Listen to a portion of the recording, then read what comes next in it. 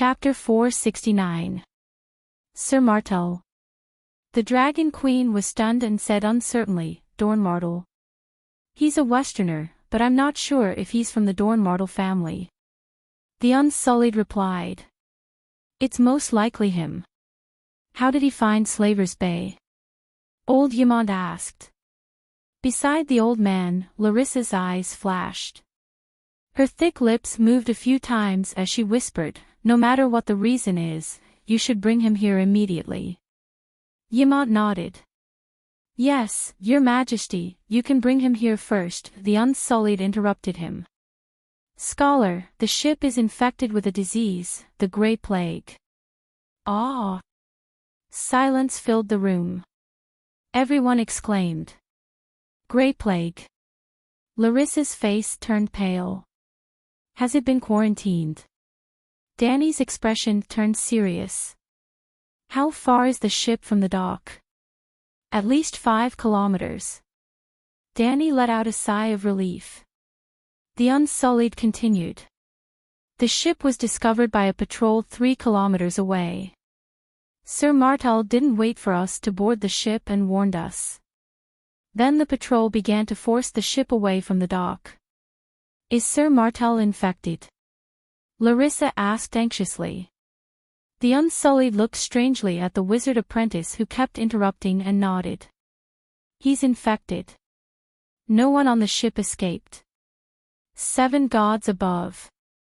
There was another exclamation in the garden. Everyone, please continue. I'll go to the beach to take a look.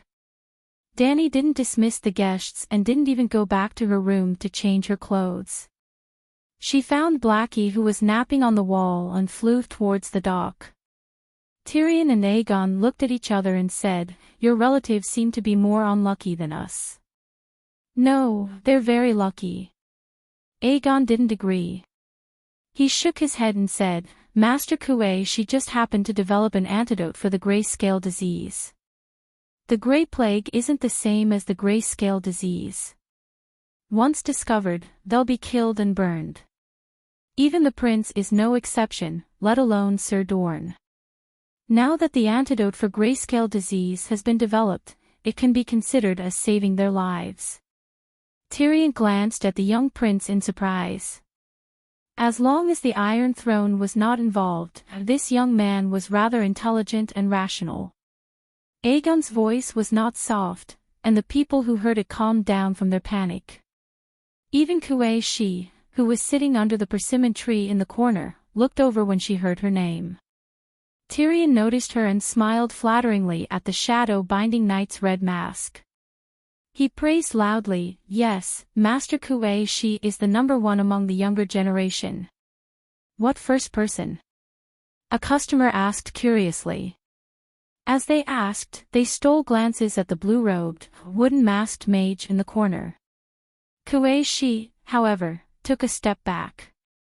From the light, she disappeared into the shadows of the branches. When Tyrion saw this, he thought that the reticent and solitary Asha witches were being shy again. Truly capable masters were always so humble and low-key. The dwarf could not help but sigh in his heart. He also made a decision. In order to repay the witch for saving his life, he had to do his best to help her become famous. Previously, only the Transcendents knew that Kuei Shi was the #1 shadow-binding knight among the younger generation. After tonight, he would let the whole of Astapor know of Master Kuei Shi's status in the Transcendents world, the #1 among the younger generation in the East. There is a legend in the Transcendents world, Fire Mage Lisbon of the West, shadow-binding knight Kuei Shi of the East. Lisbon is famous in Volantis and is recognized as the #1 in the Transcendents' younger generation in the Western continent. Although Master Kuei Shi and Lisbon are both #1 in the East and West, I swear that her strength is a notch above Lisbon's. How eloquent was the little demon's mouth. She was eloquent and eloquent. She explained Kuei Shi's identity as the #1 in the Transcendents' younger generation in a reasonable and detailed manner.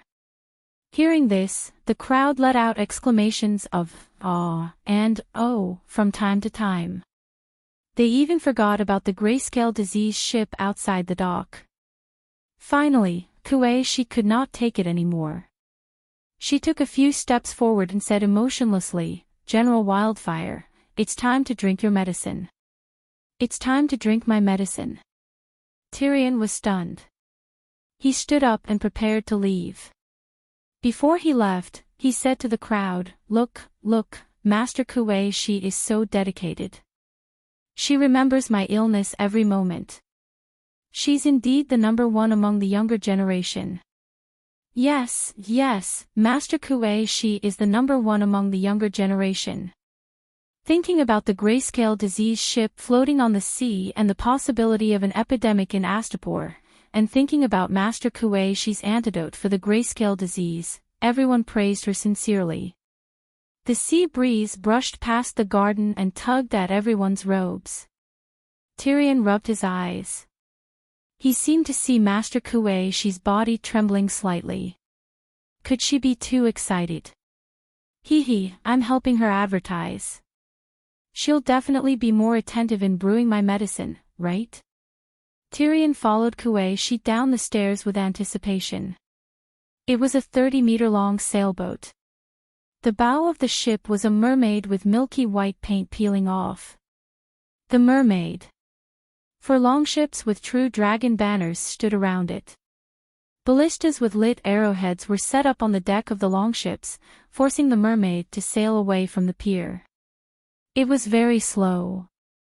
There were only 2 yellowish oil lamps on the deck, illuminating 4 or 5 sailors who were staggering. The sailors tugged at the ropes with difficulty and adjusted the direction of the sails. They had no choice. If they did not leave the pier immediately, or if they were too slow, the ballistas on the surrounding longships would immediately fire and burn the ship into a torch. Just like everyone who encountered the grayscale disease ship would do. Now, the only hope for the crew was the black-haired young man who was shouting at the longships by the side of the ship. In the past, they hated him as much as they hoped for him now.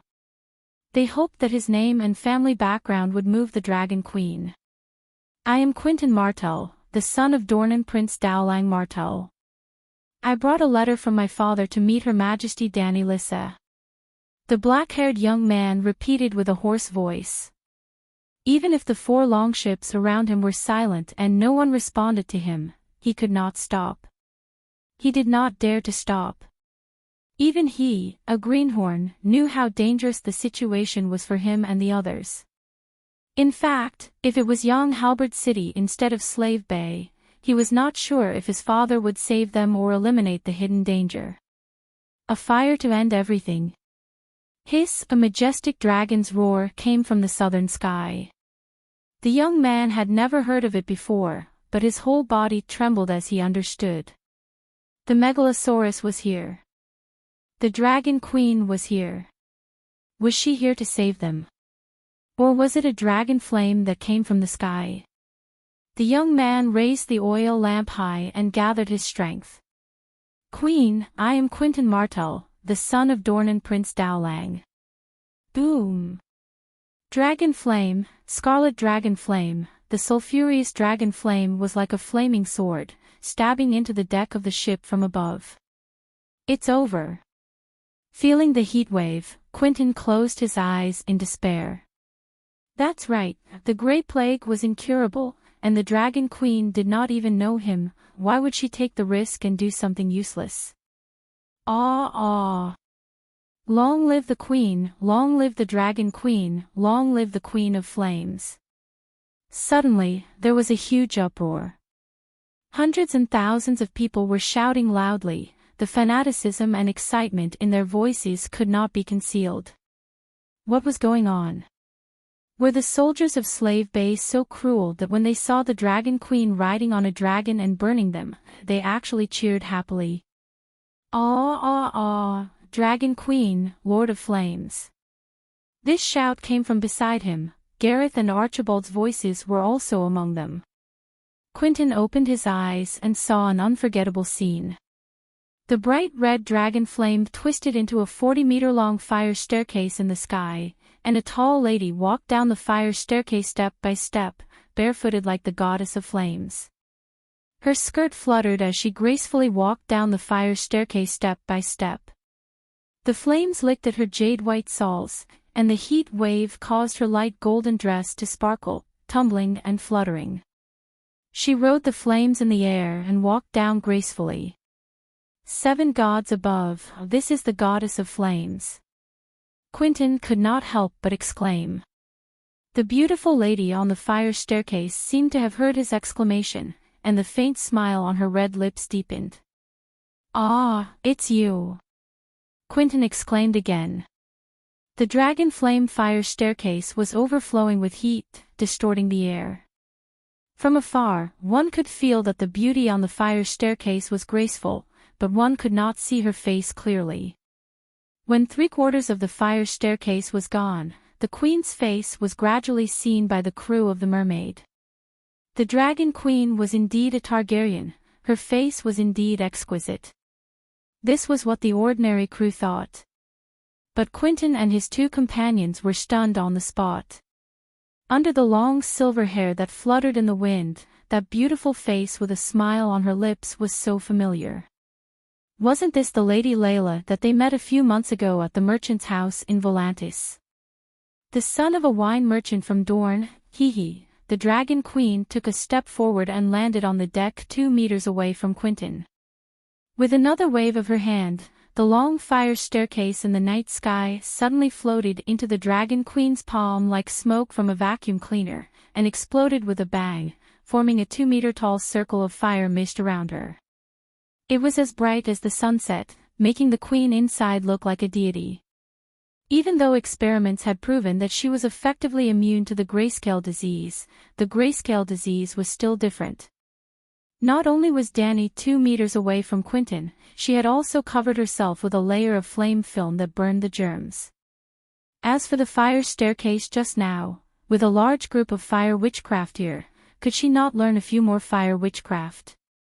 This fire staircase technique was based on the witchcraft of the skinny Pogba and a few other masters of the fire staircase technique. To be honest, this fire control plus fire staircase technique was very pretentious, but it was not very useful. It had too high a weight limit, and the heavier it was, the more magic it consumed, and the harder it was to control it. Even if she wore leather armor and light chainmail, Dany could still fall down the fire staircase, much less metal armor, just like the tragic Pogba that day. It was impossible for Dany to lose weight like Pogba and become skinny like a skinny woman. Other than being a fire wizard, she was also a night king. She could not throw away the strong and healthy body that she had painstakingly cultivated. Today was a special day. The Dragon Queen attended the banquet in a thin gown without any armor, and could walk down safely without falling into the water. The pool that she had dug in the 5-Dragon Cave was specially used to practice the fire staircase technique. "Your Majesty, please forgive me. I didn't know your identity last time, Quentin turned around and glanced at the crew behind him. "My companions and I have offended you, please forgive us." As he spoke, he gave a standard knight salute. The last time in Volantis, Quentin had even asked Layla if the Dragon Queen was especially ugly. She was 10 feet tall, and her waist was also 10 feet wide. "How did you get infected with the grayscale disease?" Dany asked directly. "Your Majesty, this is a spy ship transporting the grayscale disease stone men." Chapter 470. Your Majesty, you have to be careful. There are 3 ships with 10 stone men infected with the grayscale disease in their cargo hold. The stone men were transported from the Lorne River. The Allied spies wanted to smuggle the stone men to the 3 cities of Slavers Bay with the intention of triggering the grayscale disease, which is 100 times more terrifying. The mermaid is only one of them. Please seal off the docks of Meereen and Astapor immediately. Do not let any foreign ships enter the ports. The sturdy black-haired youth had been tortured by the disease until he was deformed. His eyes were no longer black and bright. His black hair with a few strands of silver had become dry and gray. His once short and strong body was thin and stooped. His bright and lively skin was sallow with small gray spots. Moreover, even though they were 2 meters apart, Danny could smell the rancid vomit on his body and the rancid smell of feces on his clothes. However, the Dragon Queen only increased the density of the fire mist around her, isolating the air and the virus from her body. Her expression was still as kind and amiable. Even if the Dragon Queen did not show any signs of discrimination, Quentin still felt a sense of inferiority when she saw such a dazzling Danny. He had come to propose marriage, but now he was in such a sorry state where he didn't even know if he was alive or dead. Not only was the other party not the 10-feet-tall monster with a 10-feet waist that the slave master had described, but she was exquisite and charming, completely in line with all the legends and fantasies of a beautiful princess and queen. The youth's expression darkened. He quietly took a few steps back, distancing himself from the queen. The oil lamp in his hand hung down, hiding his face and the disappointed expression on his face in the darkness. "Your Majesty, please be careful and keep a distance from us. I and the people on the ship are infected with the grayscale disease. Please don't get too close," he said in a dry voice. When Dan and I saw this, she had a good impression of this young man. Well, it was not a romantic feeling, but she felt that this honest-looking Quentin's personality was not bad. In terms of first impressions, he was much better than her eldest nephew who always had his eyes glued to the Iron Throne thousands of miles away. The Dragon Queen comforted him. "Don't worry, the 2 barbarian wizards have already developed an antidote for the grayscale disease. You will be fine." "What? There's an antidote for the grayscale disease?" Quentin was surprised. His 2 companions and a few sailors also had looks of disbelief on their faces. At the same time, they were filled with anticipation. The extinguished light in his eyes was once again as bright as the stars, flashing with the extreme longing and desire for life. Danny nodded and said with certainty, "The 2 ships that were transporting Astapor have been seized. Through interrogating the spies, I found out about the Alliance's evil plan." Meanwhile, the spies who went to Myrene had already completed their mission. They had placed the stone men in the well of the commercial street and caused a small outbreak of the grayscale disease. So, since half a month ago, I've been leading people to research and develop an antidote for grayscale disease. Now, the antidote is almost complete. Your Majesty, are you sure? A tall, golden-haired young man stumbled out from behind Quentin. The Queen took a closer look at him and recognized that he was a half-acquaintance she had met once before. "What's there to be sure about? Your ship should be heading to Kayuan City, right? My royal fleet has been searching the outer seas of Kayuan all this time. I didn't expect you to come to Astapor."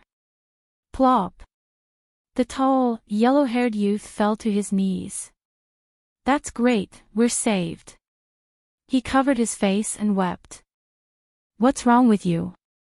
How did you become spies transporting the stone men?" Danny asked curiously. Sigh. Quentin sighed and said, "Do you still remember the meeting at the merchant's house in Volantis? We were sitting in the courtyard waiting for the widow by the waterside to summon us." "Oh, the widow by the waterside is very resourceful. You asked her about the merchant ships heading to Slave Bay?" Danny understood. "Yes, we asked her for help and even brought her a sapphire hairpin. However, she accepted the gift but refused to help us," said the burly, barrel-bellied, tree-legged bald man. The burly bald man was also present at the merchant's house that day. "Why? Other than you and me, Tyrion was also there that day. In fact, Tyrion was ranked before me." "Tyrion? Which Tyrion?" Quentin and the others were confused. "Little Devil, Tywin's dwarf son," Danny said. "He's also in Volantis." "Ah!" the yellow-haired youth exclaimed. I remember now, the one who fought with the female dwarf in the hall, the noseless male dwarf. I didn't expect him to be Tyrion. He's uglier than a devil.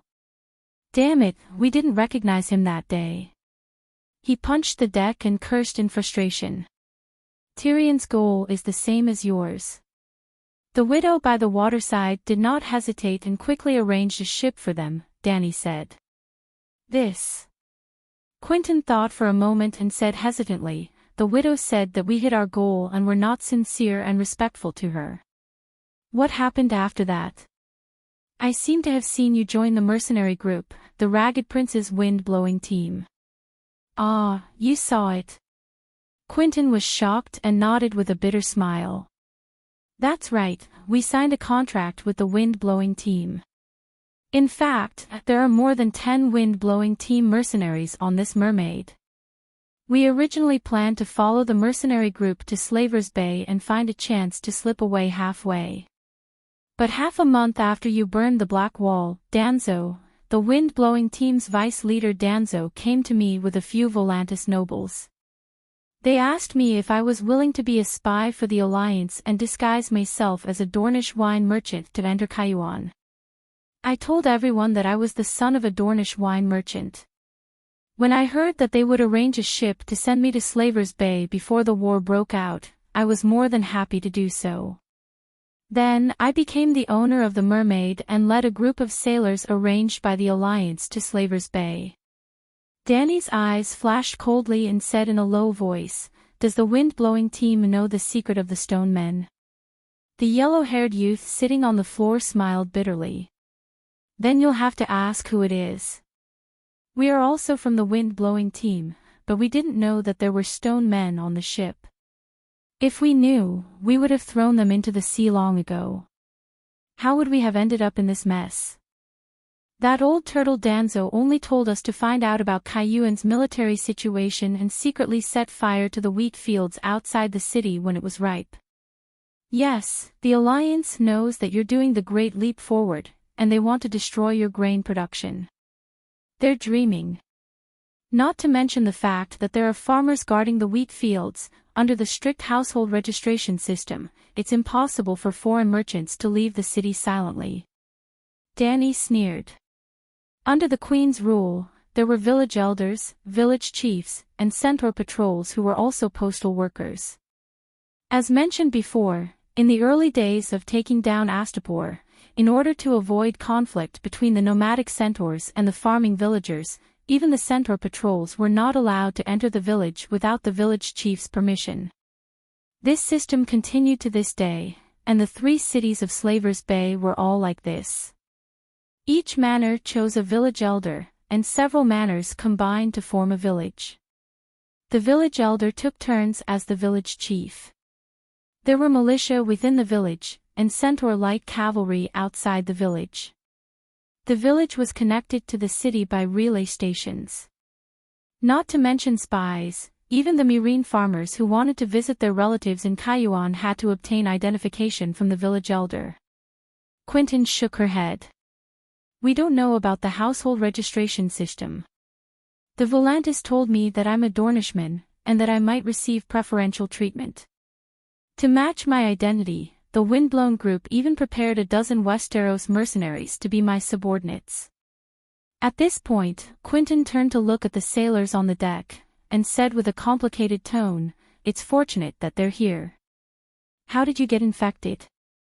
Dany asked. "When we went around the Voleglia Peninsula, we encountered a fast-moving wall of storm. The ship in the storm was like a rattle in the hands of a naughty child, and most of the cargo in the hold fell over. Then, a sailor found a stone man in the oil blanket. The stone man is alive, and it's still moving." Quentyn emphasized with a pale face. Of course, the stone man had to be alive, and living stone men were the source of infection.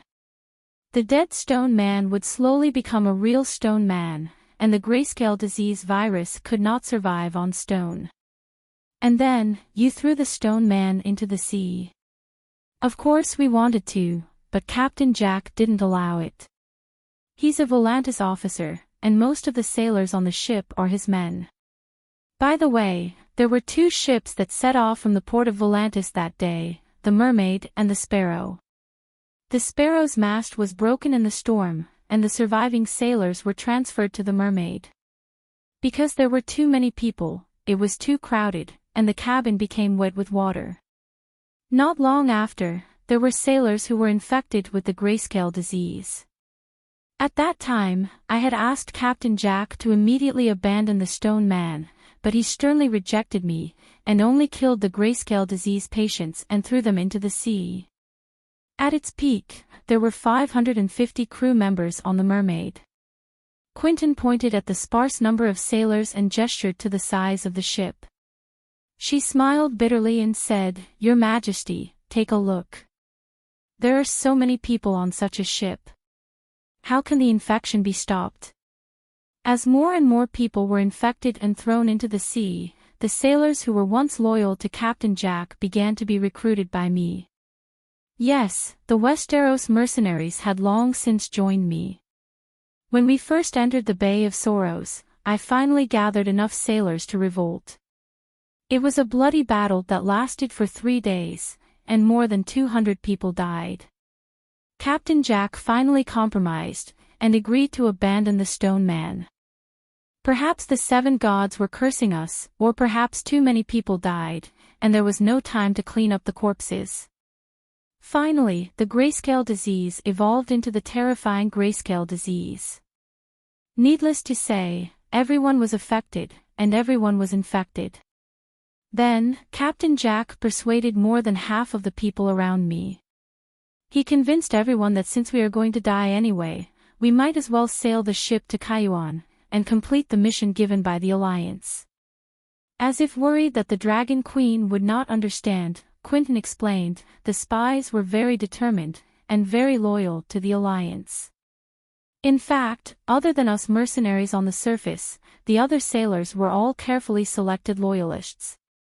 Danny nodded and sighed, "I know. Last time at the Astapor Pier, the spies sacrificed their own lives to protect their companions on the other ship, and to not expose the Stone Man plan." Quentin revealed a look of relief, and said, "Captain Jack's reputation was very high, and he had a lot of charisma. He once again took control of the ship. However, he did not know my identity, and did not know that I did not want the Alliance's evil plan to succeed. He only thought that we mercenaries were afraid of death, and that was why we revolted. In order to appease the people, he did not kill the mercenaries who revolted. Even more fortunately, he was over 60 years old, and his body was weak. Not long after he entered Slave Bay, he could not hold on and died of the disease. Then, my companions and I once again seized control of the Mermaid. We killed a group of loyalists who revolted, and revealed our identities to the remaining people, promising that you would save me, save us. They had hope of survival even if the rational people knew how slim the hope was. They still changed the course and sailed the ship here. Chapter 471. You've been infected with the Grey Plague, and the Grey Plague is different from the grayscale disease. You can't go to the docks or enter the city. I'll arrange for a paddle boat to tow your boat to the quarantine center. Yes, I've built a manor 50 kilometers west of the city, specially prepared for the grayscale disease patients. Is there an antidote there? Yellow Hair asked anxiously. The antidote is still in the clinical testing stage. The little devil is testing the antidote. He's worried about the spread of the grayscale disease. We can't wait for the antidote to be perfected. Are you willing to wait? I have to remind you that the current antidote can cure the disease, but the side effects are rather severe, diarrhea. Danny said. Diarrhea. Quentin laughed bitterly. When have we ever not had diarrhea? The Grey Plague is far more severe than the grayscale disease, the infection rate is faster, and the symptoms are more severe after the outbreak. Vomiting and diarrhea are common. All right, I'll go get the medicine for you now. Understanding their choice, Dragon Queen waved towards the sky. Hiss! Blackie roared, its devilish black shadow blocking the thin starlight in the night sky. Suddenly, a dark red fireball the size of an egg appeared out of thin air, illuminating the black dragon's ferocious teeth and jaws. The magma-like fireball gradually expanded, illuminating the surrounding space. While Quentin and the rest were in a daze, the fireball that had expanded to the size of a washbasin fell. Like a flame fairy, it floated from the sky to the front of Dragon Queen. "I'll be leaving first." She waved her hand and took a step forward. The fireball in front of her suddenly extended, pulling up a level 3 bright red fire platform. The Queen's jade feet stepped on it, and the fire platform extended another level. With every step she took, the fire platform extended another level diagonally upwards, one step after another. Dragon Queen was like a cheerful fire fairy, running on the fire ladder that appeared out of thin air, her skirt fluttering, her long silver hair swaying in the red sparks, her figure graceful. Hiss! The black dragon was flying past the fire ladder, and the Dragon Queen stepped on his back as steadily as if she was stepping on a fixed stone step. When the black dragon disappeared with the beauty, Quentin retracted her gaze in disappointment, and saw the fire ladder floating on the sea slowly turning into a cloud of golden red mist, disappearing into the night sky. "It's over, Quentin."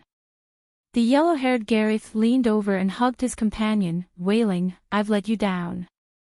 The Queen took away my heart. I think I've also fallen in love with her." Sigh. "Wake up. Why would a godlike queen like you?" The bald man, Archibald, said mockingly. Blondie shrugged and said indifferently, "I love many people, and I don't need all of them to love me." The key was Quentin. Was he happy and worried now? He should be happy that the Queen was not the monster the Gith people claimed she was. But the Queen is as beautiful as a deity, as dignified as a deity, and as powerful as a deity in magic. Quentin, on the other hand, is a mere mortal. He's in trouble. "I have." Quentin quietly moved a few steps, feeling the hard craft paper bag in the gap of her leather boots. "I have an engagement." But would she marry him as her father wished? He looked at the sparsely lit city in the southeast with a disappointed expression, feeling a little uncertain. When the Queen returned to the Great Pyramid, the banquet was not over yet, and everyone was indeed waiting for news from the plague ship. When they heard that it was the ship used by the Allied spies to transport the stone men, everyone was filled with righteous indignation. "Your Majesty, we want revenge." "The slave owners are heartless," Grey Worm said angrily. "Your Majesty, immediately launch an expedition to the south. At least teach the Allied fleet of New Gith a lesson," Chola said. The crowd shouted angrily for a while before the Megalosaurus guard, Quero, said coldly, "Your Majesty, why don't you let your dragon throw the corpses of the Grey Plague to New Gith, to Queers, to Volantis, and to the Materis Allied army? Without spending a single soldier, the Allied army would be wiped out." As soon as he said this, the chaotic garden immediately fell silent. Everyone stared with wide eyes, staring at the centaur youth with fear and excitement. In just a moment, this handsome centaur seemed to have suddenly turned into a ferocious and terrifying demon from hell. Even Danny was very surprised by Quero's viciousness and his shrewdness. "Your Majesty, you are the savior of the suffering slaves. The purpose of your war is not to fight for territory, nor to conquer the world. If the slaves who are waiting for you to save them are all dead, even if you win the war, what's the point?" Yimod reminded solemnly. "Yes, we are the rebels. The shamelessness and viciousness of the enemy is not an example for us to learn from. Their crimes will eventually become the support of our glorious throne," the Dragon Queen declared firmly. "Quero is still not smart enough. Even if he really wants to throw the corpses, he can't say it in front of everyone. He can't even say it, he can't even think about it. At most, he can do it secretly. No, I can't do it. I am the righteous Night King. I am the liberator. I am the hope of millions of slaves. As soon as this dark thought appeared in Danny's mind, she immediately began to self-reflect and brainwash herself. Suddenly, Danny came to her senses. She felt a little strange. Was Liu Bei the same as me back then? He wanted to do bad things in his heart, but his character and reputation restrained his will. No, I am different from Liu Bei. I have a dragon. I know magic. I have a solid base. I have countless knights who trust me and are willing to fight for glory for me. Since I can win this war under the sun, with flowers and cheers above my head, why should I kneel at the edge of hell and turn myself into a ghost? With this thought, Danny's thoughts became clear. I swear that one day, I will put those shameless slave owners on trial. But spreading the plague is a devil's action. We are born as humans. We can't turn into devils just because we want to fight against devils, she said to her vassals. Do you still remember the great plague of Old Town that I told you about? After the banquet, on the way down from the garden to the palace, Yimad asked in a faint voice. The time when the city of knowledge was almost wiped out? Danny asked. Yes. Hearing the word city of knowledge, Yimad thought of Danny's criticism of the city of knowledge's incompetence. Compared to her efficiency in developing the antidote in half a month, the old man's face flashed with a hint of discomfort. Count Quentin Hyder didn't have a dragon. He couldn't use it to chase away the rats like you did. He could only order all the ships in the port to be burned, including his huge caravan. He even closed the city gates and sealed off the old town. He ordered everyone to be killed if they tried to escape. Men, women, old, young, and even babies were no exception. The old man asked, "Do you think he did the right thing?" Although his methods were a little extreme, the city of knowledge was incompetent and couldn't develop the antidote. This measure could effectively stop the spread of the plague and indirectly save more people. River Bend and even the Seven Kingdoms had to be safe because of this, Danny said. But after the plague subsided, the survivors started a riot and tore Count Hyder and his son to pieces. You should know that the Count had scholars, the vassals and knights of the Hyder family, and a huge number of city guards. But things happened in front of those people. It could even be said that those people tacitly approved of the mob's actions. Because everyone who experienced the plague had hatred and sorrow in their hearts. They needed a channel to vent. Danny, do you understand what I mean? Old Yimad looked at the Dragon Queen beside him and warned her earnestly, as a ruler, you must always remember, don't let your hands be stained with the blood and hatred of your people. The basis of the ruler of a country is the millions of people. I advise you not to throw corpses at New Gith, Queers, Volantis, and other cities, not just out of benevolence, nor because of your liberator of the slaves title. I am not pedantic. If killing millions of people could ensure that Targaryen's empire would last forever, I would encourage you to do it even if you didn't. But it is obvious that you can win the war without using such vicious methods. We all know that the night is coming, and the granaries of Slavers Bay are full. You will definitely win. You will definitely surpass our ancestors and be crowned the queen of the world. The enemy cities now will be your land in the future, the enemy today will be your people in the future. Don't let your hands be stained with the blood of your people. Not only is there the example of Quentin Hyder, but your father is also a bloody lesson. Danny listened until the old scholar finished speaking. Then she said with a strange expression, I thought you would always advise me to be righteous, kind, and just, and pursue honor like Barristan. The old man sighed.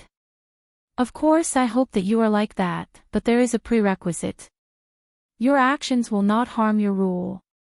You are not only a knight, but also a queen. I have lived for more than 100 years, and have experienced too much glory and suffering. But the destruction of the Targaryen family is still the most painful moment for me. At that time, I would rather use all the glory of my life to change the situation at Ruby Beach. Actually, you worry too much. I will never become Quentin Hyder. Danny thought hard so that her next words would not provoke old Yamant. If I were in his position, I would pretend to be dead, she said. Pretend to be dead. Yamant was confused. There is a great plague in the territory, what is the use of pretending to be dead? If you do not work hard to provide relief, when the plague spreads, pretending to be dead may become real death. There must be people in the Hyder family who died in the plague. Yes. I can deny it to the outside world. It is unbearable for a loved one to die. Then, I will arrange for a person of low status but very capable to take care of the plague in my place. Then, it will be simple. If his measures are beneficial to the epidemic, I will continue to pretend to be dead. If he does something wrong, I will quietly correct him. When he has killed most of the people and the plague has stabilized, I will come out to reap the benefits. Let him retire to the front line, and I will lead the people of Old Town to complete the final task of fighting the plague. In this way, no matter how much the people are angry, they will not vent it on me. Similarly, I will not be accused of doing nothing in the midst of the plague as a lord. Danny's expression was very calm. There was not a hint of smugness or showing off. She spoke in a casual tone and spoke in a flat and straightforward manner. Old Aemon, on the other hand, widened his eyes in shock. I never realized that the Targaryen queen of this generation is so crafty. Then he was worried for nothing. However, the world is difficult now, and the vassals are becoming more and more cunning. As a queen, she should be more cunning. Yamant was completely relieved. Thinking of Martell who had suddenly arrived, he asked curiously, "What is Prince Daelord's son doing at Slaver's Bay?" Danny shook her head and said calmly, "There must be a secret, but there are too many people here. It is not convenient for me to ask. Actually, Dorne does not have the power to change my plans and thoughts. No matter what they plan, it will not affect me." Then, Danny recounted Quentin Martell's experience in detail. "So, the Blowing Wind group betrayed you. Mercenaries are fickle. You should not have any expectations." Old Yamant said with a frown. "I did not have any expectations for them in the past, and I did not care about the alliance at all. But now... Old Master, don't you think this is a signal?" "What signal?" A glint flashed in Danny's eyes. She said faintly, "Mercenaries will always stand on the side of the victor. I am very curious. What trump card does the Alliance have to give the Ragged Prince so much confidence?" When news of the discovery of the Stoneman ship in Slaver's Bay spreads, and when news of the cure of the grayscale disease spreads, if the Blowing Wind group does not give me an explanation, it means that the Alliance has other means. When that time comes, I should strike first and disrupt their rhythm. Chapter 472. Slave Bay began to enter the season of great harvest, and agricultural production took a huge leap forward. The first batch of wheat was already golden and ready to be harvested. From now on, every day would be a day of harvest. At the same time, Slave Bay officially entered a state of war readiness. After more than half a month of running, the 1,000 men under Jogo had already crossed Meereen and began to disperse between the Sea of Grass and Borash. After the epidemic in Astapor had stabilized, the 5,000 Unsullied also set off, transported to Meereen by hundreds of ships. With the witch lens to examine the well water, all the public wells in Meereen that had been thrown into the stone men were found. Then they salvaged, burned the stone men, and buried the wells. Without the source of infection, all the patients in the city were checked, and Danny announced that Meereen was unsealed. Thus, John Bolton could lead the 15,000 guards east against the river to the intersection of the White Dragon River and Black Dragon River to build the future Shepherd Town. The task of commanding the soldiers to build the city and farm was given to a few deputy commanders. John Bolton would continue east on a ship to the stronghold of the Raza shepherds, and help the Dragon Queen recruit less than 200,000 Raza shepherds. Kaiyuan had not had a single infected, and the unsealing of the north and south cities had not affected it much. Of course, with the discovery of the mermaid, the second shoe had finally dropped. The trauma in the hearts of the people was completely gone, and the hundreds of patrol boats in the outer seas of Kaiyuan no longer had to search for the Stone Men ships day and night. Then there was Astapor, the capital of Slave Bay, which began to be filled with smoke. The Dragon Queen did not start a general mobilization for war. On the contrary, agricultural production had always been her core policy. In order to free up more labor, she did her best to reduce the number of regular troops. Even the regular troops had to farm. Apart from the Unsullied, the Guards and the Wings of Liberty all had to farm. It did not matter how much land they could farm, at least the army could grow enough food for themselves to eat. But the war would eventually come, and Danny did not dare to look down on the Allies. Especially when he was sure that the wind was once again swaying in the wind and changing direction. Since she could not recruit too many regular soldiers, Danny had to consider special operations. She had dragons. If the Megalosaurus could ignore the arrows and spit fire without restraint, then no matter how many regular soldiers the enemy had, it would not be enough. Thus, an idea that she had had a long time ago became a reality. After becoming the Great Guardian and inheriting the Great Guardian's godhood, Blackie's body size did not change much, but the weight it could carry suddenly increased by half, almost 1,500 pounds. In this way, Dahe was qualified to wear the armor. Well, not everyone could become a knight. If one could not walk after putting on the armor, then they would definitely not be able to become an Iron Knight. Danny cooperated with blacksmith Grandmaster Tobu to design a set of removable fish scale dragon armor 1.0-inch forged from stainless steel. The sheep and cows had already been moved to the nearby arena. In the arena behind the Great Pyramid, a strange two-story oak frame was built on the spacious sandy ground. Big Black lay on the support like a car on a maintenance platform, allowing more than a dozen Unsullied to install pieces of gray steel on his body. The palm-sized steel plate had holes for steel wires and iron nails to be inserted. Multiple steel plates combined to form the fish-scale armor of the Megalosaurus. Tobu pointed to the dragon armor that was gradually taking shape on Big Black's body and said proudly, from the jaw to the chest, "It is a breastplate, a helmet to protect the eyes, a gauntlet on the claws, a wing guard, a meteor cone at the tail, a total of 5 large parts. Each large part can be disassembled into a dozen, dozens, or even hundreds of small parts. All of them weigh 404 pounds. The vital parts of the body must be able to defend against the dragon-slaying crossbow." Unlike the knight's armor that covered the whole body, Big Black flew in the sky and did not need to protect his back. He only needed to protect his vital parts and movements. Vital parts of life, the eyes, throat, and chest. These 3 vulnerable parts of the body may lead to the death of the Megalosaurus after being attacked. Vital parts of movement, the wing root and wing bone will affect flight after being broken.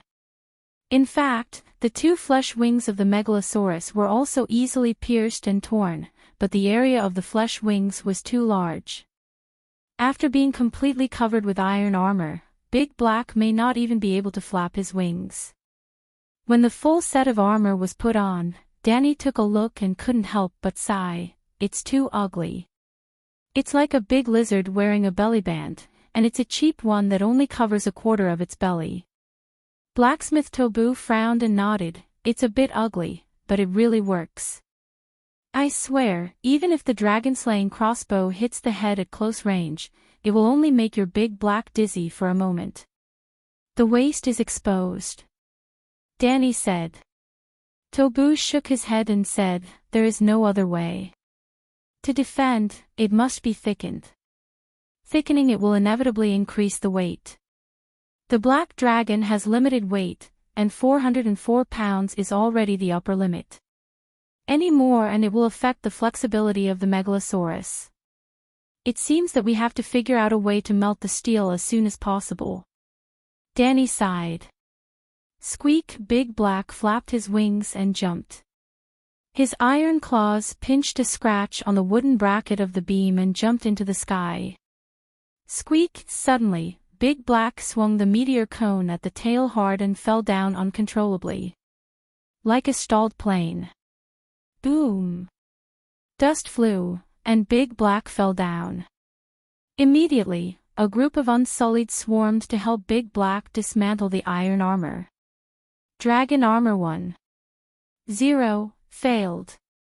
The chain of the meteor cone is too long, and Big Black's tail is too strong, which affects the flight movement. Danny covered her face and sighed at such a horrible scene. It doesn't make sense. The addition of the meteor cone is to maintain balance. There are more than 100 pounds of iron armor on the head and neck. Of course, the tail must be hung with an iron chain to maintain the center of gravity. I calculated it. Tobu was puzzled. Danny thought for a moment and said, remove the chain and directly put a layer of iron armor on the tail. Megalosaurus can automatically adjust the center of gravity through the movement of the tail. This belly-type dragon armor looked a bit low, but it also had an advantage that other armors did not have. It was made of connected iron pieces, which was easy to disassemble and could be freely adjusted in shape and size. To give an inappropriate example, this armor was a bit like a belly band made of mahjong mats. Even if Big Black kept growing, in the future, it could continue to add mahjong bamboo pieces to expand the armor model. Of course, this was not really like mahjong mats, one piece next to another. There was a gap in the middle, which was easy for arrows to penetrate. The iron pieces combined into the armor were similar to fish scales, layer upon layer, leaving no space for arrows. Hiss! Sure enough, after removing the tail chain, Big Black could still adjust the center of gravity by swinging its tail. Although it was not as light as before, it still flew smoothly. And when Big Black flew into the sky, the low bellyband armor suddenly changed its style and became majestic.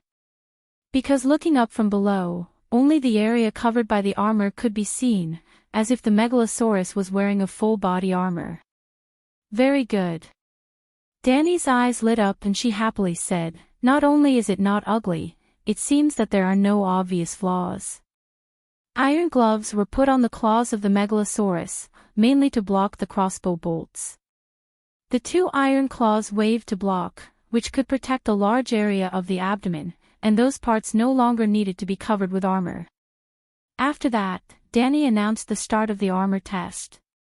Above the arena, a total of 300 ballistae were placed in a circle. The fine steel arrows were loaded, and the Unsullied acted as crossbowmen, adjusting the crosshairs and aiming at the target. Hiss! Big Black roared down, only 15 meters away from the ground, the best killing range of the dragon flame. Whoosh whoosh whoosh. The crossbow shot out a dense forest of arrows, and the sky was covered with a layer of shadow. Ding ding ding chi chi chi, most of the arrows hit Big Black. Like a paper boat in a stream, it swayed and swayed, its flight was very unstable. In just one round, there were many blue dots on its body. Well, the arrowheads were removed and the front of the arrows was smeared with blue paint. In addition to the arrows that were dodged, 2/5 of the arrows that hit Big Black made a string of yellow sparks on the iron armor, and the other 3/5 hit the broad flesh wings with the hard sound of a wooden stick whipping the old leather. One more time, Big Black, you have to be careful to retract your wings. Danny shouted. 2 minutes later, Big Black retracted its wings as much as possible. But after being hit, its movements became more and more unstable, and the number of wings that were hit only decreased by half. Danny frowned and said, it still won't work. If the wings are broken, Big Black can't pull itself up, and it may plunge into the enemy's camp. Your Majesty, you can't say that. Yora pointed at the crossbows that were neatly arranged together. Look, 300 ballistae are so densely arranged together. If anyone dares to do this on the battlefield, can't you let Little Green throw wildfire bombs? Ah. Danny slapped her forehead and laughed involuntarily. Yes, I will never allow 300 ballistae to attack Big Black at the same time on the battlefield. In order to deal with the possible sea and land battles that might occur in the future, Danny had already preliminarily designed the tactics of multi-troop joint operations. Big Black was the strongest and took on the dangerous task of diving to the ground. It was an attack aircraft. Little White was the second strongest and went to the bottom of the sea to attack the enemy's fleet. It was, a diving aircraft. The mission of throwing bombs was the safest. Little Green could do it with Little Gold and Little Red. They were bombers. Well, although Little Red was small, it could also do some soy sauce. The soy sauce bottle that contained wildfire. If the enemy dared to set up a dense crossbow formation, Danny would arrange for the bombers to wipe the ground with wildfire. If the enemy's crossbows were scattered, she would send out the attack aircraft and set the dragon flames to wipe the ground.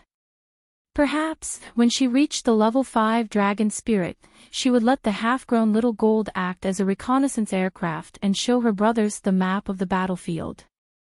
Continue to maintain this intensity. Endure more hardships during training and less bloodshed during wartime. Leaving Big Black to dive and take the arrows again and again, Danny went down to the arena and began to put on Little White's armor. As a diving aircraft, the biggest problem it encountered was definitely not the dragon-slaying crossbow. In the water that was 1 meter deep, handguns would be ineffective. In the water that was 3 meters deep, crossbow arrows could not even kill people. Not to mention the Megalosaurus. Fishing nets. Fishing nets were the diving aircraft's biggest enemy. Danny personally tested it in the sea. When the strong Big Black was tied up by 3 layers of ropes that were as thick as chopsticks, it could not break free with the strength of its body. Well, spitting fire did not count. In the deep sea, the power of the dragon flames was weakened, but the movement was very big. If it was discovered by the other party and then continuously cast fishing nets while the Megalosaurus was struggling in the sea while spitting fire, then Little White might be really weak. In short, Little White needed a fast but low-key way to break the net. Then Danny found that the Megalosaurus wings were extraordinarily strong. This was natural.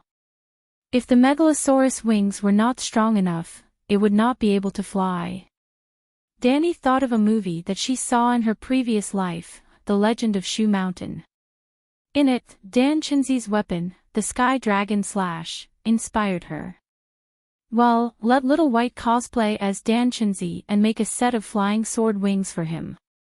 However, the function of shooting feather darts was definitely gone. The main reason was that when Little White was entangled in fishing nets, it could use the blades on its wings to cut the ropes. Little White, with a sharp blade fixed on its wings, looked very handsome, much better than Big Black's belly band. After that, Little White flew to the bay, where the fleet of Garth and the big crab were. Danny wanted to test the effect of the imitation Sky Dragon Slash. If it was really effective, she had to let Little White strengthen its training. Just like Big Black, it had to undergo targeted training.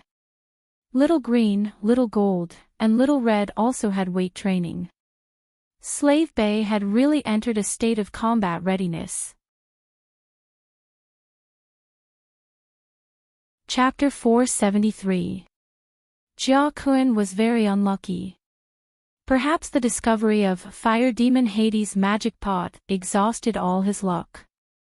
The next few months were not smooth sailing for him. First of all, his hidden identity was discovered. There were more than tens of thousands of books in the bookseller, and he only stole a dozen. In theory, even if a doctor went down to the cellar to borrow books, he would not be able to find the books he stole. But the old man in the old town asked for the books he stole. Then, he was discovered in a very sudden situation. Not only was the book theft discovered, even the mask of Pater was exposed. It was very rare for the identity of a faceless to be exposed in broad daylight. This was a big blow to the Black and White House. And his mission, after easily killing a few apprentice assistants who arrested him, Jia Kun began to flee. Well, he was a faceless. Being discovered would only make him annoyed, but it would not cause any threat to his life. But under the strict search of the old town's guards, he did not have time to deal with the books he stole from the bookseller. Most of the books were large and could not be carried away. Otherwise, he would not have to steal the books in batches. At that time, he only had one choice: hurry back to his residence, choose one or two of the most important books, and immediately escape.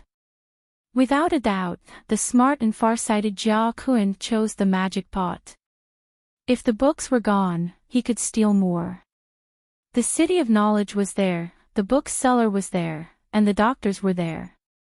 As long as a faceless wanted to, he could always replace one or two doctors, and then, but the magic pot was unique. Throwing it away meant saying goodbye to fire demon Hades, death god's forbidden magic. Not to mention the death god's forbidden magic that all faceless coveted, even the knowledge that Hades grasped, the secrets of the city of knowledge, the profound magic, and even the incomplete inheritance of the great wizard of Valeglia, were all priceless things. So, he only took the magic pot. Jia Kun came to the old town empty-handed, and when he left, he only took the magic pot. But his heart was satisfied, proud, happy, and full of expectations for the future. Every day, he had to caress the pot. Every day, he had to kneel in front of the magic pot and recite the incantation, "Mother, Son is filial." With the magic pot and his identity discovered, Jia Kun of course had to immediately return to the Black and White House. He easily found a ship heading to Bravos, and just when he thought he would be able to return home smoothly, he was unexpectedly found again. Dragon Queen has subdued the pirate Water King and recruited the pirates of the nearby islands, becoming the most powerful force on the Stone Steppes archipelago. The Dragon Queen's royal fleet captain, the Honorable White Knight Beristan, had robbed Hyder's grain transport fleet. The above two pieces of news only surprised Jia Kun. Unfortunately, the Dragon Queen's royal fleet had taken a fancy to the fledgling that he was on. He, the number one assassin in the world, the faceless one Jia Kun, who was enough to make countless people tremble in fear, was actually captured. Okay, temporary employment. The glorious Beristan did not become a shameful pirate. He paid the fledgling ship to help transport food and hired the sailors on the fledgling ship to help build the camp. Pay up. They were paid. So Sailor Fall had to do carpentry for a month or more on the farm at Queen's Corner. Well, Sailor Fall was Jia Kun's disguise at this time. Generally, if his identity was not discovered, the faceless one would not abandon his current identity and take the risk to escape. Just like in King's Landing, Jia Kun also lived in the Black Prison as a dangerous prisoner for half a year. Queen's Corner, a peninsula that extended to the narrow sea in the Land of Dispute, located between Tarosai and Reese, was very close to the Dragon Queen's Royal Navy station, the Torture Abyss. This place originally had no name, but after the Dragon Queen's navy occupied the land, they named it Queen's Corner. Jia Kun could not guess the Dragon Queen's plan, but he did not care about it. The Dragon Queen deliberately let Beristan rob the fledgling ship. She knew that Jia Kun was on the ship, so she deliberately delayed Jia Kun's return. Her ghost meditation technique had not yet been developed and needed time. The Royal Navy's sailors did not make things difficult for him. He could build houses during the day and play with the magic pot at night. Aegon 299, December 15th. The last full moon night before winter. Land of Dispute, Queen's Corner, a wooden house behind the hills. The moon was like a silver plate, and the broken waves in the distance hummed with the wind. Under the moonlight, a man with long hair sat cross-legged on the roof, hugging a smooth and glossy clay pot. Moi, moi, moi, moi, moi. He kissed the clay pot 7 times. Well, other than his own saliva from not brushing his teeth for a few months, there was no other smell. Well, even if there was a smell, it was suppressed by his bad breath.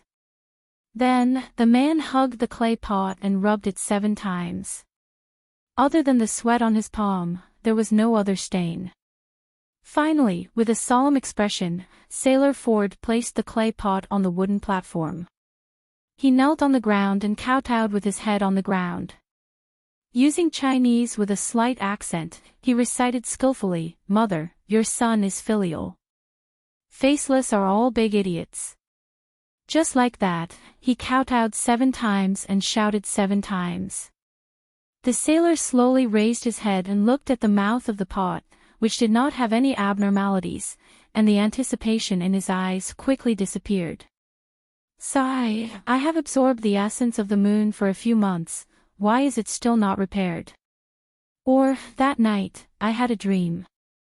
After being hit too many times, the strong-willed Faceless was somewhat depressed. He lowered his head, his long hair covering his face, and his heart was filled with doubts and uncertainty. "Jia Kun." Suddenly, a voice came from the opposite side. The sailor who was kneeling on the ground trembled. He first closed his eyes tightly, then raised his head, pushed away the messy hair in front of his eyes, and slowly, cautiously opened his eyes. The clay pot was dotted with red clouds, like a cloud. A white-haired, gray-robed old scholar with white hair and a white beard was standing on top, looking down at him. It was that familiar pale face, as if it was covered with a thick layer of powder. He had a pair of reading glasses on the bridge of his nose, and the longest necklace he had ever seen hung around his neck. He was hunched over, and in his hand was a walking stick. He looked as old as a dead man, but his whole body emitted a powerful aura that made people feel like they were in the abyss. The real magic pot sprite, the fire demon Hades. "Will I finally see you again?"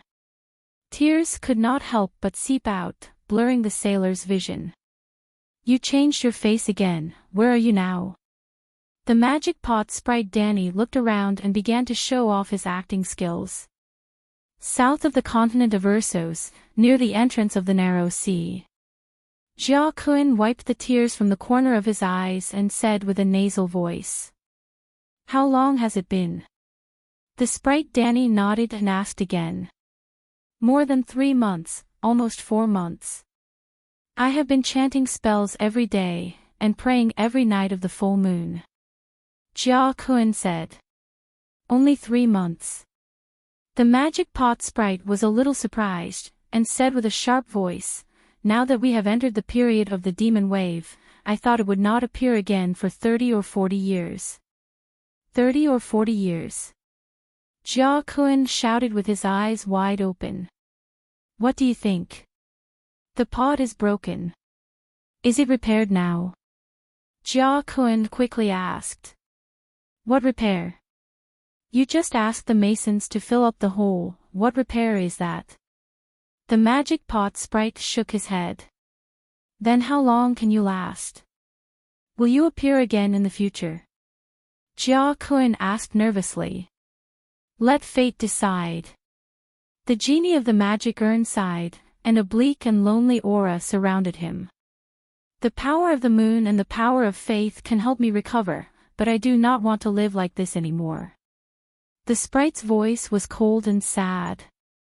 "Aren't you a demigod sorcerer?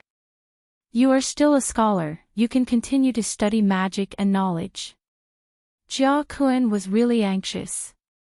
This old sorcerer seemed to have taken things too hard and wanted to kill himself. "I've lived for far too long, sealed in a jar all by myself."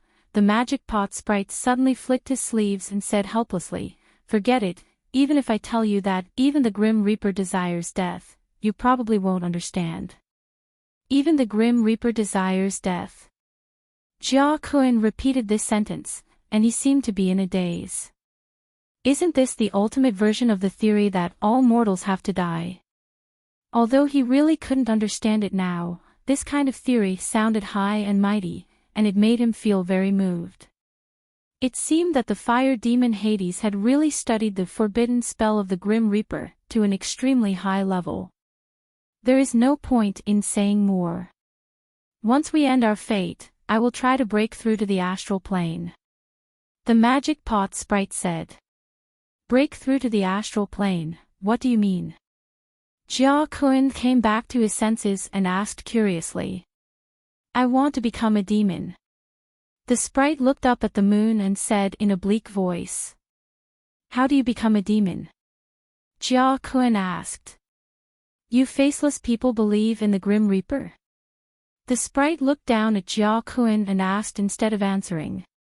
Yes, we believe in the God of Thousand Faces, the Grim Reaper. Then do you know who the Grim Reaper is? Jia Kun said, the God of Thousand Faces has different names in different places. In Koor, it is the Black Goat, in the Barren Land, it is the Night Lion, in the Westeros, it is the Stranger. The name of a god is unique, and the spirit is unique. This is why you faceless people have never received a response from the Grim Reaper. It is simple, if you shout, hey, answer me on the street, the people on the street will think you are an idiot. The sprite sneered. Jia Kun's expression did not change, and he emphasized, the faceless people believe in the God of Thousand Faces, and with the will of the God of Thousand Faces, to bring relief to anyone who believes in the world. Danny understood what he meant, the faceless people could not clearly believe in a particular Grim Reaper, otherwise it would conflict with their fundamental doctrine. For example, if the faceless people only believed in the Stranger, then they could not kill the people of Koor. This was because Koor believed in the Black Goat, but the core doctrine of the faceless people was, the faceless people did not kill, it was a gift to the Grim Reaper. The sprite looked up at the full moon in the sky again and said in a faint voice, Jia Kun, the Grim Reaper is a clergy, a profession, and there is not only one employee. Night Lion, Black Goat, Lalo, Frost God, and other Grim Reapers, all have this clergy. Even I am a demigod, and I have mastered the forbidden technique of the Grim Reaper. I cannot be compared to Lalo, he is a true god. But if the Black Goat is only a demigod, then I am also a Grim Reaper. Jia Kun's pupils shrank, but he quickly regained his composure and said slowly, if someone believes in you, the school of Black and White can establish a position for you. No, I said it the first time we met. It was because I did not want to be an evil god that I sealed myself in the magic jar. Black Goat. Trash. It is better to end one's life than to be associated with him. The sprite said arrogantly. This time, Jia Kun was deeply shocked. He could not hide the horror on his face. What do you want to do? Jia Kun's voice was trembling, and his face was filled with reverence. I want to take a gamble and break into the astral world, which is to become a true god.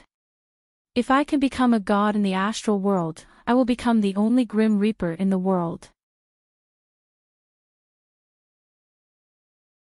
Chapter 474. Ascend to the astral world and ascend to the throne. Jia Kun was shocked. What kind of arrogant ambition was this? At most, the faceless one would use the banner of the death god to send gifts, but you, old scholar, actually want to be our faceless one's immediate superior? It may not succeed. But even if I die, dying on the way to ascend to the throne is 1,000,000 times more glorious than living like this. What do you think? That's true. Jia Kun nodded slowly. Becoming the death god, even if there was only a 1 in a billion chance, Jia Kun was willing to give it a try. Suddenly, his expression changed, he looked up and stared at the magic jar sprite. Scholar Hades, why can you ascend to the throne of the death god? Your question is strange, I am a demigod, and I have the title of death god, if I don't ascend to the throne of the death god, should I become the light god? The sprite said strangely. No. I am asking, why can you become a demigod, why can you have the title of death god? Jia Kuan's voice trembled, his eyes shining. The magic jar sprite shouted impatiently, this is even more strange, I am a mage, I know the death god's forbidden technique, I worked hard to cultivate, and then naturally became a demigod of the death attribute. Didn't I say it? I didn't want to become an evil demon like the black goat, so I sealed myself. Don't you know the black goat's death attribute? I heard that there is a black goat statue in the black and white house. Ah! His guess was confirmed. Jia Kuan couldn't help but cry out in surprise. Many people in the world were deceived, many of them were intellectuals with high IQ. But they were not stupid, how could they be deceived? Because people, not gods, had weaknesses. Especially the greed in human nature, it was the main reason why people were deceived. The faceless were not greedy for money, power, food, sex, no, the faceless had almost no desires, and almost never were deceived. Only the faceless could deceive others, no one could deceive the professionally trained faceless. But the faceless were also people, and the faceless were also firm believers. Indifference to ordinary desires would make the believers go crazy in the face of the arrival of faith. The fact that Jia Kuan hadn't gone crazy was already a sign that he had great willpower and cultivation. Well, under the guidance of Danny's mother, he was about to go crazy from excitement.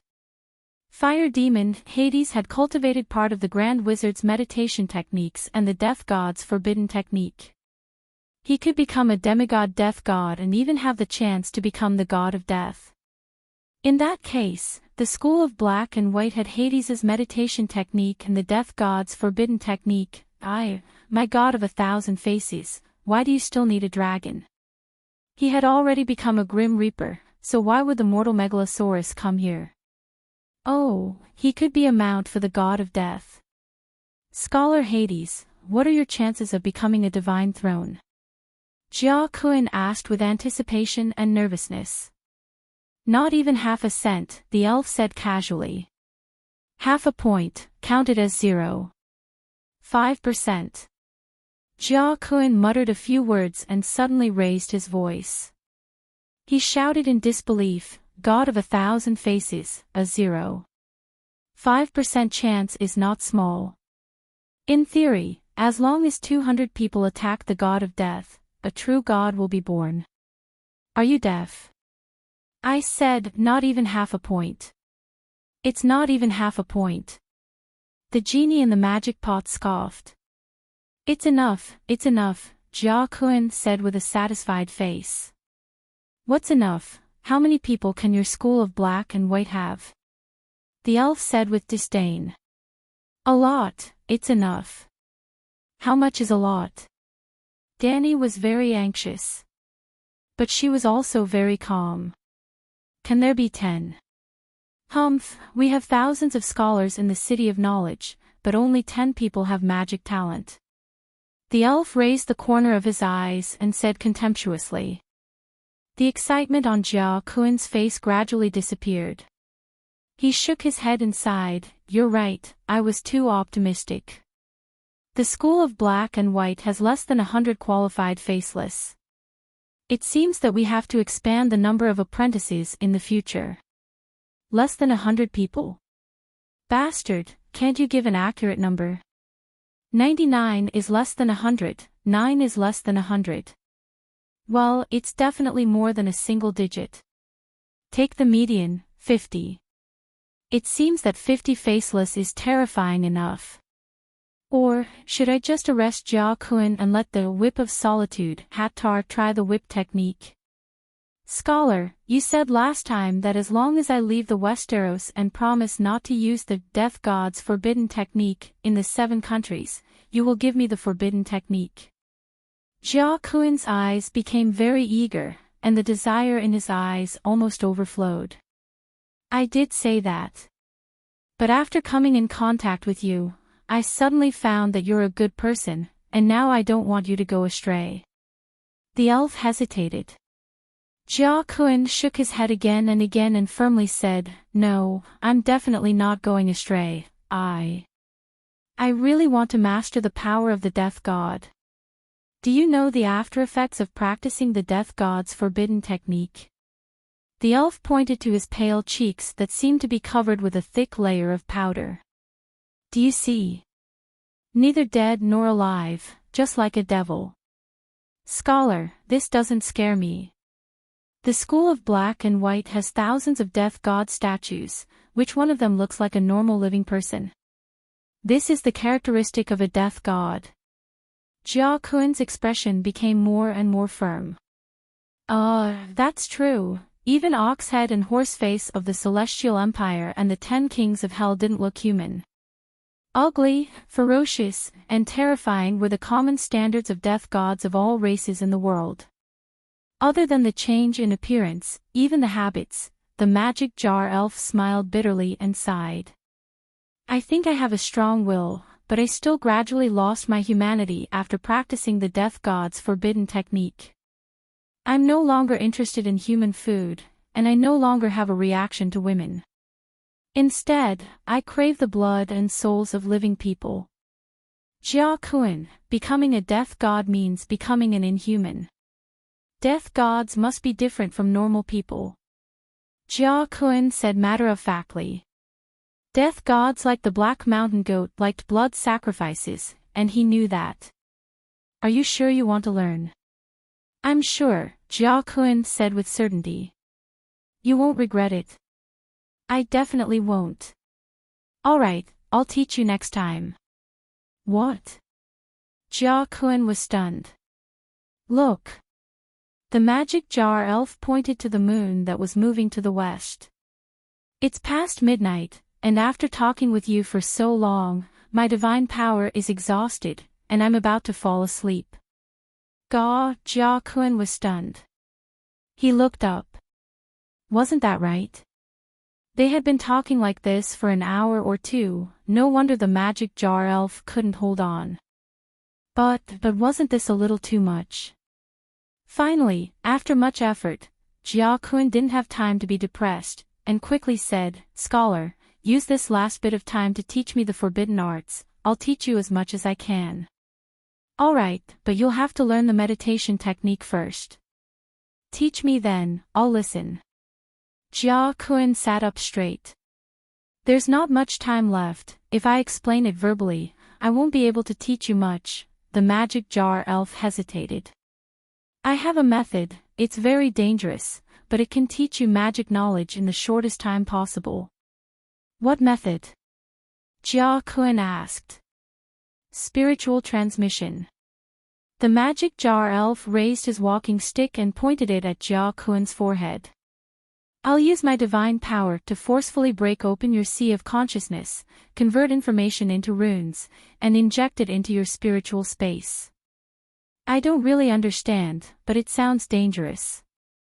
Jia Kun frowned. The elf quickly explained, "Everyone's soul is like a mysterious and private castle, a sturdy fortress that naturally blocks outside invasions.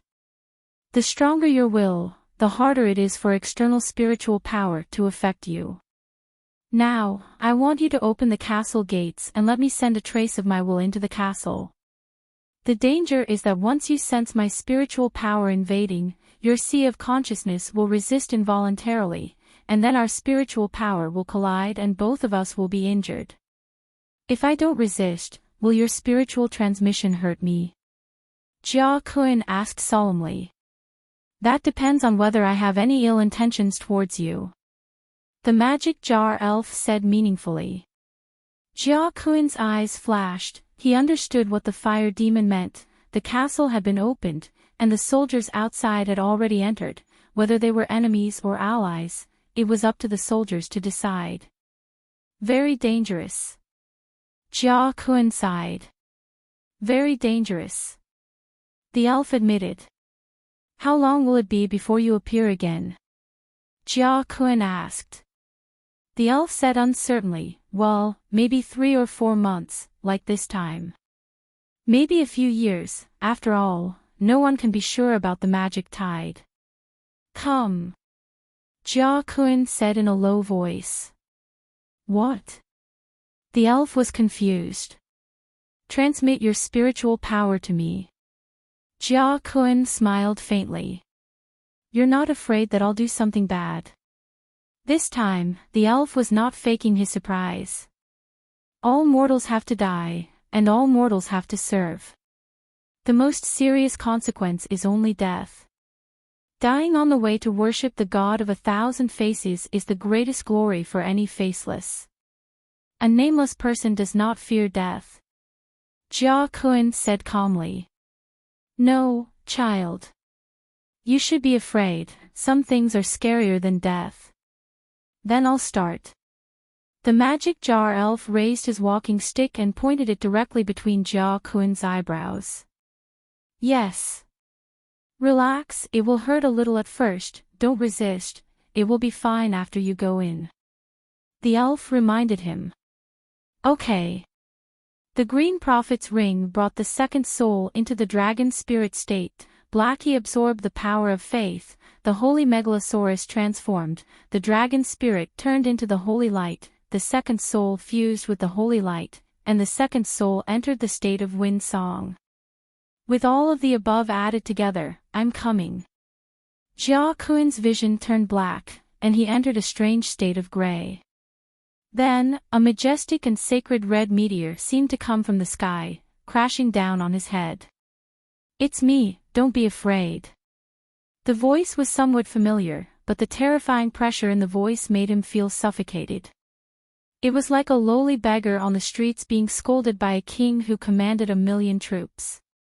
He was in fear and trepidation, he really wanted to shrink into his turtle shell and hide.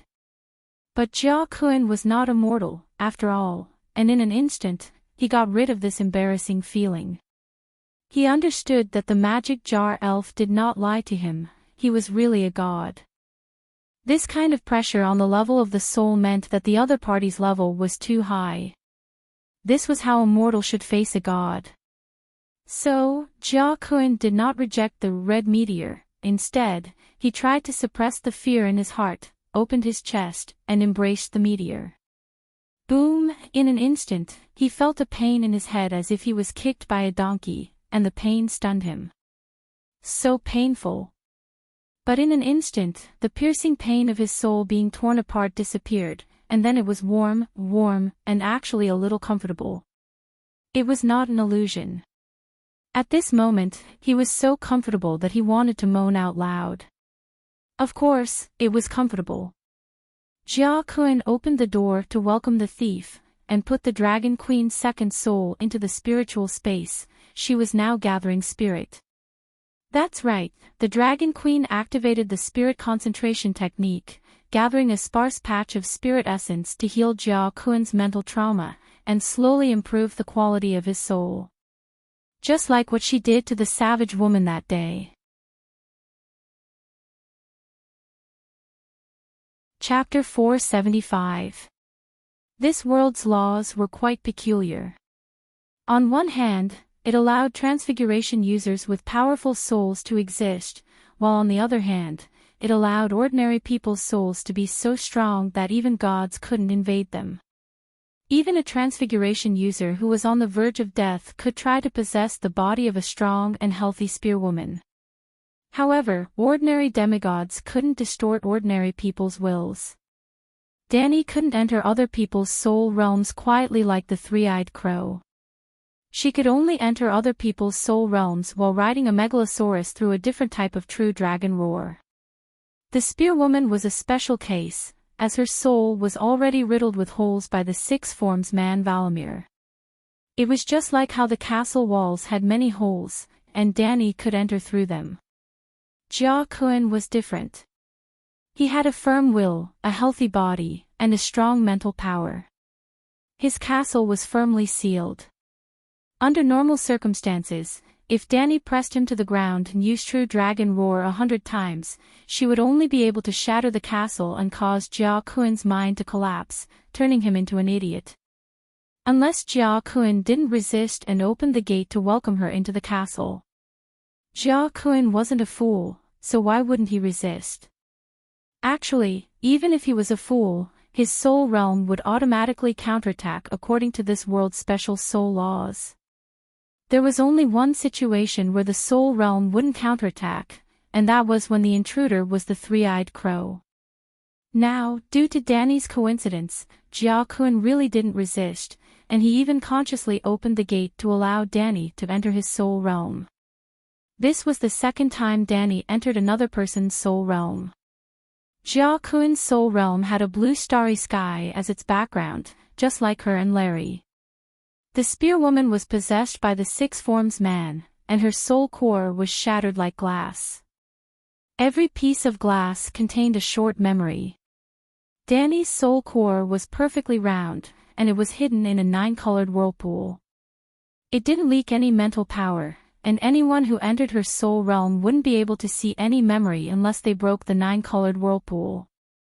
Jia Kun's soul core was also very restrained, and it was like a polyhedral crystal hidden in a deep blue fog. From time to time, the fog would disperse, and Danny would catch a glimpse of a fleeting image on the crystal Jia Kun's memories.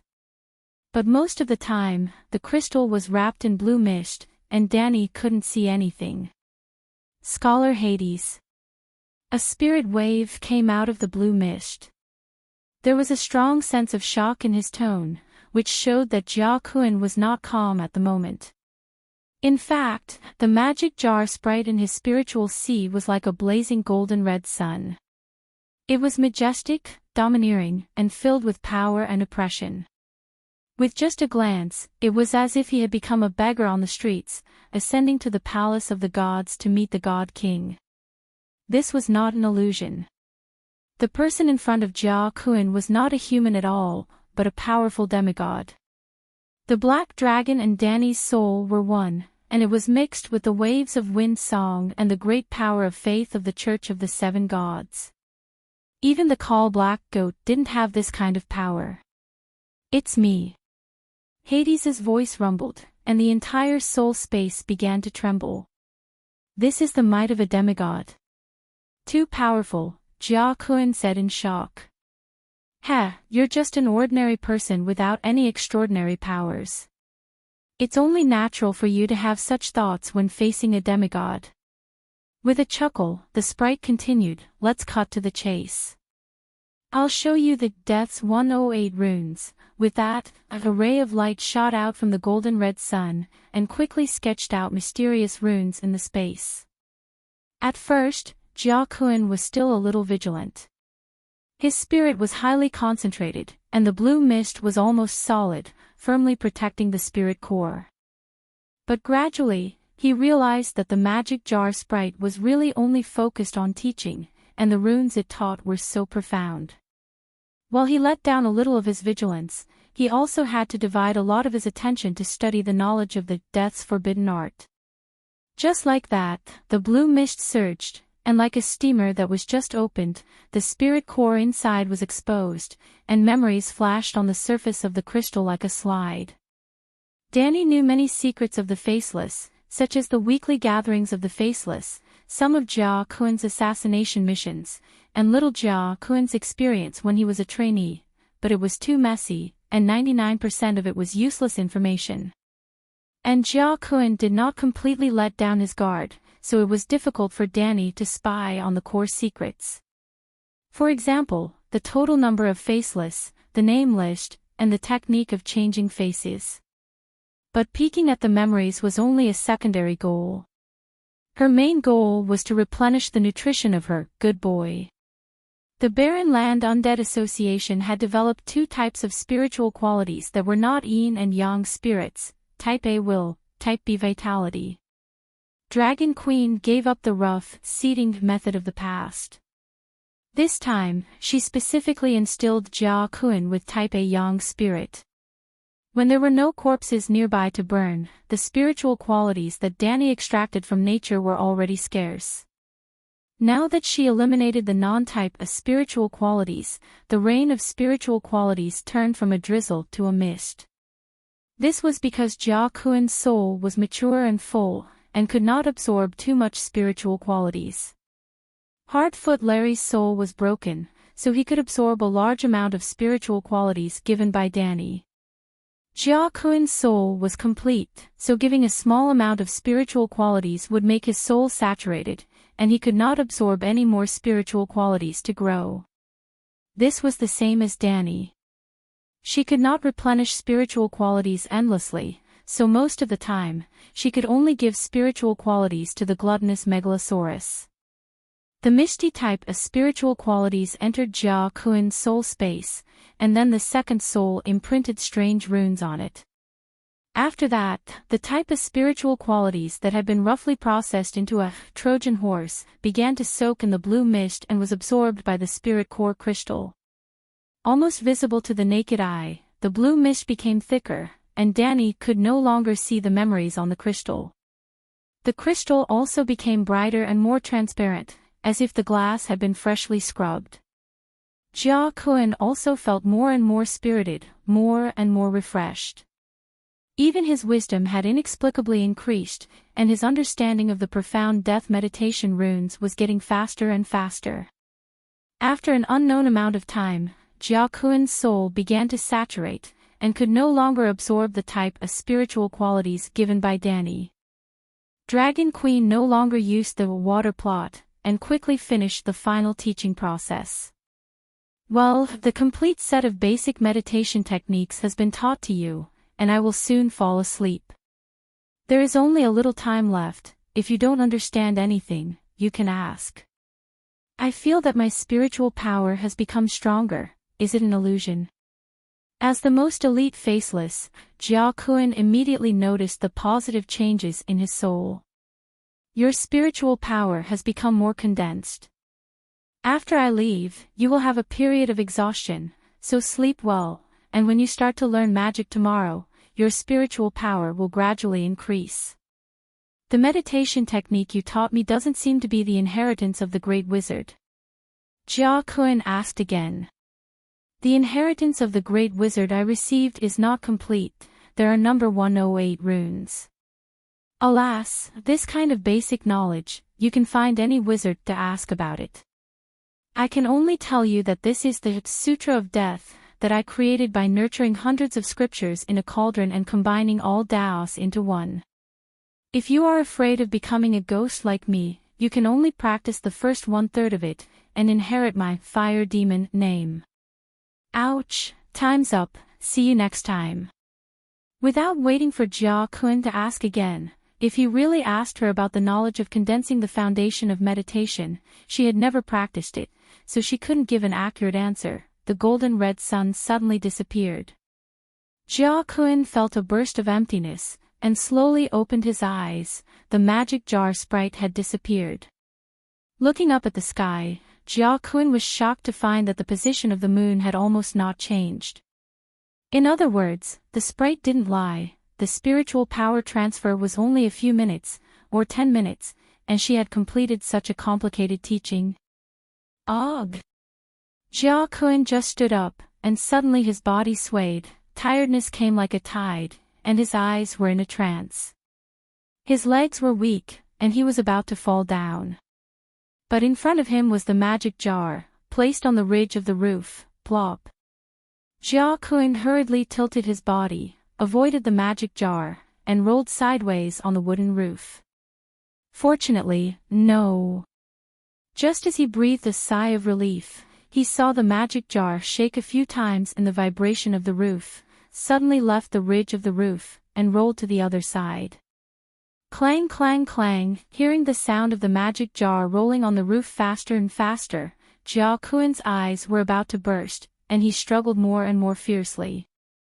When he propped himself up, lying on the ridge of the roof, he watched the magic jar fly in the air and fall to the ground. No, Jia Kuan's cry was like the cry of a hungry wolf, mournful and sad, and the construction workers in the nearby wooden houses were awakened from their sleep. Crash, the clear sound of the jar breaking, like thousands of ice swords, pierced Faceless One's heart, took away his vitality, and froze his soul. No, what are you howling for?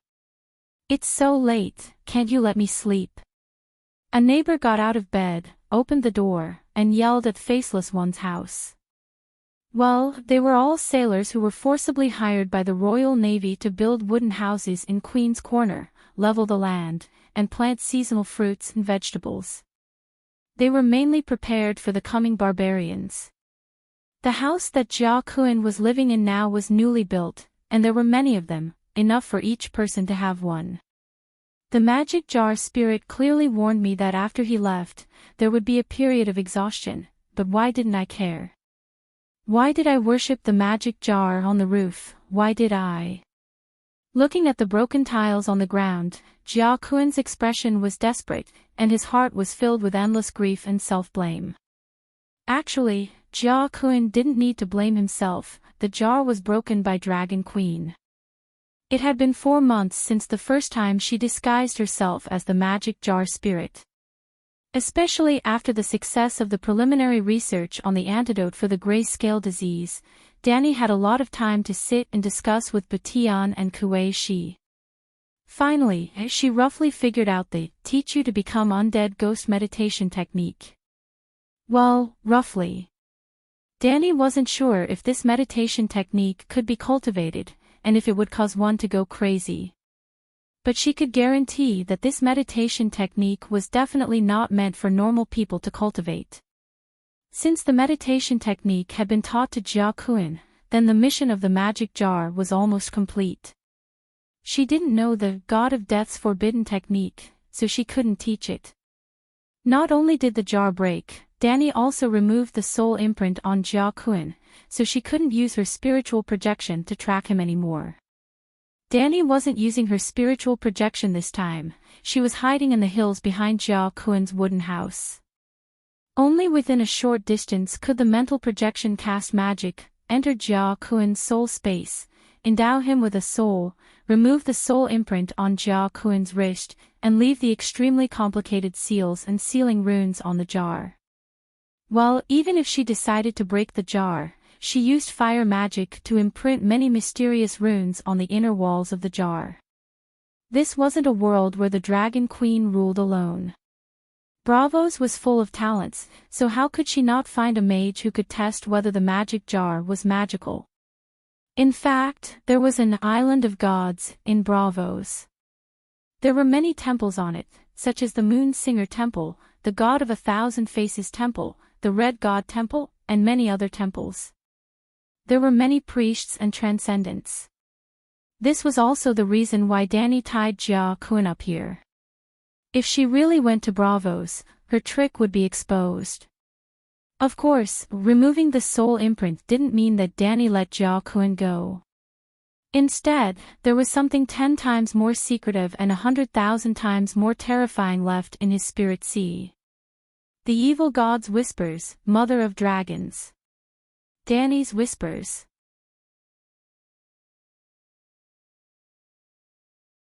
Chapter 476. Before this, the Dragon Queen had 4 mission objectives in Slaver's Bay. 1. Prepare for war. 2. Plant crops. 3. Epidemic prevention. 4. Magic research. As for Big Nephew Aegon, Prince Illyrio, and Prince Varys' plan to restore the country, sorry, she didn't care at all. She didn't care about their plans, nor did she care about their thoughts. Then, the magic research was divided into a few small projects: recasting tile steel without blood sacrifice, Jia Kun's teach you to become a dead ghost meditation technique, usurping the position of the 7 gods, and researching the effects of different types of spirits. Before completing teach you to become a dead ghost meditation technique, Danny's main focus was on recasting tile steel. The night was coming, and the Alliance was surrounding them. Creating tile steel armor and forming the tile steel army was the top priority. Danny knew her priorities. The key to recasting tile steel was that the forging of the sword required a blood sacrifice, a sacrifice to the demon god, and a sacrifice to the sword itself. Danny didn't have homicidal phobia. Countless people had died directly or indirectly in her hands. But just like how she tried to help Megalosaurus get rid of its bad habit of eating people, she didn't want Megalosaurus to become an evil god that accepted blood sacrifice. She had an idea. The 7 gods were Holy Father, Holy Mother, Maiden, Old Woman, Warrior, Blacksmith, and Stranger. The 7 gods, the 7 virtues, and the different forms of humans. At the same time, the 7 gods combined into one, which was equivalent to the 7 gods having 7 clergy. Not mentioning the other 6, the meaning of the blacksmith was very obvious, and it was also very rare for Dani. She had an idea. After Dahe usurped the blacksmith's clergy, could he become a divine dragon blacksmith? Or, after Dahe put on the blacksmith persona, could his faith have the effect of a divine blacksmith, and could recast tile steel without blood sacrifice? Or even use his divine power to create weapons that were better than tile steel, such as the Dragon Mother's version of the Light Emissary? This wasn't a delusion. The divine persona, clergy, had a real additional effect. Dahe's great guardian clergy obviously strengthened the power of his dragon flame, and changed the shape of the dragon flame. This was a real example. If Dahe got the blacksmith's clergy, it was very likely a blacksmith's power of faith plus dragon flame equals forge god. The black goat of Koar and Balerion of Valeglia could reforge steel, but they did not have the divine title of god of forging. Dahe and the blacksmith would definitely surpass them. With this idea in mind, the plan to usurp the position of one of the 7 gods surpassed the reforging of the tiles and became the project that Dani was most concerned about. For this reason, Archbishop Dani once again changed the doctrine of the 7 gods. The great protector was to the 7 gods, just as the king's hand was to the king's hand was to the king. The great protector was the agent of the 7 gods' authority in the mortal world. This was an indirect method to make Big Black bind to the 7 gods. Even if Big Black was only the 7 gods' hand of the 7 gods were fake, and the 7 gods' hand was the entire god spirit.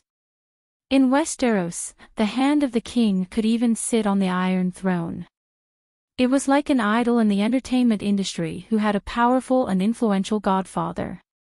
In order to make this new starlet famous, the godfather used his connections to arrange for the starlet to act with the big shots of the entertainment industry, spread rumors with the top celebrities, and be bound to the heavenly king for promotion. Dahe did not have a godfather, but he had the strongest and most influential mother in the world. Mother Dragon Dani easily bound her son to the 7 gods, the brightest star. Today, Dahe was the underling of the 7 gods and acted with the 7 gods. Tomorrow, he would be able to call the 7 gods brothers and compete with them on the same stage. The day after tomorrow, he would be able to kick the has-been 7 gods away and Dahe would dominate the stage and become a heavenly king. The process seemed a little troublesome. Why not just tell the 7 gods to get lost and let Dahe take over? Of course, Dani wanted to tell everyone, my Dahe is one of the 7 gods, a top heavenly king. Come and worship him.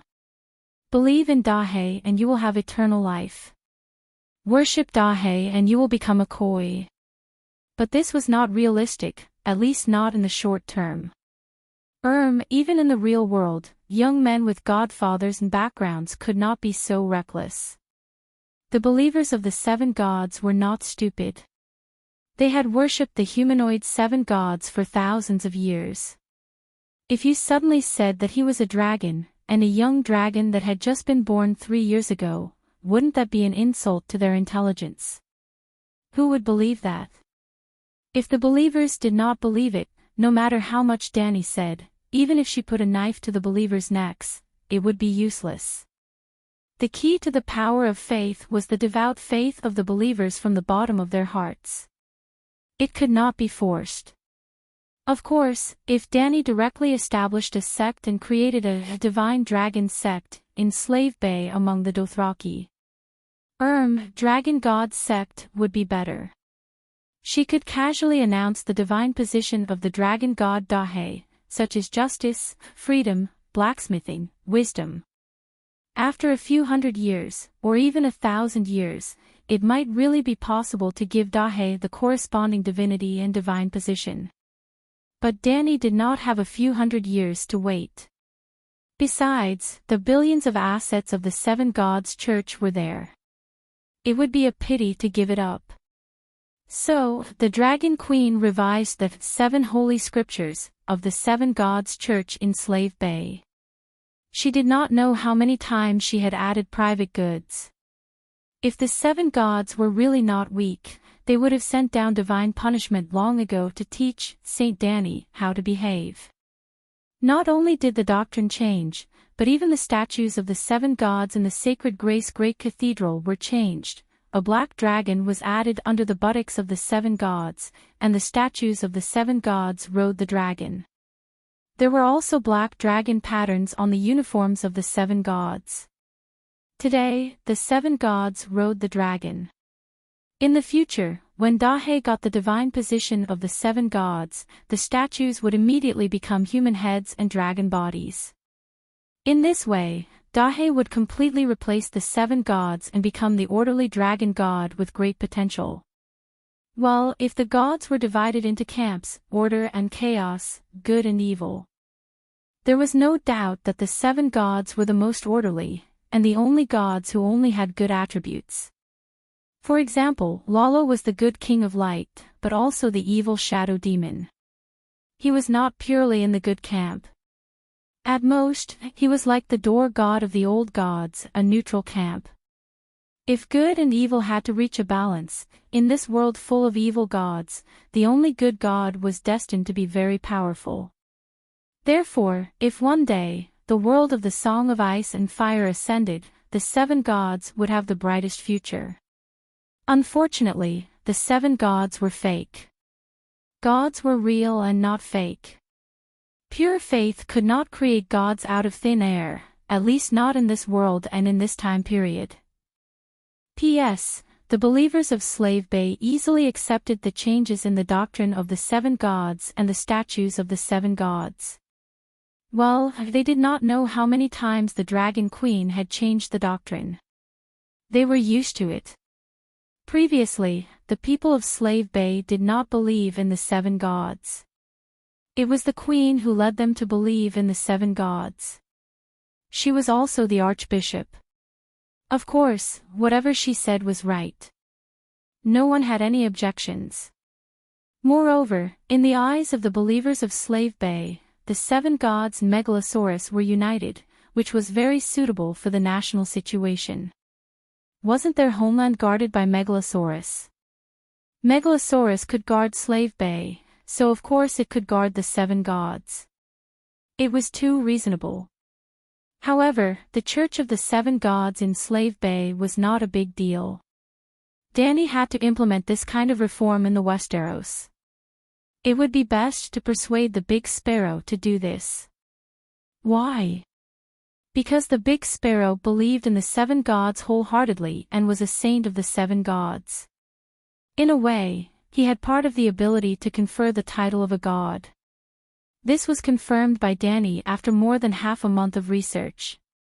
When she first learned that the Big Sparrow had built a statue for Dahe, Danny did not care too much. She did not know how this kind of behavior would affect Dahe. When the statue was built, the Big Sparrow led a group of believers and prayed to the newly appointed Great Guardian of Light according to the usual practice of treating the 7 gods. Dahe suddenly became the Great Guardian of Light. He had the divinity of a clergy and was connected to the faith pool of the 7 gods.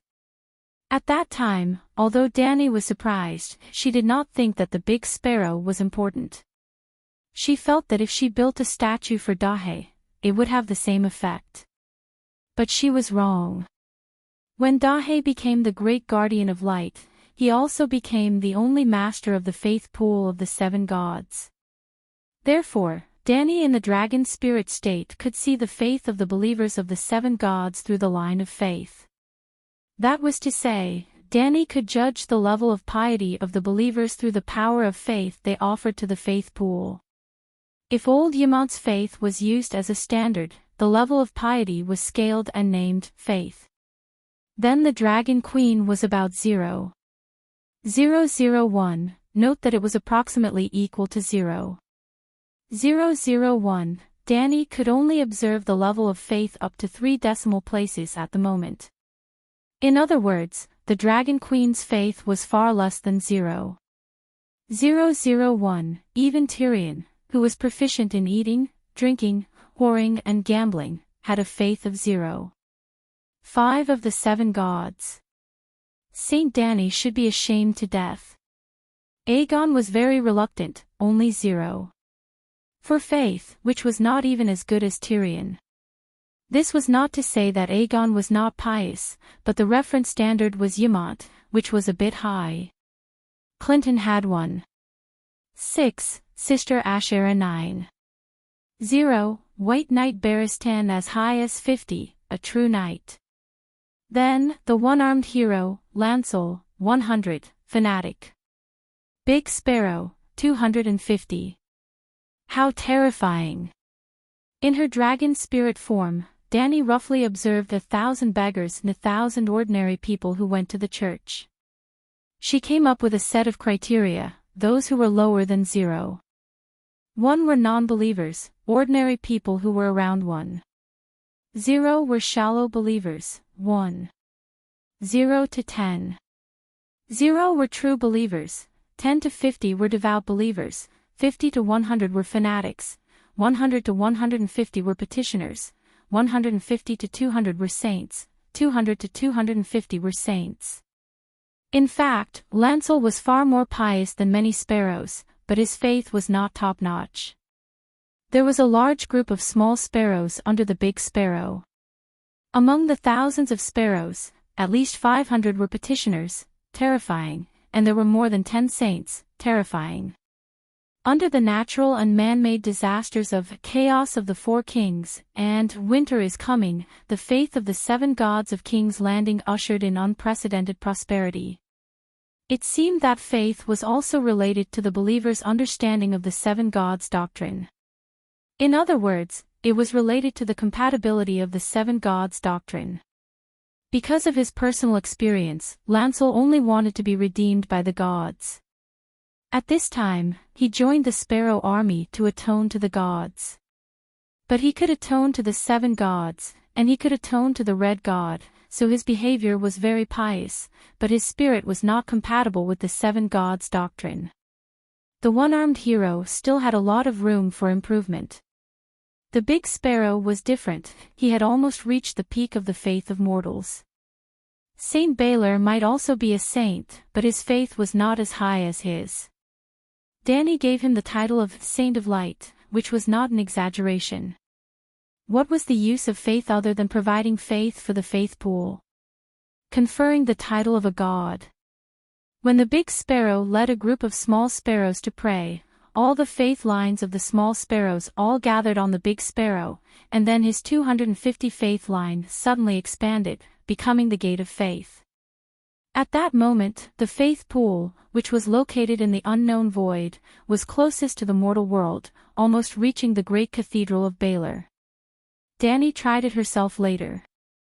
She led tens of thousands of people to pray in the great cathedral of Holy Grace in Astapor, and then the faith lines of the people directly merged into the void and entered the faith pool.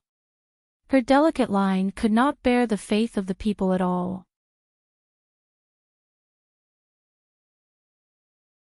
Chapter 477. The Great Sparrow could lead the believers to open the door to the pool of faith. The Dragon Queen could not even bear and gather the faith of the believers. This gap had nothing to do with the strength between the two, and also had nothing to do with their positions in the secular political system. When studying how Blackie suddenly became the great guardian of light, Danny also found that the clergy mark left by Blackie in the pool of faith was also sent in by the Great Sparrow. The Great Sparrow and his thousands of small sparrows recognized Blackie as the great guardian of light. They also deliberately sent messenger crows to inform the holy churches of this event that changed the history of the church in the 7 kingdoms. Undoubtedly, the Great Sparrow did this for political reasons, to use the power and reputation of the Megalosaurus to expand the influence of the Church in the Seven Kingdoms, to enhance the sanctity of the Church in this period of turmoil. But he did recognize the fact that the Black Dragon became the great guardian of the seven gods. In this way, the preliminary, great guardian clergy, and faith began to form. But at that time, the power of faith was too little to affect Blackie, and he could not detect it. But on the day of the statue of Blackie, when the Great Sparrow led thousands of believers to pray to the statue, it was equivalent to officially conferring on Blackie the position of the great guardian of the Church of the Seven Gods on behalf of all the believers. The Great Sparrow himself did not know anything about mysticism, so he did not know this at all. At that moment, the great guardian clergy was imprinted into the pool of faith through the door of faith opened by the Great Sparrow. Blackie's clergy was imprinted on the list of gods, and he was the only one. Danny could not suddenly become the Holy Son who believed in the seven gods, so she could not replace the Great Sparrow to do what he could do. Of course, this did not mean that the Great Sparrow was irreplaceable. Without the Great Sparrow, there were other holy disciples and even holy sons in the Seven Kingdoms. For example, in Hygean land, the monk Meribad who was promised by the Dragon Queen was also a high-ranking holy disciple. If the Great Sparrow was not honest, he would be killed, and then Meribad would be promoted. There was only one point. Meribad was a free man without any friends, and he did not study or know how to read. He did not have the Great Sparrow's solid knowledge of religious theory, and did not have his tactics and skills. He didn't have enough charisma to gather a large group of pious sparrows. Without a loyal follower, he could not represent all the believers of the seven gods in the seven kingdoms. He could not open the door of faith and could not give Blackie the priesthood. Therefore, even if Meribad was honest and obedient, his efficiency and ability were far inferior to Big Sparrow. This kind of thing was simply too common in the workplace. Those who were honest and obedient and knew how to flatter were incapable, those who were capable were unruly and often dissed the boss. In this way, Danny's Hand of the Seven Gods religious reformation couldn't be done alone. She hoped to get the Big Sparrow's approval. He immediately had Dragonstone Island send a letter to Big Sparrow to inform him of this matter. Big Sparrow replied that he could consider letting the seven god statues ride dragons. However, Megalosaurus was one with the seven gods. Even if Megalosaurus was only the hand of the seven gods, it would still be tampering with too many doctrines. In theory, he did not agree. Out of respect for the Dragon Queen, and out of consideration for the special situation of Slave Bay, he agreed to abstain from food and pray to seek guidance from the old woman. Then, the Dragon Queen planned to observe through the thread of faith and guide Big Sparrow. Well, if the believers prayed to Blackie's statue, Danny could descend her consciousness to the Black Dragon statue in the great cathedral through the thread of faith and observe the scene of their prayers. It was very blurry. But she could indeed see the believers from the statue's perspective across thousands of miles, and even hear their thoughts at that time. However, this kind of a descent of faith had great limitations. Outside the range of Blackie's statue, even if the believers chanted the name of the Great Guardian, it would lose its effect.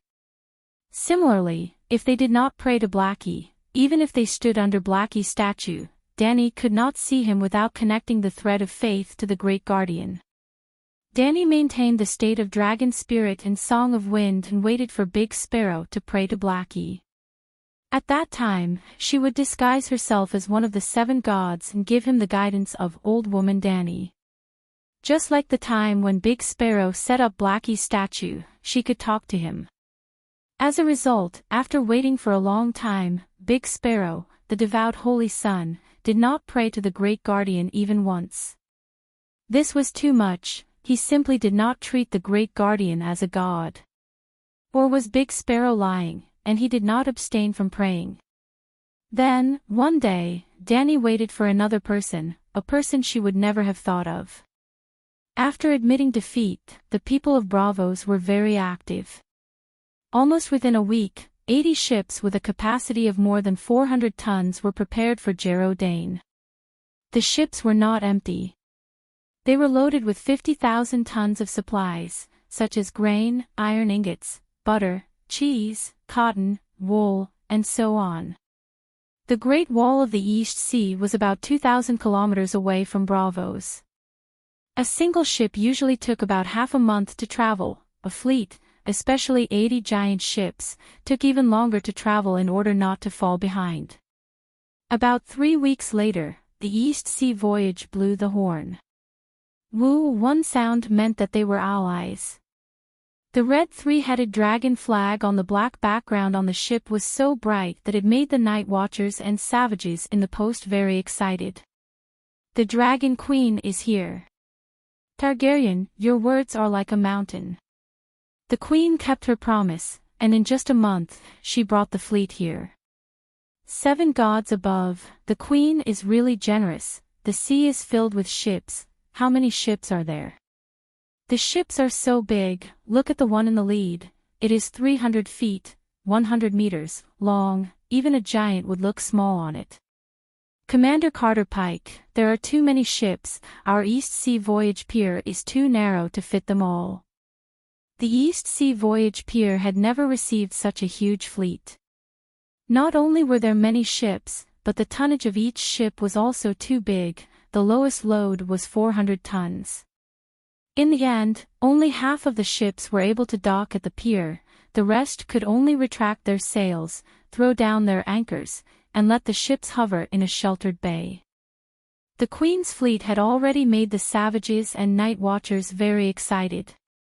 When the supplies on the ships were transported down, countless savages were so happy that they cried. We finally don't have to die. The free people won't starve anymore. The Queen didn't lie to us. She is now sending food to the 100,000 savages. She must have prepared land in the south with a safe temperature. The Dragon Queen's reputation and credibility had been completely solidified among the savages, as stable as Mount Tai. From now on, the Queen of the South and the hearts of the savages would be divided into two, the trustworthy Dragon Queen, and the vigilant other kings. The Night Watchers were also very grateful to the Dragon Queen for keeping her promise. Not only were the savages running out of food, the Night Watchers were also running out of supplies. As the Queen's representative, the preparatory White Knight, Geraldine received an unprecedented grand reception from the Night Watchers. The reception even exceeded that of Stannis and the Dragon Queen who came to the Great Wall that day. Even the Commander-in-Chief, Jon Snow, who could not be seen, brought a group of high-ranking Night Watchers to the East Sea Voyage Pier on the 3rd day. The moment the savages got their first piece of cheese and first bag of wheat flour from the Dragon Queen, their reverence for the Dragon Queen was almost equivalent to worshipping an old god for thousands of years. Other than a small number of elites from the mountain tribe who stayed in Dark Castle, most of the tribe members came to the East Sea Voyage Pier, including the tribe leader's wife, Larry, her mother and daughter. The Dragon Queen miraculously saved her from death, and Larry was already very grateful. This time, when she was given the Queen's food again, she hugged her daughter and sat by the bonfire, sincerely praying for the Queen. Her mother was a witch in the tribe, and she even lent a bronze book that recorded the ritual of the Green Prophet to the Dragon Queen, so Larry also knew some of the prayers and rituals. In fact, when her mother died in the future, she would change from a spearwoman to a witch. If there were no accidents, her daughter would repeat this path in the future. That was not the point. The point was that when Larry used the Green Prophet prayer to express her gratitude to the Dragon Queen was also in the state of wind song, and she was waiting for the Great Sparrow. The Great Sparrow did not come, but the follower Larry did. What was even more ridiculous was that the Hardfoot did not believe in Dany. She still believed in the old gods, but her power of faith all went to Dany. Dany was not a demigod, she could not absorb the power of faith, but now Dany and the great black dragon spirit, Blackie was a demigod, she was a demigod, she could absorb the power of faith. Then, the second soul ring absorbed the power of faith. She had a trace of divine power. This trace of divine power did not have much power, but it allowed Danny to locate the Heartfoot in the East Sea Voyage Pier, just like how Blackie could locate the followers of the 7 gods who prayed to the statue of the Great Guardian. Danny was shocked to find that there was her spiritual imprint hidden in the depths of the Heartfoot's soul. It was exactly the same as the three-eyed crow's method of hiding the imprint in her soul space. When the Dragon Queen herself did not know, she left a baton in the Heartfoot's mind. At this time, Danny realized how reckless she was to use spiritual bestowment to repair the Spearwoman's soul that day. The spiritual substance she summoned contained traces of her spirit. There was even an A-type spiritual substance that controlled the will, but those spiritual substances all became part of the Spearwoman's soul. The human soul space was like a fortress, and the control of the fortress originally belonged to the person. But at this time, more than half of the buildings in Larry's fortress belonged to Danny, and Danny could partially control this fortress. She tried. Heartfoot's camp, by the bonfire. After reciting a blessing for the Dragon Queen, Larry put the washed iron pot on the bonfire to roast. Then, she cut a piece of butter, took the butter, and wiped the bottom of the pot, adding a layer of oil to the hot gray iron pot. After that, it was time to pour the prepared batter into the pot. After distributing the flour and butter, Heartfoot's Larry prepared to make some scallion pancakes for her daughter and old mother. Danny said to the Spearwoman, "Don't make pancakes tonight, eat dough balls." Dough balls, dough balls, dough balls, dough balls, dough balls. The spear-wielding woman's movements paused as she hugged the pot of flour paste.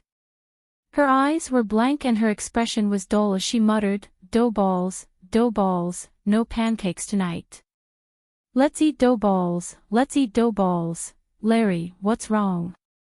The old witch felt that something was wrong, and put down her granddaughter in her arms. She walked over and touched her daughter's forehead, and said nervously, "Where do you feel uncomfortable?" Seeing that the effect was so obvious, Danny was shocked and happy, and she could not help but lower her power, and her tone became gentle. "Larry, don't eat pancakes tonight, eat dough balls. The pancakes are too dry, and dough balls can help digestion and warm the body." What? The blankness in Larry's eyes disappeared, and she turned to ask her mother, "What did you say? Why were you in a daze just now?" The old witch saw that her daughter was fine, and she was relieved, but her tone had a hint of reproach. "Nothing, I think the pancakes are too dry, and it's better to eat dough balls for digestion and warm the body." Larry smiled and said. "The pot is hot," the witch mumbled. "It's okay, add water and boil it, and I'll dry the dough a little more." Larry's tone was natural, and her movements were smooth. She scooped water into the pot, and then went to the tent to take out the flour bag, and carefully threw a handful into the batter pot. The evil god's whisper, it worked.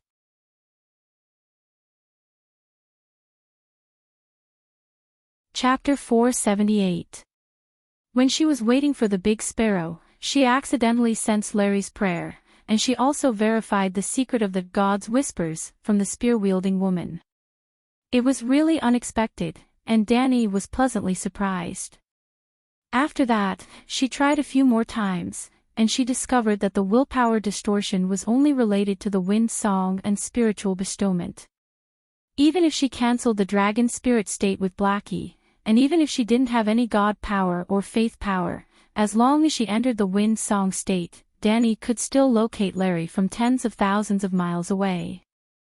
She could pass her instructions to the spear-wielding woman through the wind. However, the consumption of her magic power and mind power was 10 times higher, and the effect was 10 times lower. Larry's prayer was just a signal, and it reminded Danny that she still had a human puppet outside.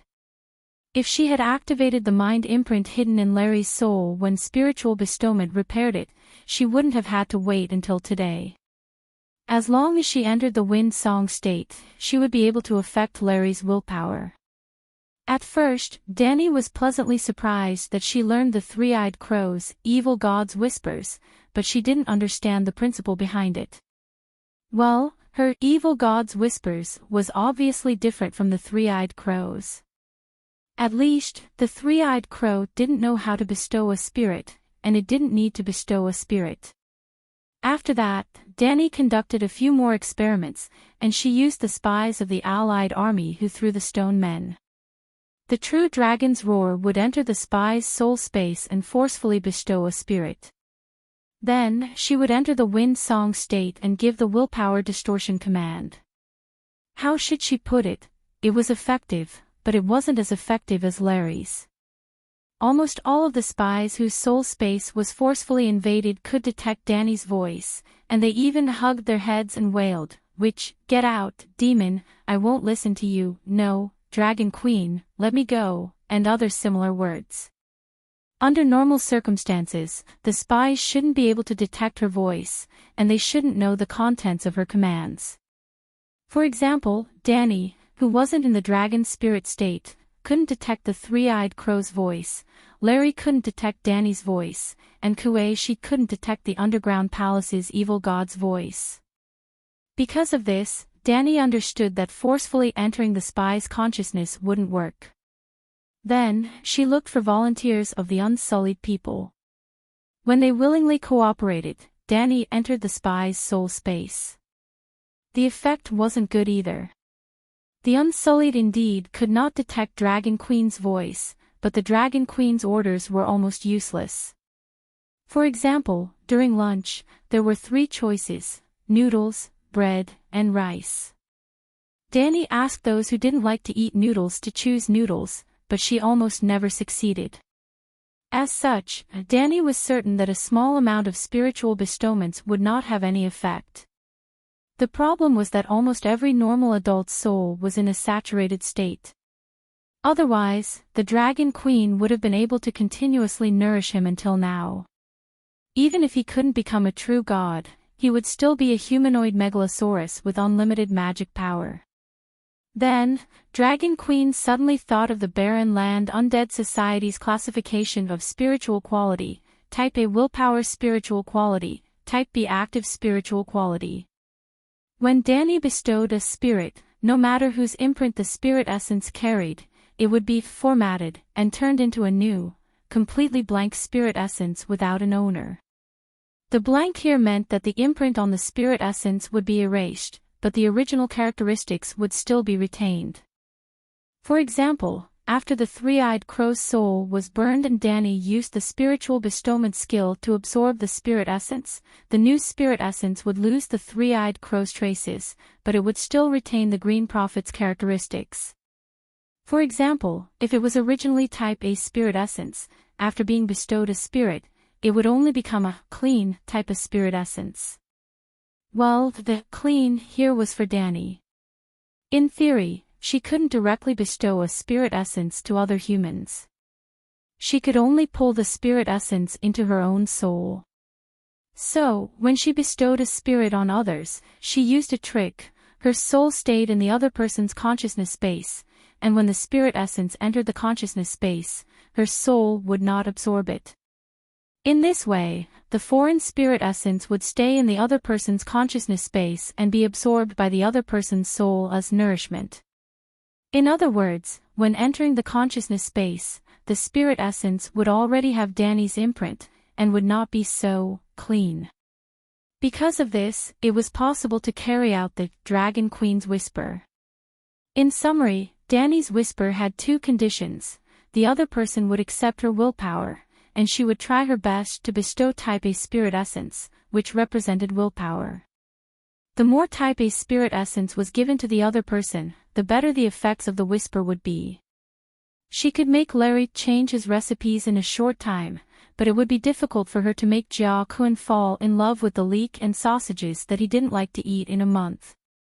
The restrictions were great, and it couldn't be compared to the three-eyed crow's aura, which was completely devoid of smoke and fire. But Danny's whisper also had an advantage: it wasn't limited to the Westeros. After she perfected this skill, her obedient Jia Kun became her first victim. Danny could only choose something that was beneficial to Jia Kun among the options that made him hesitate.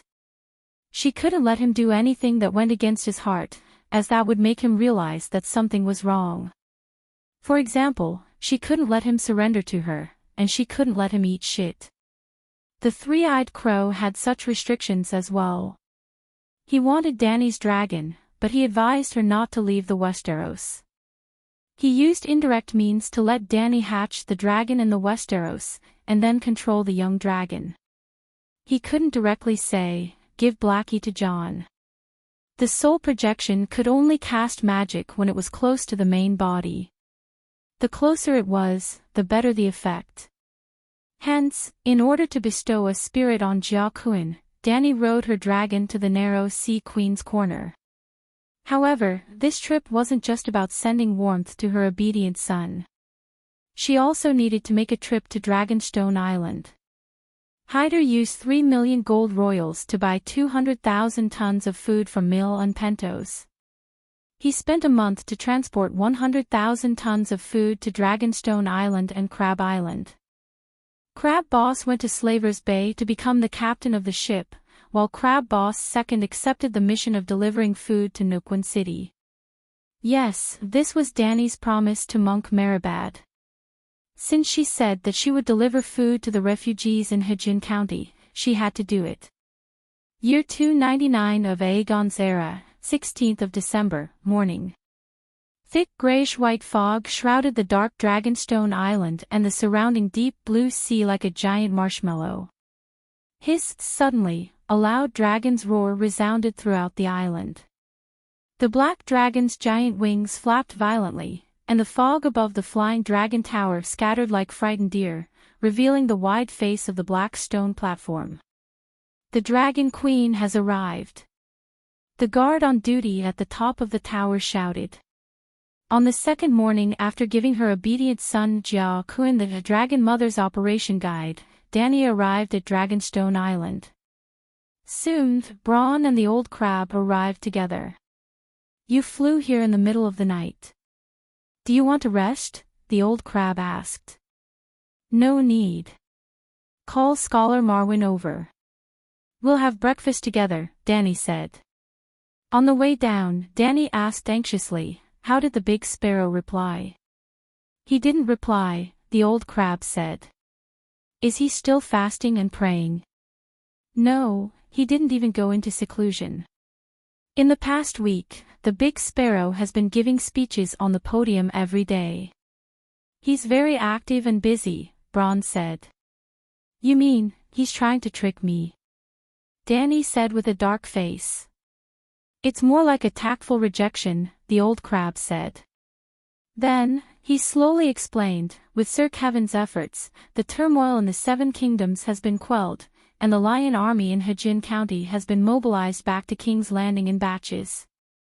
The big sparrow is under more and more pressure, and he has no time to think about changing the doctrine. Changing the doctrine is very important to the church, and he has to think about it carefully. However, changing the doctrine is of no benefit to the church's current predicament. Instead, it gives the archbishops of the other parishes an excuse to denounce the big sparrow. After entering the hall, Danny sat in the main seat, and Bronn and the old crab sat on her left and right sides. After a while, Bullneck Dr. Marwyn and Scholar Pylus also arrived. Scholar Pylus was the original scholar assigned to Dragonstone Island. He was a young man of 26 years old, polite and conscientious. In Westeros, every noble's castle had a scholar to serve the noble family. The higher the noble's rank, the better the scholar assigned to the City of Learning. There was no doubt that Pylus was one of the most outstanding scholars of his generation to serve Dragonstone Island. He originally served Stannis, and when Erlu went beyond the Great Wall, he served Lannister. In just a month, he became the Dragon Queen scholar again. Danny did not make things difficult for the young man, and let him continue his work of sending and receiving messenger crows. Breakfast was rich wheat toast, boiled goose eggs, fried ribbon fish with onion and bacon, grilled sausages, oatmeal, boiled plums, and sour wine. It was very simple. Is the church under a lot of pressure? Danny swallowed half of the goose egg yolk and asked dryly. Braun and the old crab looked at each other, and finally, the old crab, who knew more about politics, explained. Your Majesty, other than Circe, no one is an idiot. Any noble or royal family with a brain would not be happy with the expansion of the church's authority. Otherwise, they would not have disarmed the church. At that time, King Meg I had died, but the church still had not won. Because the nobles, whether in the open or in the dark, were all on the Iron Throne side. The king is the king of King's Landing, the 7 dukes are the kings of the 7 territories, and the counts and marquises are the kings of their own territories. The church's encroachment on the Iron Throne's authority would naturally endanger the dukes, marquises, and counts' sovereignty.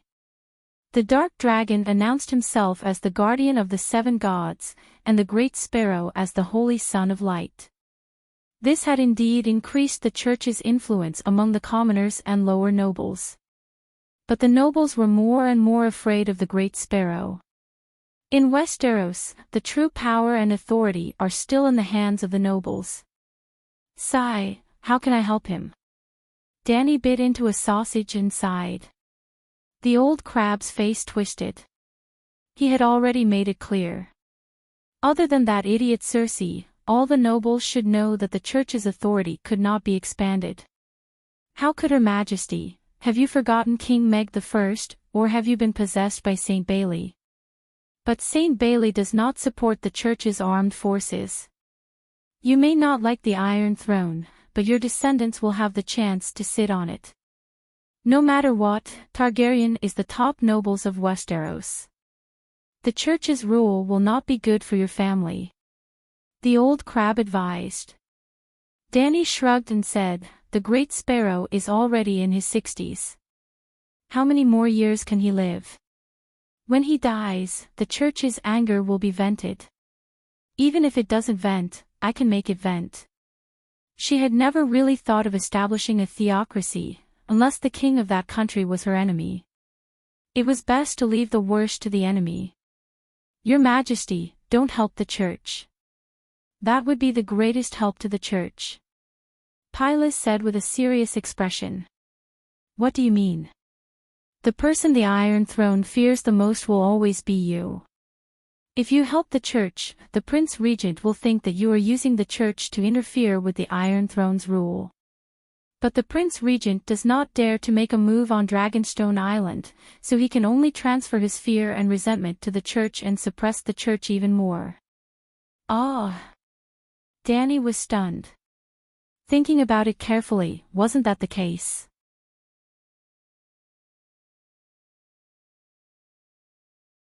Chapter 479. Dragonstone Island was formed by the eruption of a volcano at the bottom of the sea. Magma condensed into rocks and gradually formed. Targaryen's castle was built on top of the volcanic rock known as Dragon Mountain. To this day, 99% of the volcano had died. Only the hot spring between the castle's back garden and the dragon's cave continued to release white steam every day, proving that the volcano was not completely dead. By comparing the temperature of various parts of the castle, I'm guessing that this hot spring is closest to the volcano's entrance. Marvin opened his mouth that was dyed red by the soregrass leaves, his expression nervous and excited. Glug. Glug, the hot spring was 30 square meters, located at the bottom of the hill. It was shaped like a leaf, and the grayish-green spring water released steam at every moment, bringing heat to the glass garden. Even though it was winter, the garden was still filled with the fragrance of peach blossoms. The trees were full of fruits, and the ground was full of flowers. Careful, it's hot. The old crab suddenly cried out. The dragon queen had squatted down beside the hot spring, rolled up her sleeves, and dipped her snow-white arm into the boiling water. Splash! Her small hand stirred the water, but she did not hear the queen's cries of pain. The old crab was shocked. He rubbed his eyes and looked again. The queen's right arm was only slightly redder than before, and it did not look like it was cooked at all. "Ah, what's going on?" Braun asked in surprise. The old crab seemed to have realized something and became extremely excited. "True dragon bloodline, this is the purest true dragon bloodline." Marvin was also shocked, but he knew that the Dragon Queen was not an ordinary person. He did not care about her right arm that was immune to heat, and instead paid attention to the queen's expression. Seeing her frown in deep thought, he asked anxiously, "How is it? Is the underground fire magic enough?" "It's enough." Danny nodded. "That's great." Marvin twisted his bull neck in excitement. The old crab observed her expression and asked curiously, "You don't seem satisfied." "I thought that the bottom of Dragon Mountain was just an extinct volcano, but I was wrong. The volcano is not dead, it's just asleep. 300 meters below the surface, there's a powerful fire elemental that can blow Dragonstone Island away," Danny said in a deep voice. She dipped her hand into the hot spring not to show off, but to feel the fire elements overflowing from the water. Blackie's demigod dragon's soul entered its body, and its powerful spiritual power followed the fire element down. It went all the way down and found the volcano below the hot spring. This was also considered a type of witchcraft. In the book The Magic Net Construction, that Marvin had taken from the library in the City of Knowledge, there was a complete set of techniques for creating magic crystal balls. It included tracking fire elements, exploring volcanoes, drawing lava from volcanoes, extracting fire elemental magic from the lava, and so on. All of the spells mentioned above could only be cast by someone who had grasped the perfect Grand Adept meditation technique, and that person had to have sufficient mana. Simply put, only Great Wizard Valeglia could forge the weave. Because of this, the people of Valeglia didn't mind the leaking of this technology that could determine the fate of a country. Even if others obtained it, they wouldn't be able to use it. Earlier, Danny had used the fire elemental tracking spell to understand the structure of the volcano beneath Dragonstone Island. According to the standards in Magic Net Construction, she judged that Dragonstone was a miniature active volcano by comparing the abundance of fire elemental on the surface of the lava at the bottom of the hot spring. A volcano that could blow up Dragonstone Island was only a miniature volcano in the eyes of the people of Valeglia. However, when she thought about Valeglia's 14 fire peaks, 14 volcanoes had blown up a continent that spanned 1,000 miles into pieces. It seemed that Dragonstone was indeed a miniature volcano. Then do we still need to build a magic net? Apart from being convenient for communication, the magic net doesn't seem to be of much use. The tragedy of Valeglia is still fresh in our minds. Dragonstone Island can't repeat the same mistake. The old crab was worried. Marvin hurriedly said, "It's not just convenient for communication. The magic crystal can amplify the user's mana tenfold, or even 100-fold. Anything that a glass candle can do, it can be done 100-fold more efficiently." Of course, the magic net did not only have the fantasy internet function. The internet transmitted digital signals, but the magic power network transmitted real magic power. The magic net could also draw endless mana from the lava veins. This mana could be used for large-scale magic activities, such as the construction of the Blackstone Castle and the construction of the Valeglia Avenue. Think about it, the Celestial Empire on Earth, a country that was obsessed with infrastructure, had an average cost of 30 million to build a 1-kilometer highway. The price could not be compared, so it was not very meaningful, but at least it showed how expensive it was to build a 1-kilometer highway. However, in this world where the average productivity was close to that of the Western Middle Ages, the people of Valeglia had built more than 30,000 kilometers of undying stone avenue. If they wanted, they could build more. More importantly, 30,000 kilometers was enough to connect several inland cities in the continent of Ursos. Well, the coastal cities such as Rees, Mir, and Tarosai all took the sea route and did not need stone roads. The people of Valeglia could build roads, but they could not build cars that could travel at high speed on them. The sea route was more time-saving. It was no exaggeration to say that even the most advanced highway on Earth was not worthy of carrying the shoes of Valeria Avenue. It had been in use for more than 6,000 years, and had never been maintained. Not even a corner had fallen off, and it was still so angular. This kind of large-scale infrastructure project consumed a lot of magic. Even 300 Megalosaurus could not withstand it. They could only extract endless magic from the magma underground. At this time, the Dragon Queen also planned to build a magic crystal tower on Dragonstone Island and extract magic from the volcano for communication. She still did not know how to forge the black undying stone of Valeglia.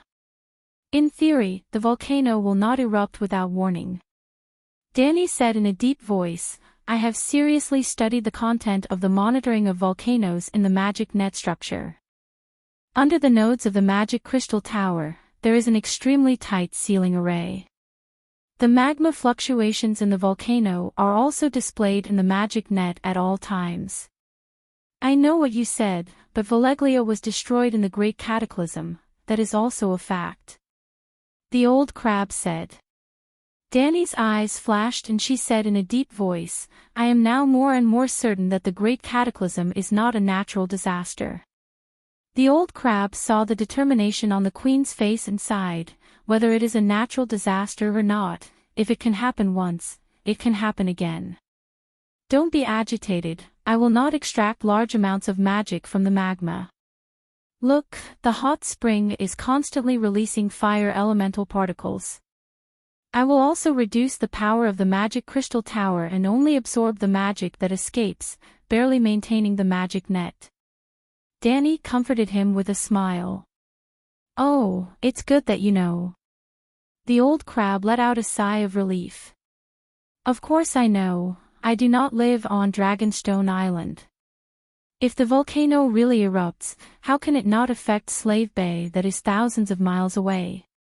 All of you, back off. She turned around and said to Marvin, Braun, and the others. Danny also moved back 5 meters and took a deep breath. She began chanting Valeglia's witchcraft incantation. Her spiritual energy entered the bottom of the volcano and attracted the fire elemental particles in the magma. It was as easy as eating and dressing an adult. Her spiritual energy easily controlled the fire elemental particles and quickly turned them into her fire elemental wizard power. At this moment, Danny felt like she had become a god. She could open the earth's crust, she could lift this island, she could, phew. The fervor in her eyes faded as Danny let out a long breath. She expelled all the distracting thoughts from her sudden increase in power and returned to her cold as ice state. Rumble. The ground began to tremble as the rocks on the Dragon Cave Hill began to roll. Ah, it's an earthquake. The old crab held on to the pine tree beside him and cried out in fear. Gurgle, gurgle. Chee, chee, chee, chee. The water in the hot spring exploded as the white steam increased by 10 times, almost forming a pillar of air that pierced the sky. The water level began to decrease at a visible rate. The volcano is erupting, the underground volcano is about to erupt. Braun's face was pale as he trembled. Marvin was very excited as he comforted everyone, don't be nervous, this is the Queen's magic. She is drawing the magma from the volcano to build a magic channel. If the magic crystal tower wants to draw magic from the magma, it must be connected to the mouth of the volcano. This is the same logic as digging a well for water. That was the logic, but digging a well for water would not cause such a huge commotion.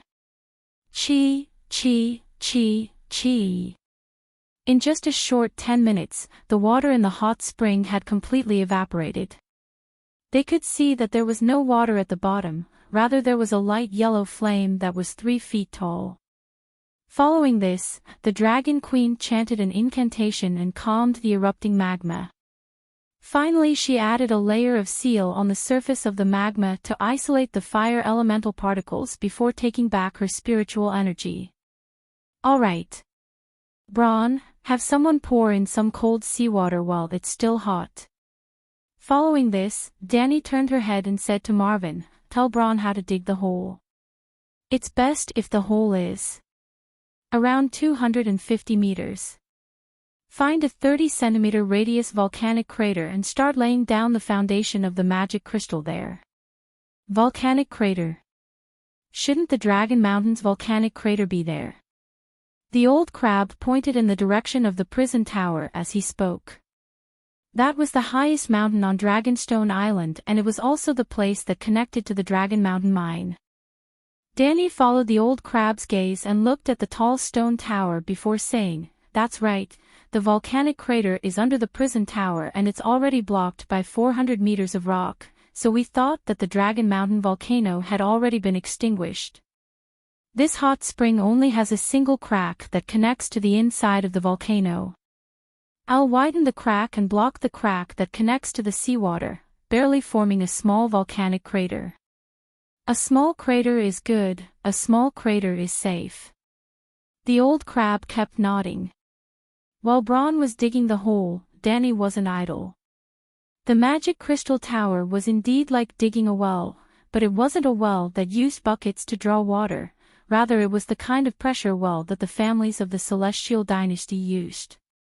The pressure well had a long pipe that went deep into the ground, and the magic crystal tower also had an energy pipe that went deep into the magma layer. The surface was 300 meters away from the magma layer and Braun was digging 250 meters, so Danny had to create a 50-meter-long energy pipe. The main material for the pipe was dragon crystals. Dragon crystals were perhaps one of the materials with the best magic conductivity in the world. Dragonstone Island had large amounts of dragon crystals, and adding in the magic materials that Marvin bought from Mill, in just an afternoon, Danny used a mold to create a 50-meter-long energy pipe that was as thick as a wrist. Just dragon crystals were too fragile. If it was 50 meters long, it wouldn't be able to support its own weight. But after adding in other materials and engraving magic runes, the energy pipe became much stronger. However, Braun's hole was only 5 meters deep.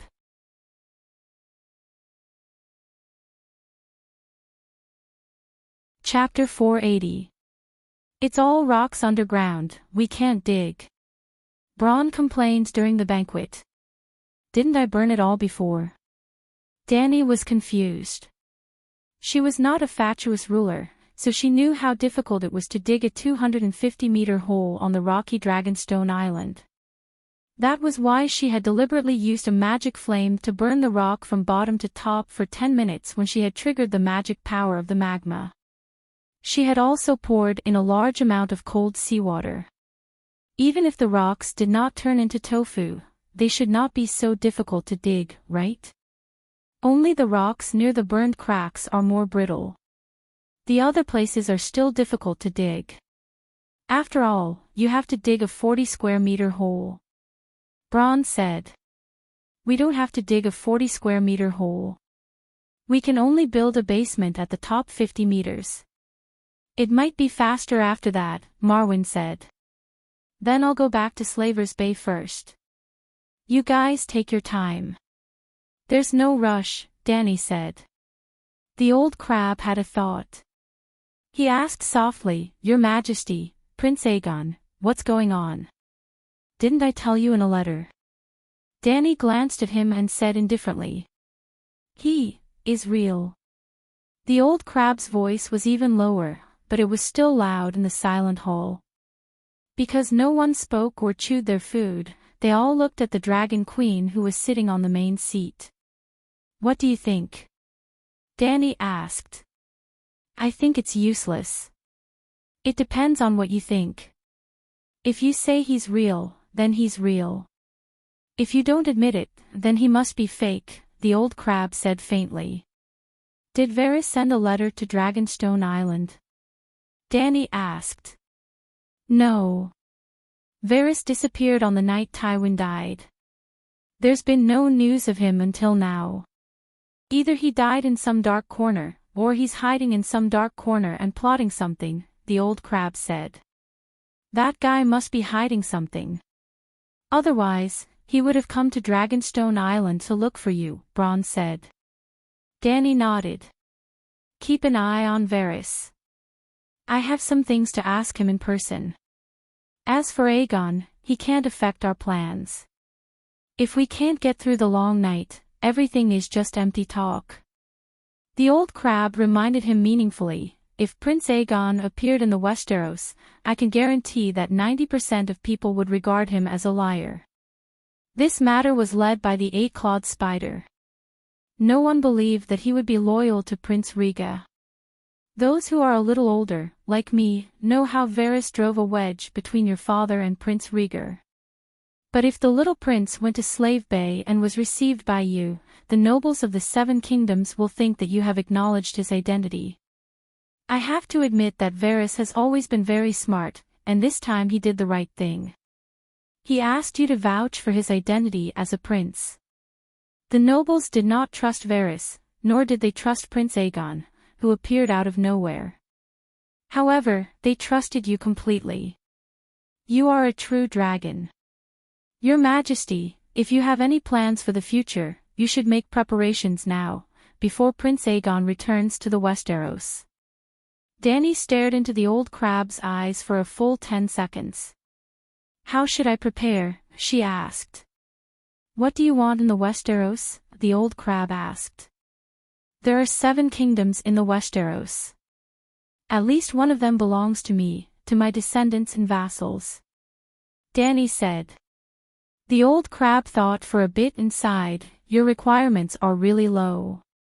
The power players in the King's Landing will be happy to hear this. That's under the premise that I haven't ended the long night. Dany looked around the long table at the audience and sneered, I have made an oath, and I will stick to it until the end. After the long night, if the person on the Iron Throne is not the one who ended the long night, then he should be prepared to accept the punitive expedition of the nobles in the country. Then, she emphasized, even Aegon is no exception. No matter if his identity is real or fake, on this matter, my position will never change. As for you, Dany understood that Aegon's appearance and her inaction attitude made her subordinates panic. From the beginning to the end, you are all my vassals. I am the king of the Westeros, and you are the nobles of the Westeros. I am the king of the Ursos continent, and you are the nobles of the Ursos continent. Bronn was still thinking about what the queen meant when the old crab's eyes lit up and said excitedly, You mean, we can have a double title? What double title? Bronn was puzzled. Both Westeros and Slavers Bay titles. The old crab looked at the queen expectantly. Something like that, but not Slavers Bay.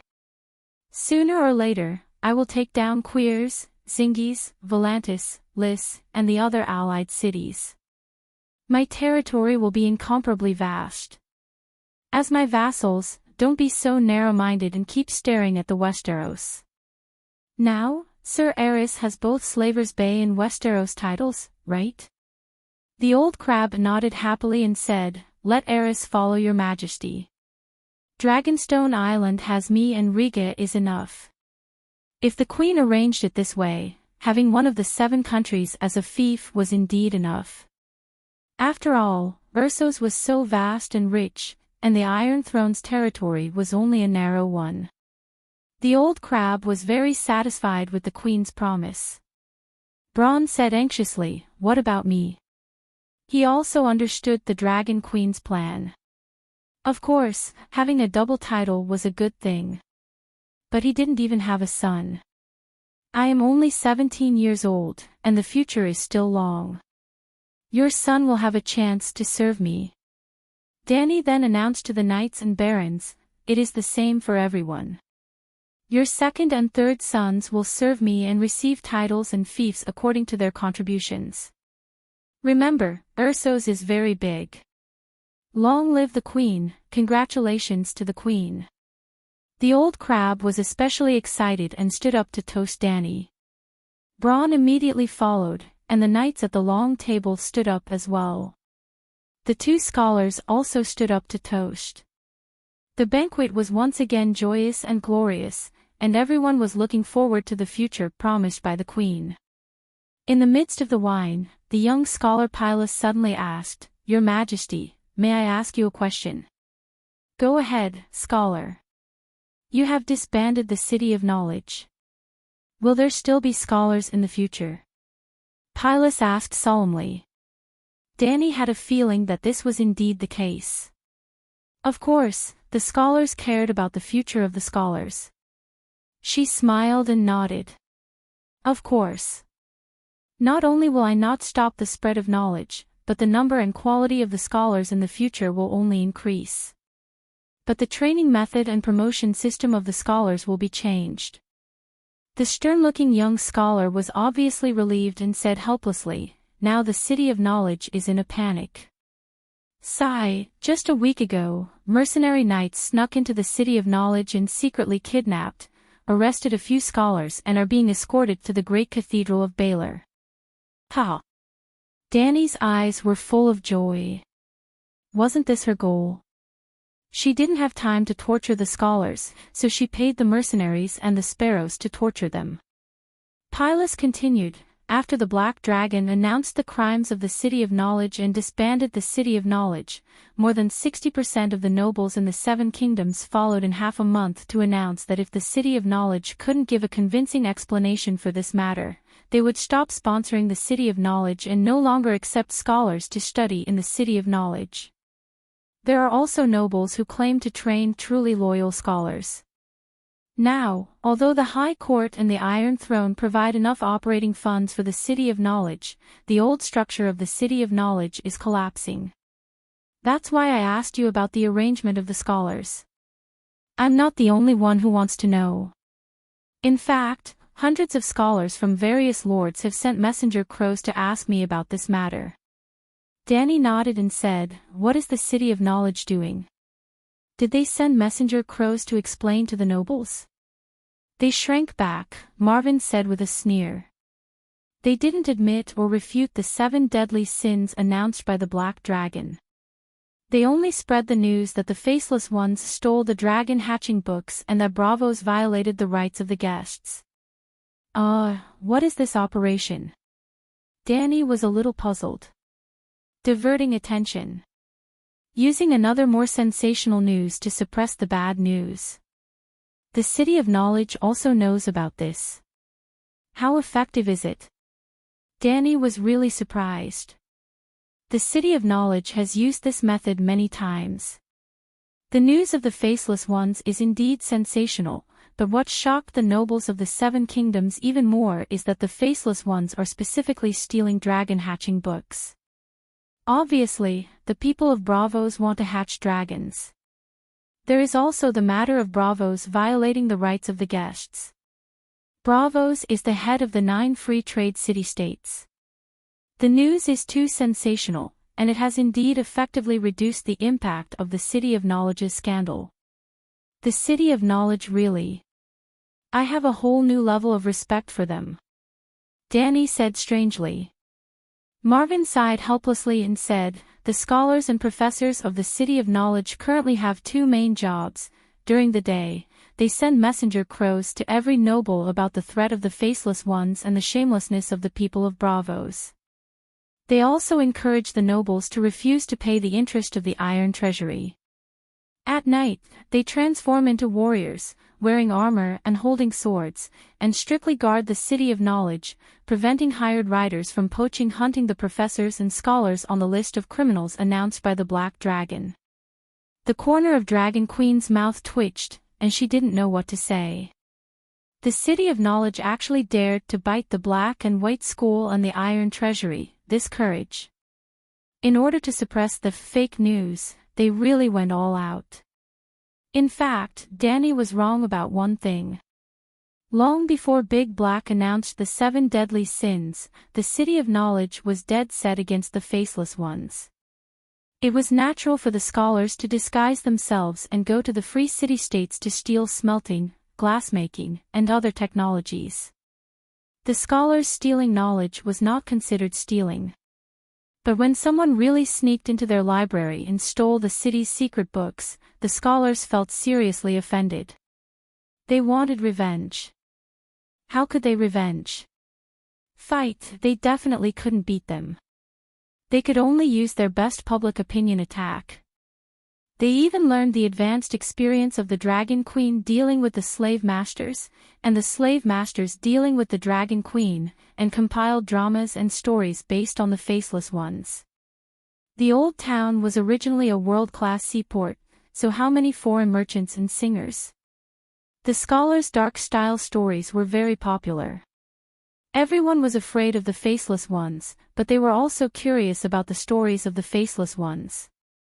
When Big Black and the Big Sparrow got on the line and became the Great Guardian of Light, they announced the City of Knowledge's 7 deadly sins. The scholars began to promote the black material of the Faceless Ones and the shamelessness of the Bravosi people. With the same idea as Wade Fry, they let the bigger Bravosi on their heads, as a shield to attract everyone's attention. As for why the scholars were not afraid of the Faceless One's revenge, we scholars, why should we be afraid of death? We scholars of the City of Knowledge even dared to do the dance of the blood dragon, and even dared to trick the Dragon Queen, so why should we be afraid of a little Faceless Ones? The scholars were not confident, but they had a strange backbone. They were not afraid of the Megalosaurus, not afraid of the ghosts, and dared to fight against the heavens, the earth, and the gods.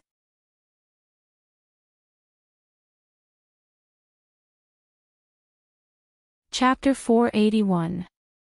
Marvin asked curiously, "Your Majesty, how do you plan to reform the City of Knowledge?" Danny snapped out of her daze and shook her head. "It's not the City of Knowledge.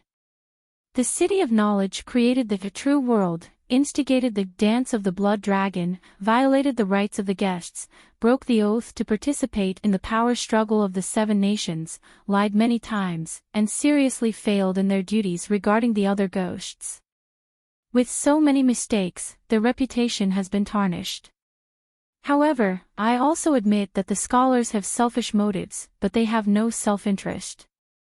The idea of the true world is unrealistic, and the way it is done is against common sense, but the spirit of exploring the world is worthy of recognition. The institutions for the future scholars are divided into primary schools, secondary schools, and universities. Primary schools are for children, secondary school students are equivalent to scholars' apprentices, and those who enter universities are considered scholars. In the 7 kingdoms of the Westeros, each count has a number of primary schools. Yes, it's decided by the local finance and population. The capitals of the 7 nations each have a secondary school, and King's Landing, Old Town, and the Northern Territory each have a university. King's Landing University mainly studies the most practical knowledge, such as politics, economics, forging, and medicine. The scholars are trained to serve the nobles of the 7 nations. Old Town, on the other hand, trains dreamers. Topics such as true world, scientific world, and the necessity of magic can be freely discussed. Old Town University shoulders the responsibility of developing new art, new ideas, new technology, and new scientific theories. It is the domain of theorists and scientists. As for the Northern Territory University. At this point, Danny smiled strangely. No matter what, I will tear down the City of Knowledge in Old Town. The scholars and professors who are guilty will guard the Great Wall, and the innocent will build a university in the Northern Territory to be responsible for supervising dangerous matters that threaten the world. Consider it atonement. Of course, this is only a preliminary plan. In the future, I will definitely gather the scholars and lords to discuss a more detailed and practical plan. For example, I will also build a magic academy.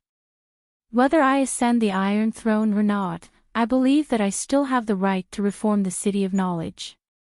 After comforting her subordinates and assigning tasks to them, the Dragon Queen rode her dragon back that night, and returned to Astapor the next afternoon. She came and went in a hurry, and did not interfere with the 7 nations. However, her brief appearance on Dragonstone Island had caused a huge commotion in the already turbulent Westeros. The Eagle Nest. The Moon Tower was once the residence of Duke Aaron.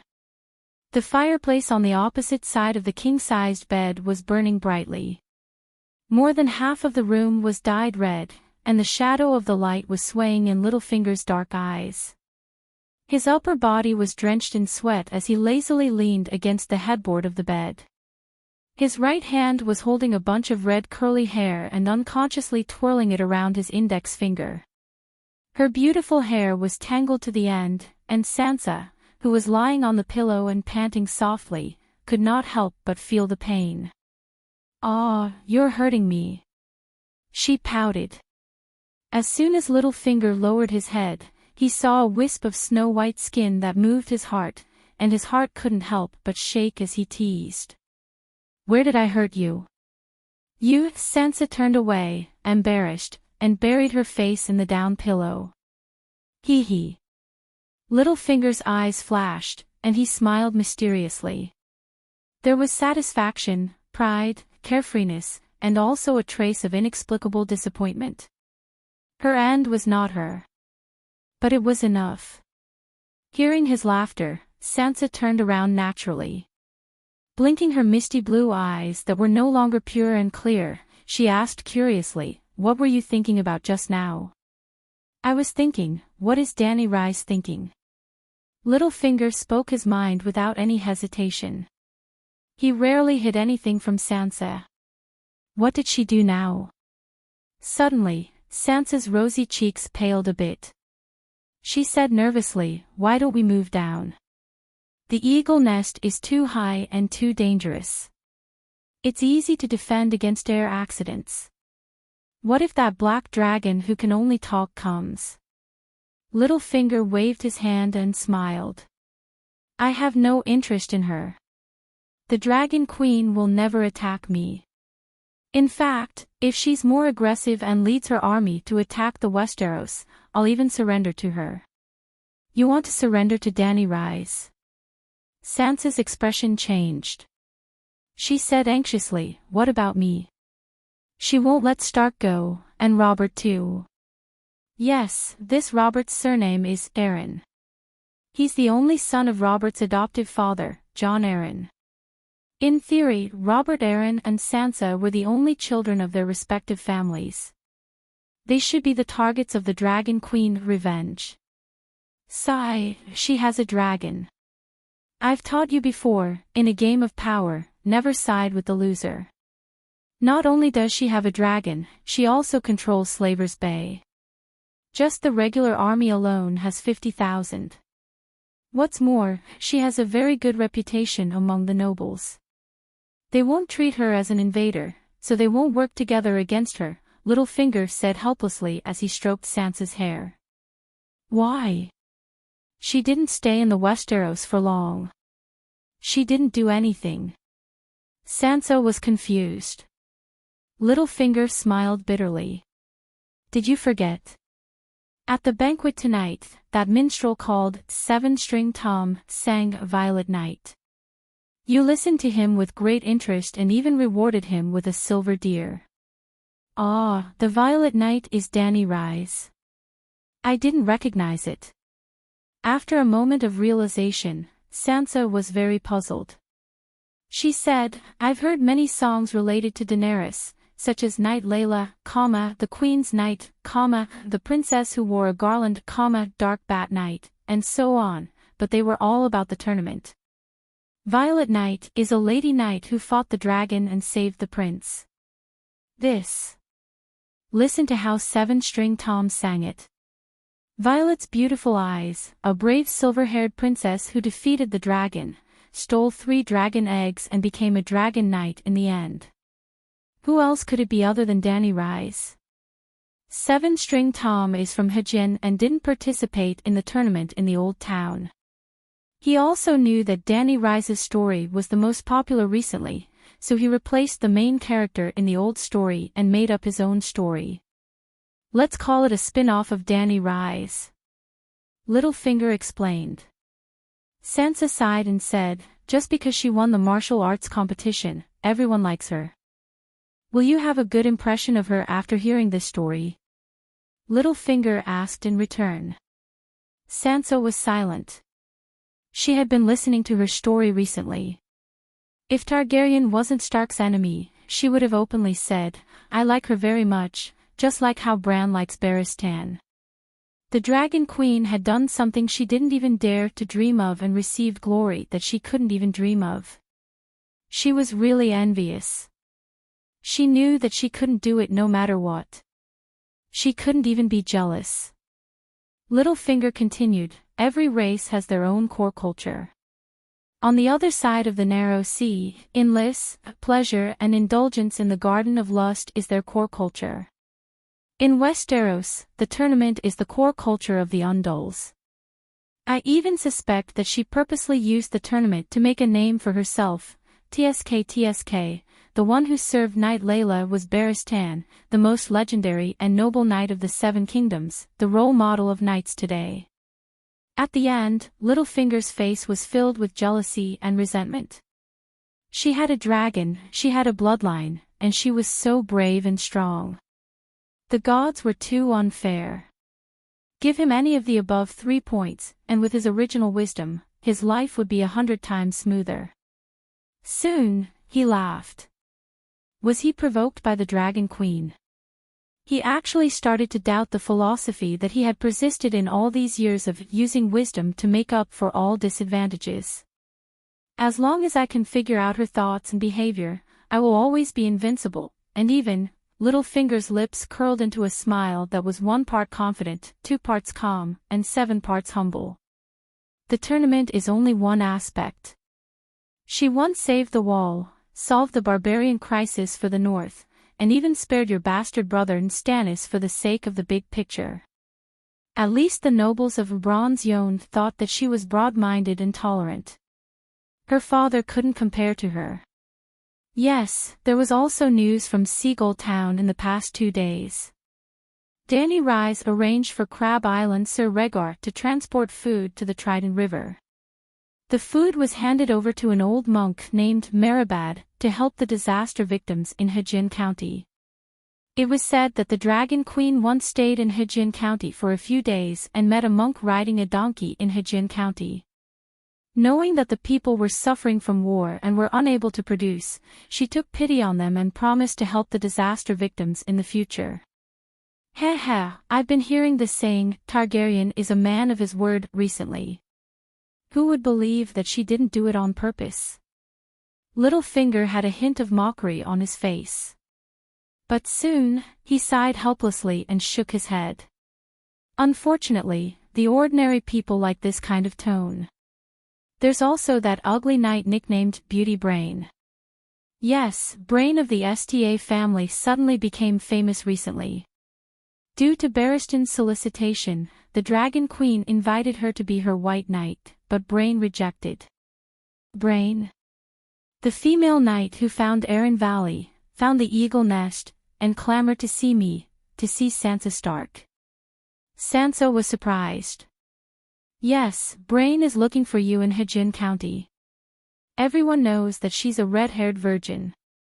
Virgin, she won't be able to find you anymore. Sansa's face turned red and then white. A hint of disappointment flashed through her embarrassed and beautiful blue eyes. Littlefinger saw her expression and felt even more pleased with himself. However, he didn't take it too far and immediately changed the topic. She couldn't find you in Heartfelt County, so she ran to Arryn Valley and found me. That's a persistent true knight. She once swore loyalty to your mother and has always upheld her oath. She held the Oathkeeper's sword and swore to find you and your sister. That's why she rejected the Dragon Queen. The Queen admired her loyalty very much. Not only did she not blame her for rejecting the solicitation, she even gave the female knight the title of Roseless Iron Guard and praised her as the last light of glory of the Westeros who broke etiquette. Now, no one calls her Beauty Brain anymore. They all call her Roseless Iron Guard or Knight's Light. Countless young knights who heard this story felt their blood boil. They wished they could become the main character or marry the main character. TSK. Anyway, when that old John heard about this, he immediately sent someone to Taz Island to propose marriage for his eldest son to Sunset Heart, Brain's father. Earl Taz is probably in a confused state recently. Why are there suddenly so many young elites from noble families fighting over his daughter who no one wants? Sansa listened with fascination. She also wished she could become Brain and receive praise from the Dragon Queen. No, I'm no longer a little girl who doesn't understand the world and only likes to fantasize. The Dragon Queen hates Stark and is my enemy. I must remember this.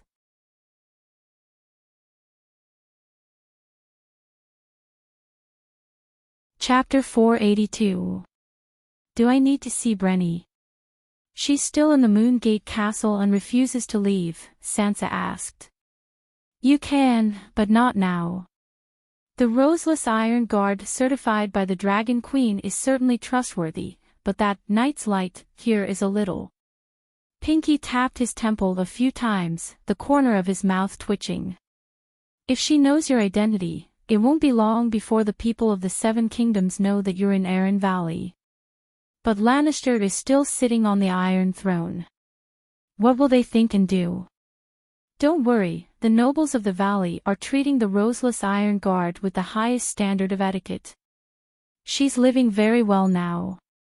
Sansa nodded, relieved. Pinky sniffed the girl's red hair at the tip of his nose and sighed in satisfaction. Now, do you understand? The Dragon Queen may have only appeared in the Westeros for a short time, but the few actions she did made the nobles with honor have a good impression of her. But are there any honorable nobles in the Seven Kingdoms now? Sansa sneered. If they had honor, they wouldn't have watched her father die unjustly. If they had honor, they wouldn't have ignored the Frye family who violated the guests' rights. If they don't have honor, how can I keep the title of Guardian of the Valley? Pinky smiled proudly. These words came out of nowhere, and Sansa fell silent again. After pushing Lisa Tully off the Moon Gate because he was caught kissing Sansa, Pinky's rule in Arryn Valley was not firm. The 6 most powerful dukes in the valley even gathered a group of secondary nobles to form the Righteous Alliance to drive Pinky away and take back the custody of Robert Arryn. Pinky first bribed a noble in the Righteous Alliance, Sir Lyn Cobry, not one of the 6 dukes, and then invited the Righteous Alliance to negotiate in the Eyrie. Pinky was Lisa's husband, and in theory, the Eyrie was his home. Because of this, the terms of the guests' rights were reached in this negotiation. One party went to the other party's house as a guest. Lyn Cobry pretended to be the toughest enemy of Littlefinger. During the negotiation, he pretended to be enraged by Littlefinger. He pulled out his ancestral steel sword, Lady of Emptiness, and pretended to kill Littlefinger. This is a violation of the guests' rights. Guests receiving hospitality cannot threaten or harm the owner of the house. However, Lyn Cobry was one of the representatives of the Alliance of Justice. As such, the entire Alliance of Justice had become the party that violated the rights of the guests. How could they still have the face to call themselves righteous? In this way, Littlefinger easily resolved the crisis by taking advantage of the 6 feudal vassals' personalities of valuing honor. If the 6 great vassals had been replaced by Wade Frye, they would have long since taken the pretense for real.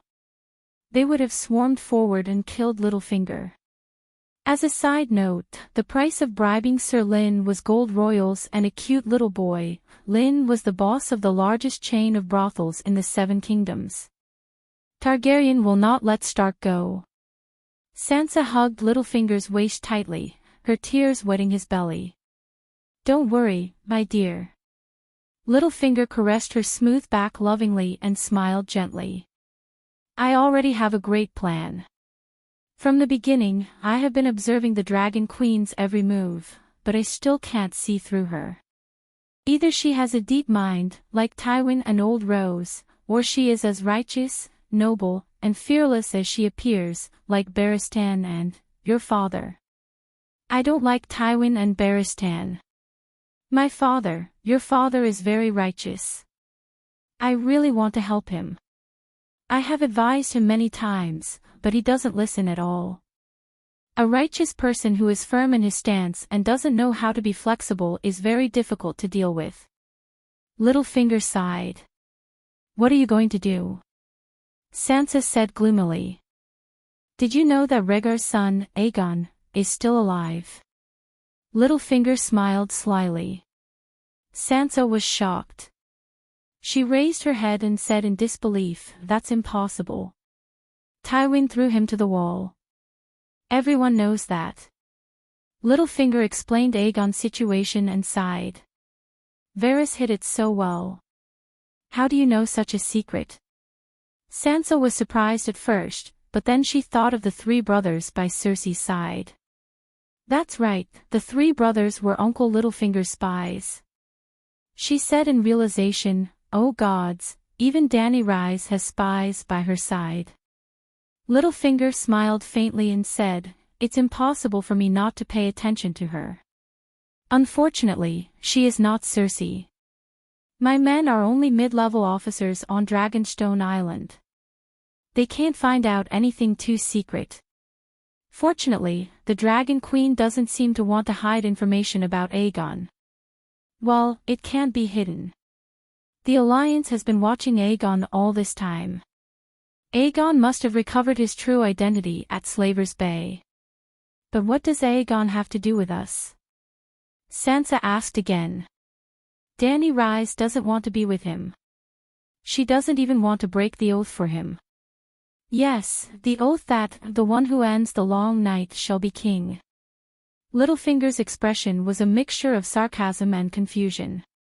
He said, I'm curious. What is she thinking? Why does she think there will be a long night? Jon said there are deviants outside the wall. Old Nan has been telling us stories about the long night since we were young. It's very scary, Sansa said. Yes, the wall also sent a letter to the Eyrie. To show respect to the Seven Dukes, the Commander-in-Chief, Jon Snow, wrote it himself. Seeing the familiar handwriting, Sansa shed tears for her illegitimate brother for the first time. My good daughter, you should read the history books. The scholars have seen through the tricks of the ancients. Littlefinger smiled contemptuously and proudly. The most authoritative history book of the Westeros, The Truth of History, deduced the appearance of the Deviants and the Long Night in detail. The Deviants are just a group of savages from beyond the Great Wall who looked very special. Sansa, if you meet more foreigners, you will understand how reasonable the scholars' words are. Take me for example. I work in the customs office all year round. I've seen the hairy Ibans with short legs and long arms. I've seen the pointy-headed, skinny zebra people. I've seen the Summer Islanders with dark, shiny skin. I've also seen the tall, fair-skinned Laurasian people. Even the Valeglia people are different from ordinary people. They look very delicate. The Deviants are the same. They may know magic, they may be cruel and bloodthirsty, but they are only human, savages from beyond the Great Wall. Thousands of years ago, they crossed the wall and, like Man's Red, tried to rob the North in winter. That time, the North must have suffered heavy losses. The Northerners experienced a cruel winter and many died. Thus, the long night appeared in the survivors' mouths. It was really too hard to endure that winter. Their descendants would only exaggerate the horror of the Deviants and the long night in order to boast about their ancestors' achievements. In the end, the story became what it is now. But there are also legends of the long night in other countries, As Alahai, Sansa said hesitantly. If you think about the legends from all over the world, it seems like every nation has a savior. In Herculogn, it's called Herculogn. In Barbarian Land, it's called Barbarian Tar. In Nigel, it's called Nephrian. Because they're not the same person. Just like Dani Rise's Dragon Queen. She's now world famous and has many nicknames: Mother of Dragons, Khaleesi, Dragon Witch, Queen of Slavers Bay, and so on. But no nation would call her by the wrong name. The scholars explained it very clearly: when there was a disaster, the people began to call for a hero. Every nation went through their own disaster, and then all kinds of heroes appeared. Then, the Red Priests organized all the stories and made a story about the child of prophecy that seemed to be true history. To put it bluntly, the Red Gods used the name of the child of prophecy to spread their faith. The Great Sparrow of King's Landing is doing the same now. Littlefinger's confident expression as if he had seen through everything made Sansa admire him. Littlefinger tapped Sansa's little head and taught her earnestly, "Remember, read more books. We don't have dragons, nor do we have unparalleled power. We can only rely on our wits. And reading books is the most effective way to increase one's experience and wisdom." Scholars. Perhaps they violate the rights of guests, but morals have nothing to do with wisdom. Just like me. I'm so bad, but I'm also the wisest. He smiled strangely and reached out his hand. "You're so annoying." Sansa blushed, but she didn't struggle. Littlefinger let out a satisfied sigh and continued, "The scholar's knowledge has been tested for thousands of years. They're trustworthy. The classics that the scholars left behind are even more worthy of our attention. I heard that Dani Rise has been wandering around since she was young. She never went to school or read books."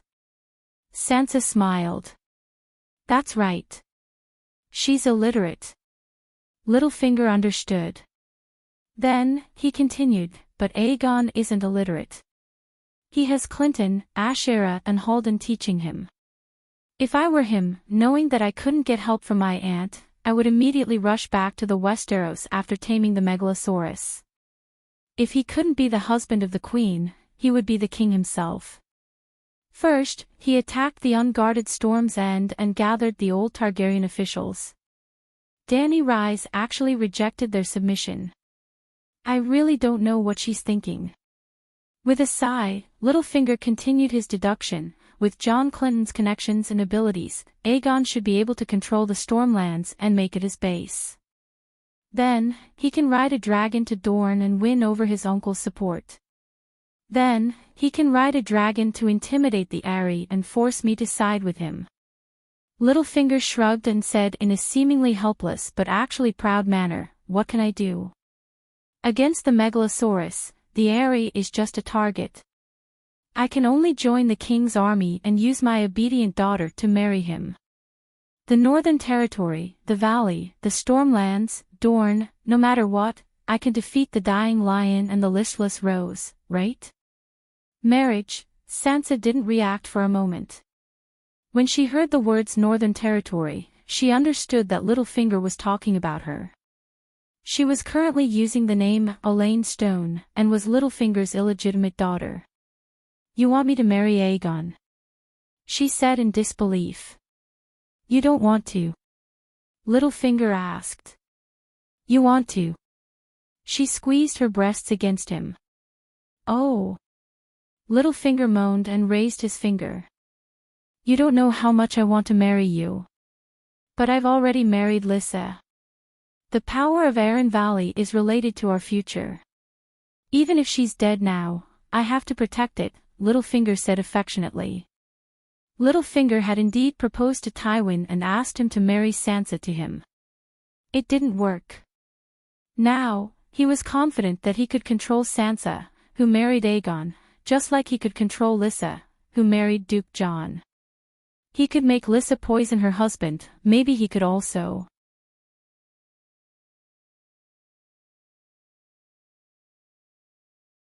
Chapter 483. Sansa's blue crystal-like eyes darkened a little, and she said softly, "You planned to marry me to Sir Harold Haddon. You had me seduce him, and now, I've already bewitched him." She knew he wouldn't marry her. She always knew.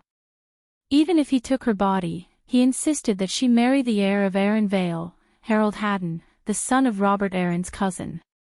In order for her to succeed, he even taught her how to properly use her delicate appearance and growing body. She really did succeed. She seduced that man. The situation has changed. Littlefinger sighed and explained, "Robin, Robert's nickname, won't live to adulthood. If I want to continue controlling Arran Vale, I must first control the next heir of Arran Vale, which is Harold.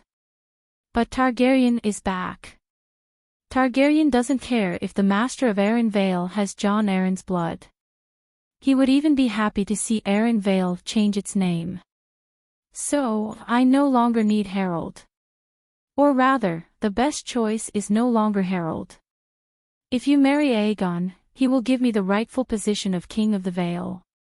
This is a boon for him.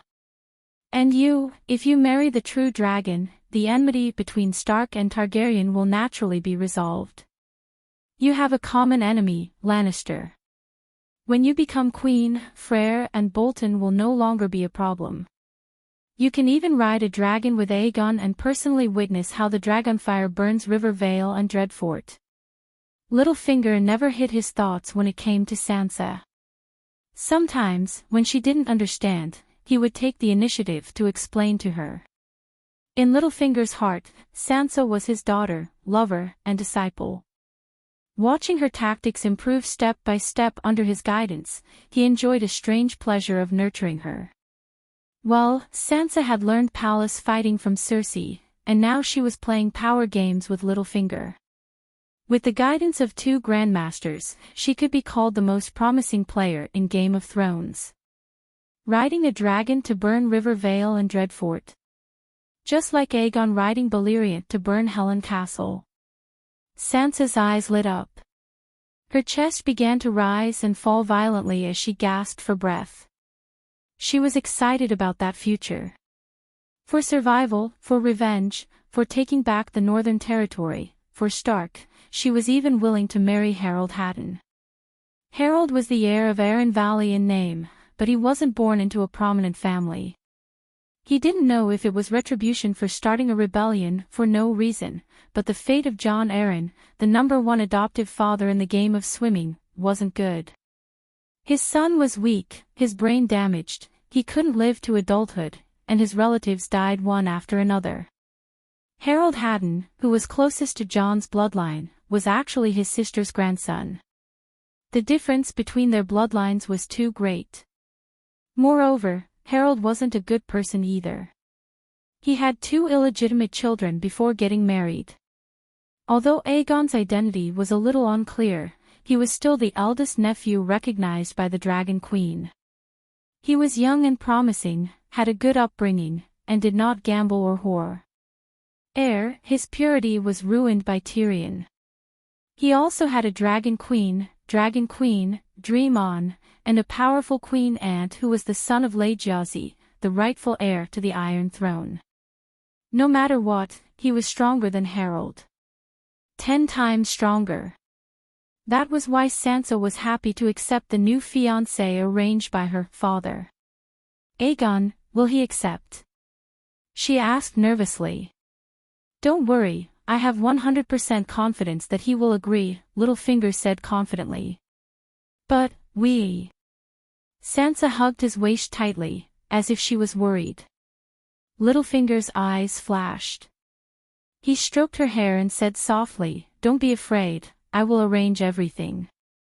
That idiot Marjorie, she asked Grand Scholar Pycelle to make her moon tea, as if she was afraid that others wouldn't know that she was keeping a lover. "No one knows about the moon tea I gave you, because I made it myself." If I really go to the City of Knowledge, my necklace will be longer than that old Pycelle's." He smiled confidently and proudly. Just like what he taught Sansa before, without a family background or power, he could only study hard. But he wasn't like Sansa, who had a good teacher to teach her. He could only learn from books, and learn the wisdom of his predecessors from reading between the lines. Even as the Chancellor of the Exchequer, he had to find money for Robert every day, but Littlefinger still took some time to study and improve himself. Reading had changed his fate. The eyes hidden under the red hair shone with a dark light. Sansa said timidly, "I don't want to leave you." "Hee, you studied with Cersei for a long time, didn't you?" Littlefinger pressed his mouth against her fluffy hair and said softly, "Cersei married Robert, still has a relationship with Jaime, and even gave birth to 3 children for him. My good daughter, how many are you willing to give birth to for me?" Sansa only said shyly, "Annoying," and didn't answer the question directly. Littlefinger was on fire. He pressed her head against Littlefinger and said, "I also studied the ancient books of Valeglia, and learned 9 kinds of spring cries, 2 more than the people of Cayuan. Come, I will teach you how to make a man unable to stop. I will teach you how to become the purest virgin in a man's heart again. If you can fool me and satisfy me, won't you be able to get an inexperienced little prince?" Sansa was very obedient. Uncle Finger was the largest brothel chain in the Westeros. His experience and skills in training bed slaves was something that even 99% of the wise lords of Cayuan could not compare to.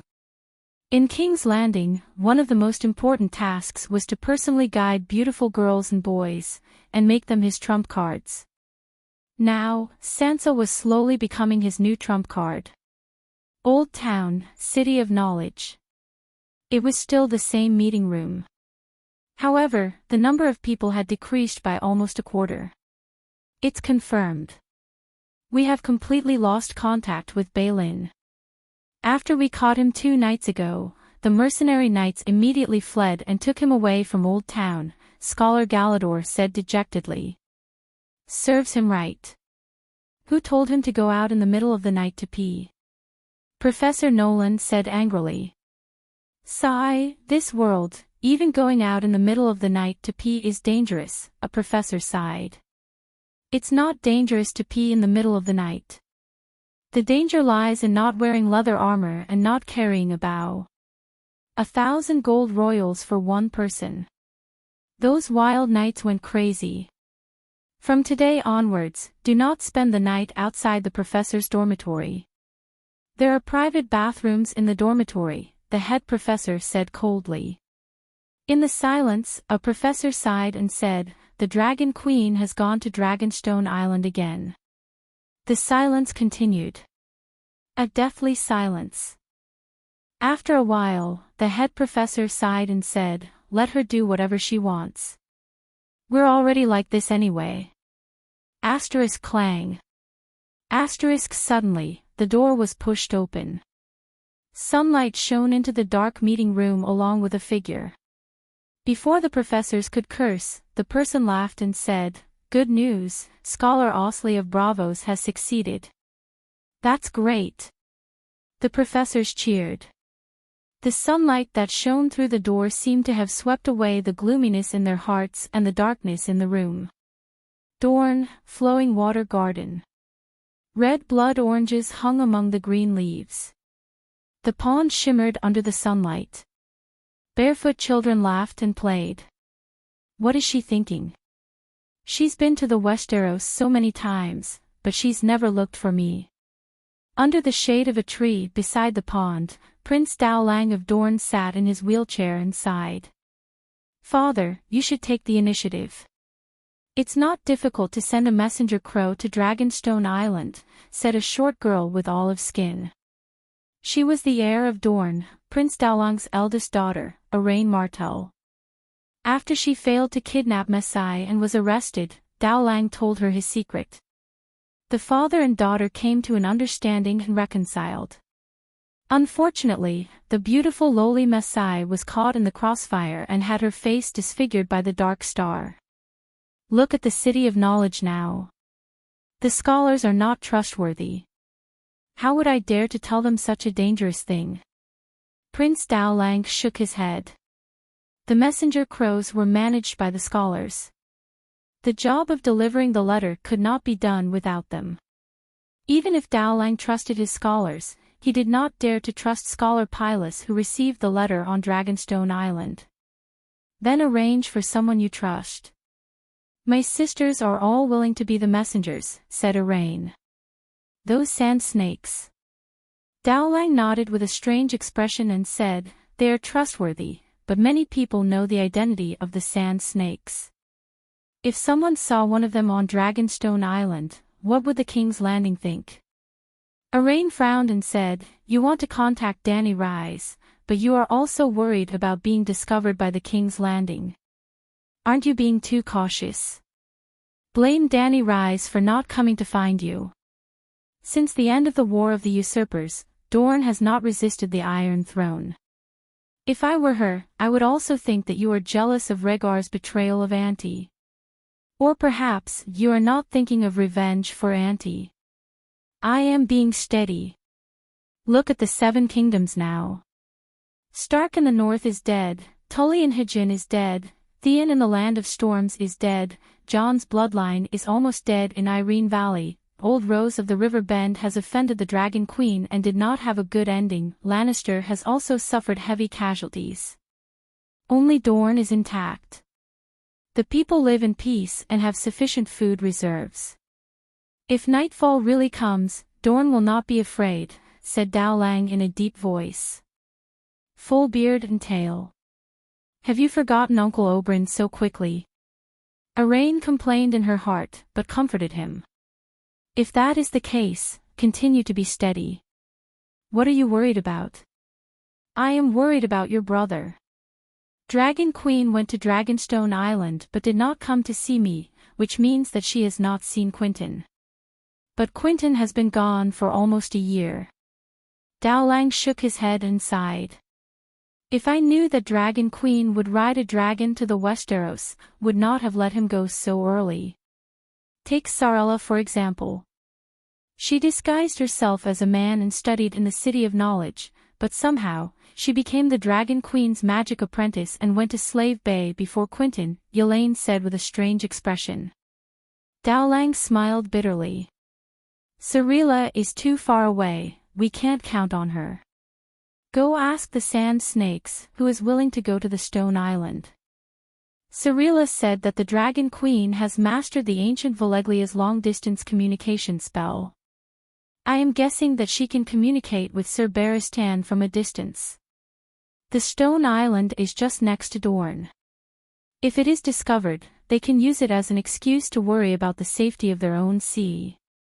Arain rolled her eyes and smiled. Why don't I go there myself? It will be more serious. After all, it is Barristan. Dowling looked at his daughter and nodded. That works too. Actually, Dowling did not need to worry about his son anymore.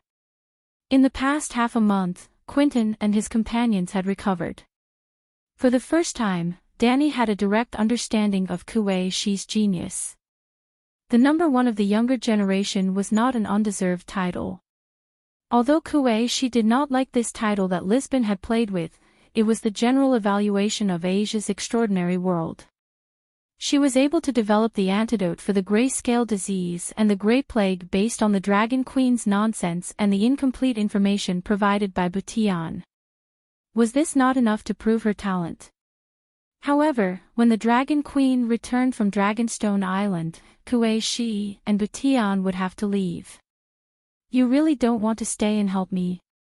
In the garden on the top floor of the Great Pyramid, Dany looked at the blue-robed and red-masked witch and asked. You can win without me. The sealing project of Thunder Island's underground palace is waiting for me. Kuei Shi said calmly. All right, take care. Dany nodded and looked at the necromancer. Master Butian, thank you for this.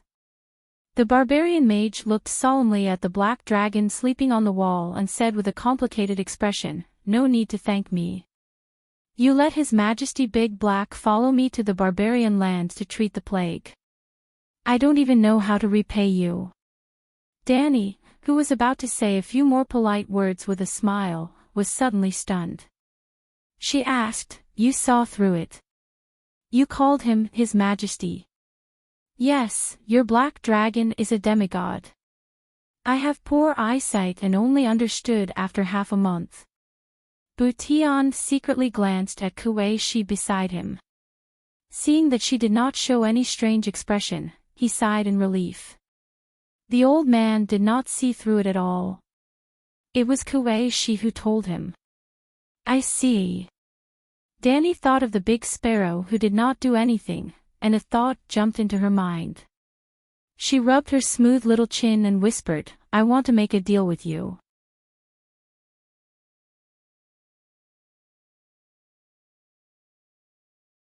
Chapter 484. What deal? Butian asked curiously. Do you know that demigods can absorb the power of faith, Master? Danny asked. You want the faith of barbarian? Butian's expression changed, and he said with a sour expression, we only believe in our own ancestral gods. Forget it. Danny waved her hand, and laughed with a hint of mockery. Kuei-shi and I are good friends, I know everything about barbarian. Countless evil god churches are operating openly in barbarian's capital, why can't there be one more good god? In theory, those evil cults are illegal, but... Butian's beautiful white eyebrows furrowed into a bow shape. Well, we shouldn't wash our dirty linen in public, but for Dragon Queen, this old man doesn't care about shame. Our Blue Dynasty's national power is declining, and we can't control barbarian's political power. I'm not afraid you'll laugh at me, but barbarian is about to change dynasties. Our Blue Dynasty wants to control the evil cults, but we can't, the old man said sadly. If that's the case, why don't we just let our big black become the barbarian's Blue Dynasty's advisor? Dragon Queen didn't have any sympathy, and even wanted to take advantage of the situation. This is going against the tide. I think the whole country will rebel. The feudal lords are just lacking an excuse. The Blue Dynasty of the Blue Dynasty, which originally had 50 years of national fortune, will be finished in 5 years, Kuei-shi interrupted. That, probably isn't wrong. The old barbarian wizard was embarrassed and helpless. It's different this time, in less than half a month, December will be over, and there will be a generation-long winter. Wizard Butian, the long night is coming. Danny said with an exaggerated expression. Kuei-shi hesitated, and turned to look at the old wizard, who was full of suspicion, and said, perhaps, this is an opportunity for your Blue Dynasty. Are you sure the long night is coming? Butian asked in surprise. You know Asha's prophecy, it can't be wrong, Kuei-shi said with certainty. You're the child of prophecy. Butian looked at Dragon Queen expectantly. If this can make you feel at ease, I don't mind having another title, Danny said honestly. Gah, the old man's face turned red from choking. I'll help your emperor make a plan. Danny paced back and forth by the pool 3 or 4 times. She stopped, raised her index finger, and smiled. First of all, while my Dahe is treating the victims of the flattened land, the imperial court is wantonly publicizing the achievements of the great mighty heavenly dragon of the West. Then, when the people knew why they were alive, they took the opportunity to announce that the long night was coming, and the sky dragon was the savior. They believed in the 7 gods and chased away the cold. In the end, the public opinion was more or less ready, and the 7 divine dragons sect was established as the national religion. During the period when the long night officially descended, there would definitely be a rebellion among the vassals. But it didn't matter. They were already disloyal and would rebel sooner or later. It was better to rebel now than later. You can spread the word that it was precisely because the feudal vassals disobeyed the rules that led to the long night. When I end the long night and become the savior, I reckon that no one will oppose the 7 divine dragon sect anymore. Your Bo clan will be able to extend your reign for at least 500 years. Almighty heavenly dragon, 7 divine dragon sect, what are those? The muscles in Bo Tian's cheeks twitched. He was embarrassed by these awkward titles. I'm a devout believer of the 7 gods. Dahe will always be the dragon god protector under the 7 gods, said the Dragon Queen seriously. Since they had decided to let Dahe usurp the position of the 7 gods, they should stick to it until the end. They should not create a second church that would split the faith and divine position. Also, the 7 divine dragon sect in the flattened land was just a chess piece. The Westeros of the Undols were the core of the church. Of course, if the customs of the flattened land are not suitable for the almighty heavenly dragon and the 7 divine dragon sect, you can change the name. As for changing the customs, I understand. Just do as I say in the doctrine. We can discuss the name later. Tell me about it first. Isn't my plan great? Said Dany. You make it sound great, but... The flattened wizard shook his head. But I'm not stupid. I'll believe whatever you say. Do you really think that the world operates according to your will? You said it yourself. You're not the child of prophecy, nor the savior. We can try.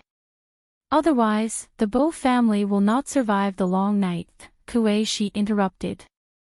Bo Tian still shook his head and sighed.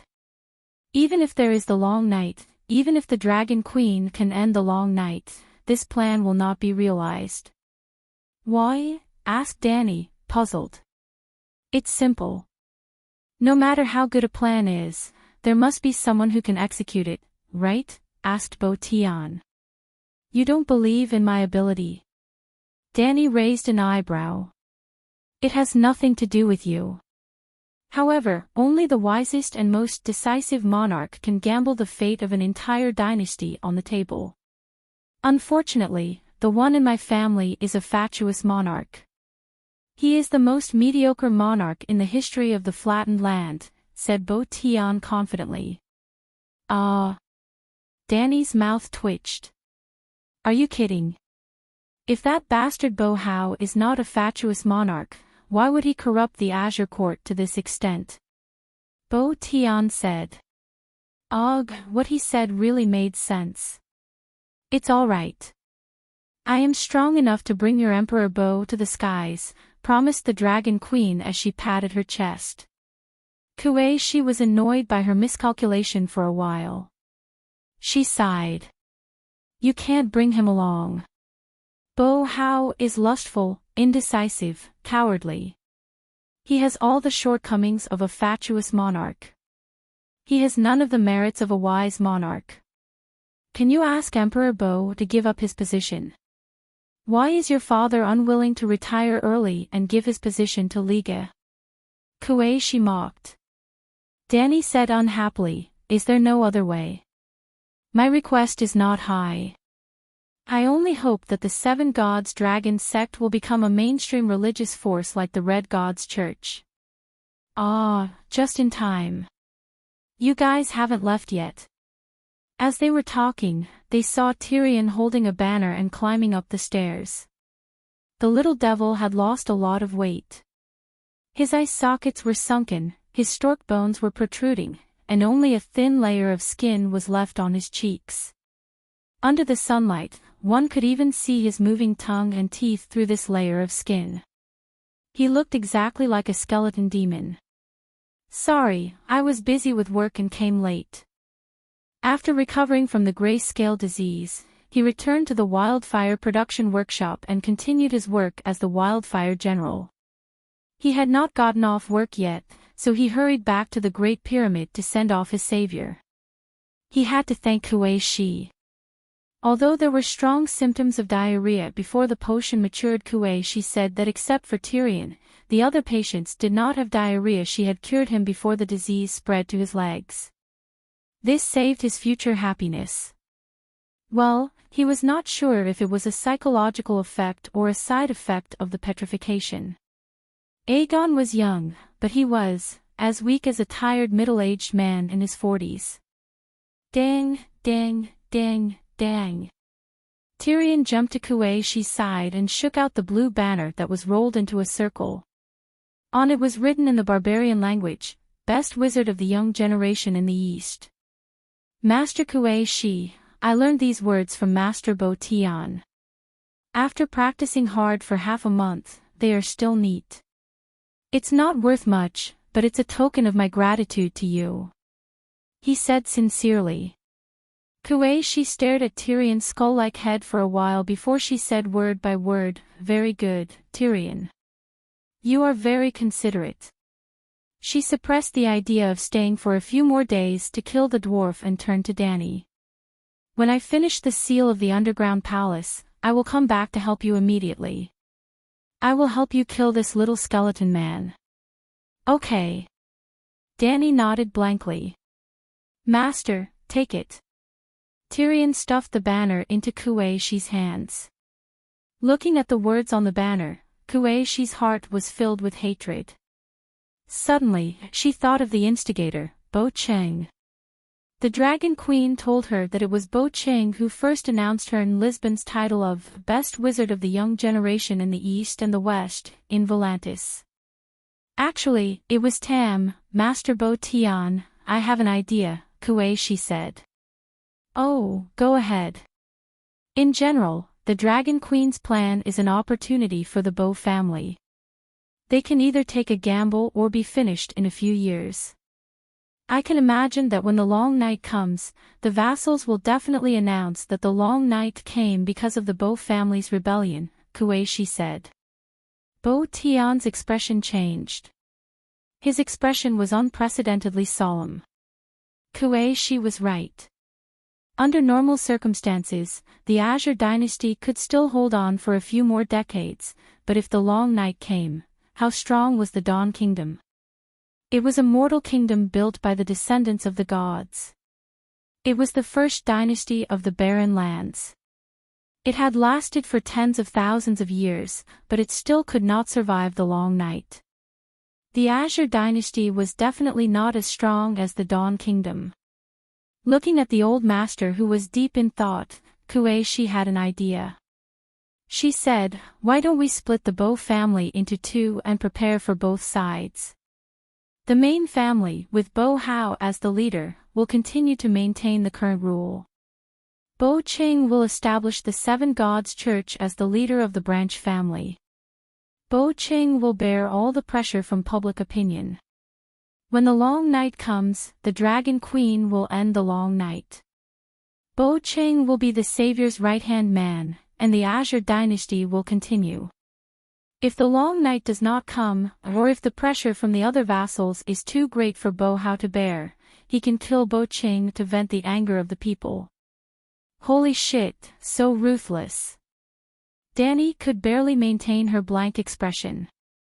Bo Tian was deep in thought. Now that the barren lands were divided into three, wasn't the restored Huang dynasty in Carcosa built by the Chai branch family? He asked curiously, "Why Bo Cheng?" Bo Cheng is the number one of the younger generation of the Bo family. He's also an old acquaintance of the Dragon Queen. The Queen saved Bo Cheng's life. Bo Cheng went against the Dead Spirit Association's ban and secretly taught her the Encyclopedia of Fundamental Incantations, Kuei Shi said. Dany was stunned. "What is this witch trying to do?" "What?" "That unfilial son." Bo Tian was shocked and angry, but he immediately suppressed his anger. The Dragon Queen was right beside him. The old man raised his eyebrows and gritted his teeth. "Fine, let Bo Cheng fill in the hole." When Blackie's figure disappeared into the eastern horizon, the little devil retracted her gaze and asked doubtfully, "Your Majesty, you told me that Master Kuei Shi would like the banner and the praise on it, but I don't think she's happy." "No, she likes it very much. She's just shy because of your praise, so she can't show it in front of everyone," Dany said seriously. She was the one who encouraged him to give the banner. General Wildfire had planned to buy a magic gem for the miracle doctor who saved his life, but he was fined half a year's salary and did not have that much money. So, he went to the Dragon Queen and asked for an advance of a year's salary. After the Dragon Queen knew his purpose, she told him, according to the customs of the East, when the patient is grateful to the doctor, they should give a banner. The next time you see him, you can give him a haori with the words "best in the world" printed on it. If you have any difficult diseases in the future, I guarantee that you'll be cured. Is that so? The little devil had some doubts. She was silent and mysterious. He could not see through her, but the Dragon Queen would definitely not be so nice to him. Woo! In the direction of the West Pier, a long and low horn suddenly sounded. Danny curiously stepped forward and came to the side of the wall that reached her chest. She saw the green carpet-like sea surface and dozens of white sails and black hulls slowly sailing over. The Titan Giant's flag fluttered in the wind. Tyrion jumped at the side of the wall. Finally, he moved a stool and stepped on it. It's the Iron Treasury.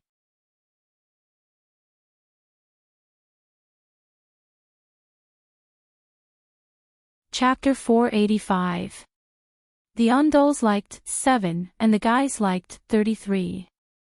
The Great Pyramid of Slave Bay, no matter how tall it was, had 33 floors, whether it was 100 meters or 200 meters. In addition to living people, most of the pyramid was used to store supplies. On the 9th floor of the Great Pyramid of Astapor, under the illumination of the fire, gold coins clattered as the shovels waved, reflecting an intoxicating brilliance. Hundreds of Unsullied, in groups of 2, wandered in the sea of gold, using shovels to send gold coins into the cart. When the cart was full, they pushed the cart to the outside of the vault. Beside the stone steps on the east side of the Great Pyramid, there was a funnel-like pool of 7 or 8 square meters. A pipe as thick as a bucket was connected to the bottom of the pyramid along the stone steps. The pipe was open and cast in copper. It was like a bamboo tube divided in the middle by a knife, 10 meters in one section connected to the other. The Unsullied pushed the wooden cart with gold coins to the side of the funnel-like pool and pulled open the tailgate. Crash! Like a golden waterfall, it poured into the pool and then flowed down the pipe below the pool, all the way down. Beside the pipe, there was a bald man wearing only a pair of briefs on each step. They held brooms in their hands and stared at the stream of gold coins in the pipe without blinking. If they encountered a different colored coin, they would immediately pick it out. If the gold coin stopped rolling and blocked the pipe, they would sweep it with a broom. At the bottom of the pyramid, there was also a pool of gold, a pool built with iron plates. There were 3 megalosaurus beside the pool, little white, little green, and little gold. Dragon flames spewed out, smoke rose, and the gold in the pool melted into gold liquid. The gold liquid passed through a screen and flowed into a pipe on one side, which was connected to dozens of molds. From time to time, the sound of cold water being poured on the molds could be heard. After the molds were filled with gold liquid, the Unsullied would pour water on them to solidify the gold. After that, someone from the iron vault put the giant gold nugget on the scale. 100 kilograms, acceptance platform A, 1,245 pieces.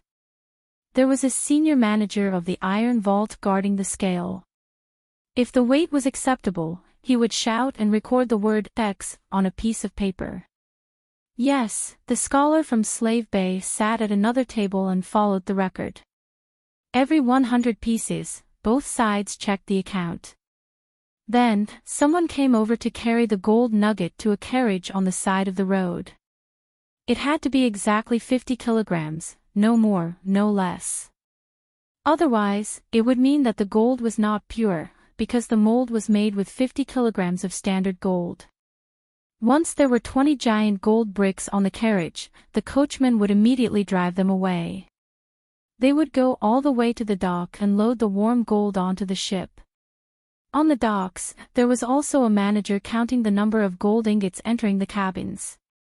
With such an assembly line, Estapo's gold quickly flowed to the Iron Treasury's fleet. At the pier, there was a restaurant named Green Olive. The Dragon Queen was currently holding a banquet. Yes, after the epidemic, business in Slave Bay's hotel industry declined. In order to resume production, Dragon Queen not only took the lead in patronizing the hotel at the harbor, she also frequently gave out coupons to the officials and citizens. Before the banquet began, the Queen pointed at the silver-haired youth on her left and said to the representative of the Iron Treasury opposite her, "This young talent is my eldest nephew, Aegon, son of Rhaegar and Ilya, House Targaryen's colt." The representative who led the fleet to Estapo's Iron Treasury was called Taichu Nestos. He was a tall and thin man with 2 long legs. He had a tall and thin body, a thin and narrow face, and a thin and long goatee that almost reached his waist. "Mr. Nestos, nice to meet you." Aegon was polite, calm, and elegant. "Prince Aegon, nice to meet you." Taichu bowed respectfully before he asked in confusion, "I remember Duke Tywin. It's all thanks to Count Varys." Dany smiled and told him about Varys' version of the orphan Zhao. "Your Majesty, congratulations on the reunion of aunt and nephew." A strange look flashed across Taichu's eyes. "Congratulations, Dragon Queen has a huge flaw. It is indeed worth celebrating. My nephew is young and promising, and has great ambitions. He will definitely become a great man in the future. If not for the epidemic, I would have sent him to Meereen to train." Dragon Queen's expression was as happy and proud as a mother whose son had been admitted to Tsinghua University. Aegon also raised his chin proudly. Taichu's eyes flashed again. He was certain that the Dragon Queen cherished her nephew very much. Tyrion glanced at the amiable family of aunt and nephew and asked the representative of the Iron Treasury, "Mr. Taichu, you look haggard. You seem to have traveled a long way to get here." "That's right. I came from Bravos and kept changing horses. I traveled thousands of miles in a day.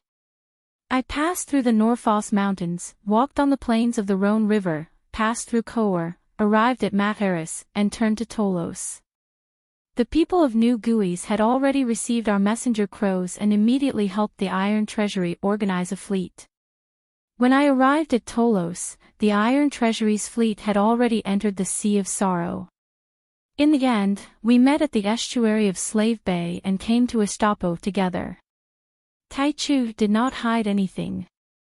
He explained his itinerary and the arrangements of the Iron Treasury. "Did the people of New Guis tell you about the Allied army's plan to release the Grayscale Stone Men into Slave Bay?" Tyrion laughed strangely.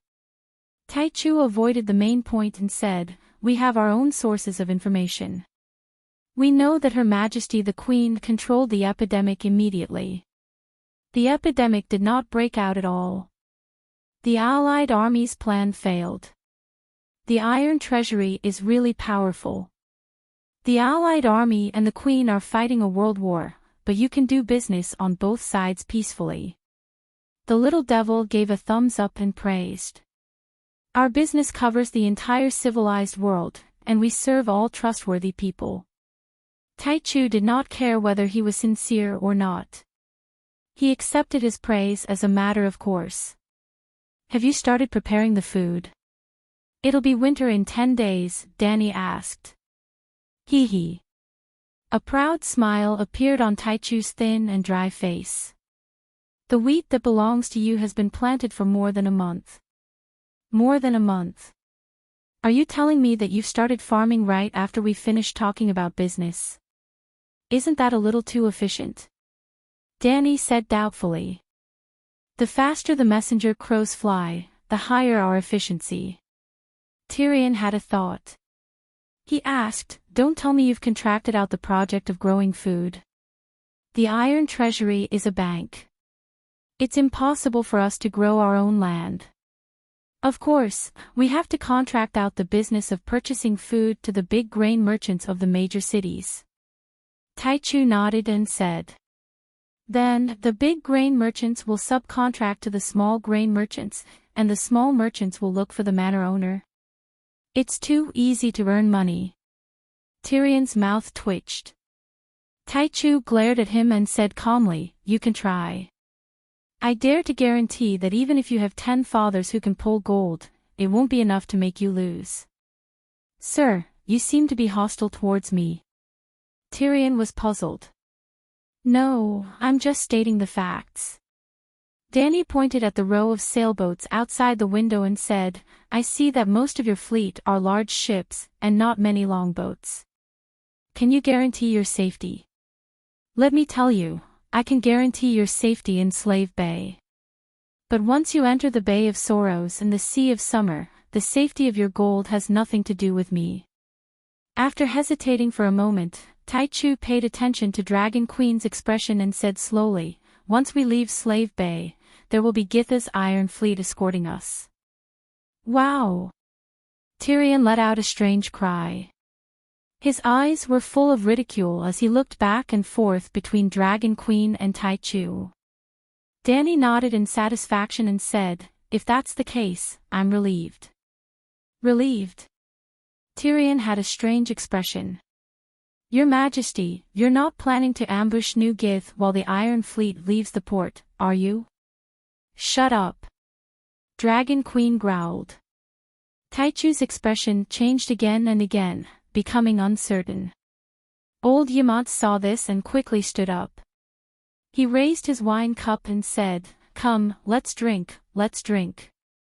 Today's banquet has nothing to do with the war or the alliance.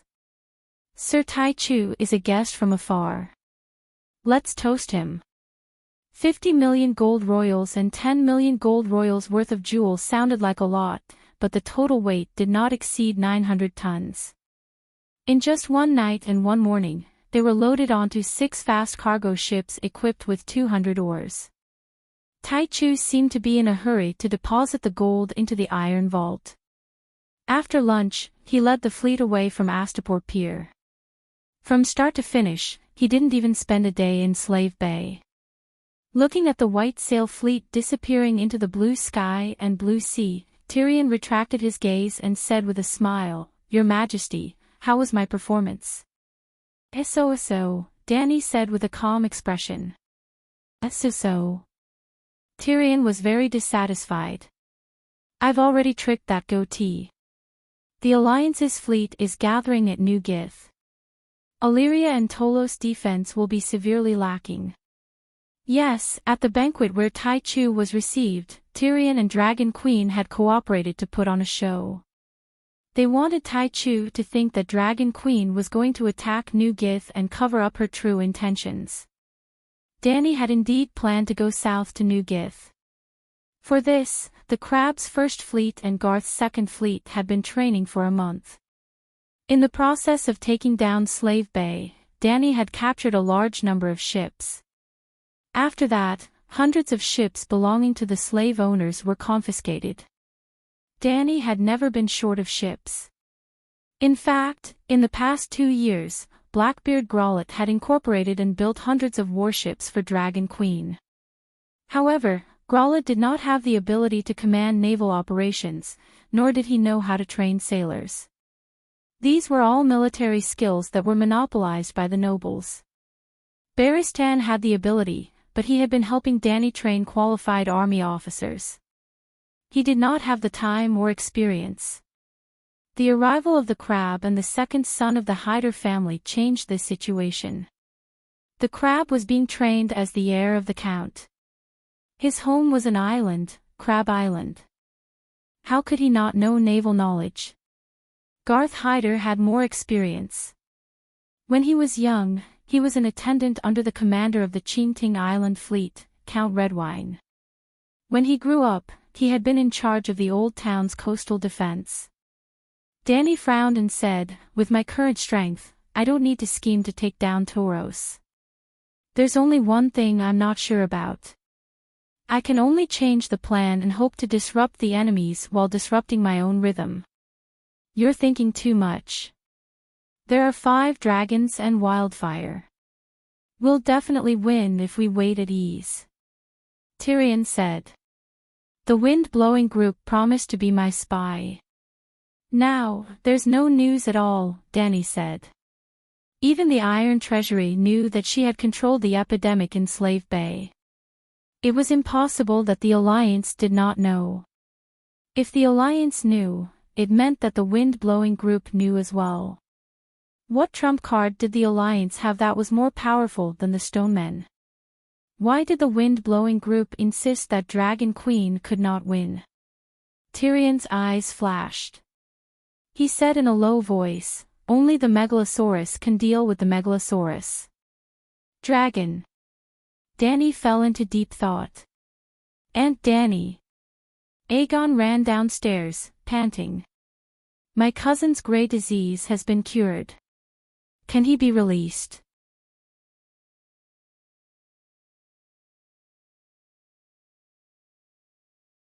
Chapter 486. "What, you called me cousin, the son of Rhaegar and Elia? This. You're not a liar, are you?" The honest-looking Quentyn looked suspiciously at the silver-haired man in front of him and said what was on his mind. The joy on Aegon's face of reuniting with his loved ones was like spring water under the cold wind of a long night. It quickly froze, cracked, and fell off layer by layer, leaving only shame and embarrassment. If it weren't for Aegon's reminder, the Dragon Queen would have almost forgotten about Quentyn's group in the quarantine area. There was a small boat delivering food there regularly. The Grey Plague virus was a mutation of the Grey Scale virus. According to modern medical analysis, since the two viruses were different, the special medicine should be different. But this was a fantasy world. The reason why the two epidemics were terrifying was mainly because the virus energy level was high and almost impossible to kill. The Grey Plague virus was a mutation of the Grey Scale virus. The two viruses were different, and the level might not have changed. Therefore, the medicine to treat the Grey Scale virus was also useful for the Grey Plague virus. After staying in the desolate rocky beach 50 kilometers west of Astapor for more than half a month, Quentyn was finally discharged from the hospital. Originally, he and his friends were wondering why the Queen hadn't come to pick them up when they were all cured. Then someone came to pick them up. When they arrived at the Queen's Great Pyramid, before they could salute the Queen, a young man rushed over and excitedly pulled their hands, calling them cousin affectionately. Aegon let go of the black-haired youth's right hand, took 2 steps back, and said dryly, "I'm really Aegon. My father is Prince Rhaegar, and my mother is your aunt, Princess Elia. I'm not dead. Count Varys saved me.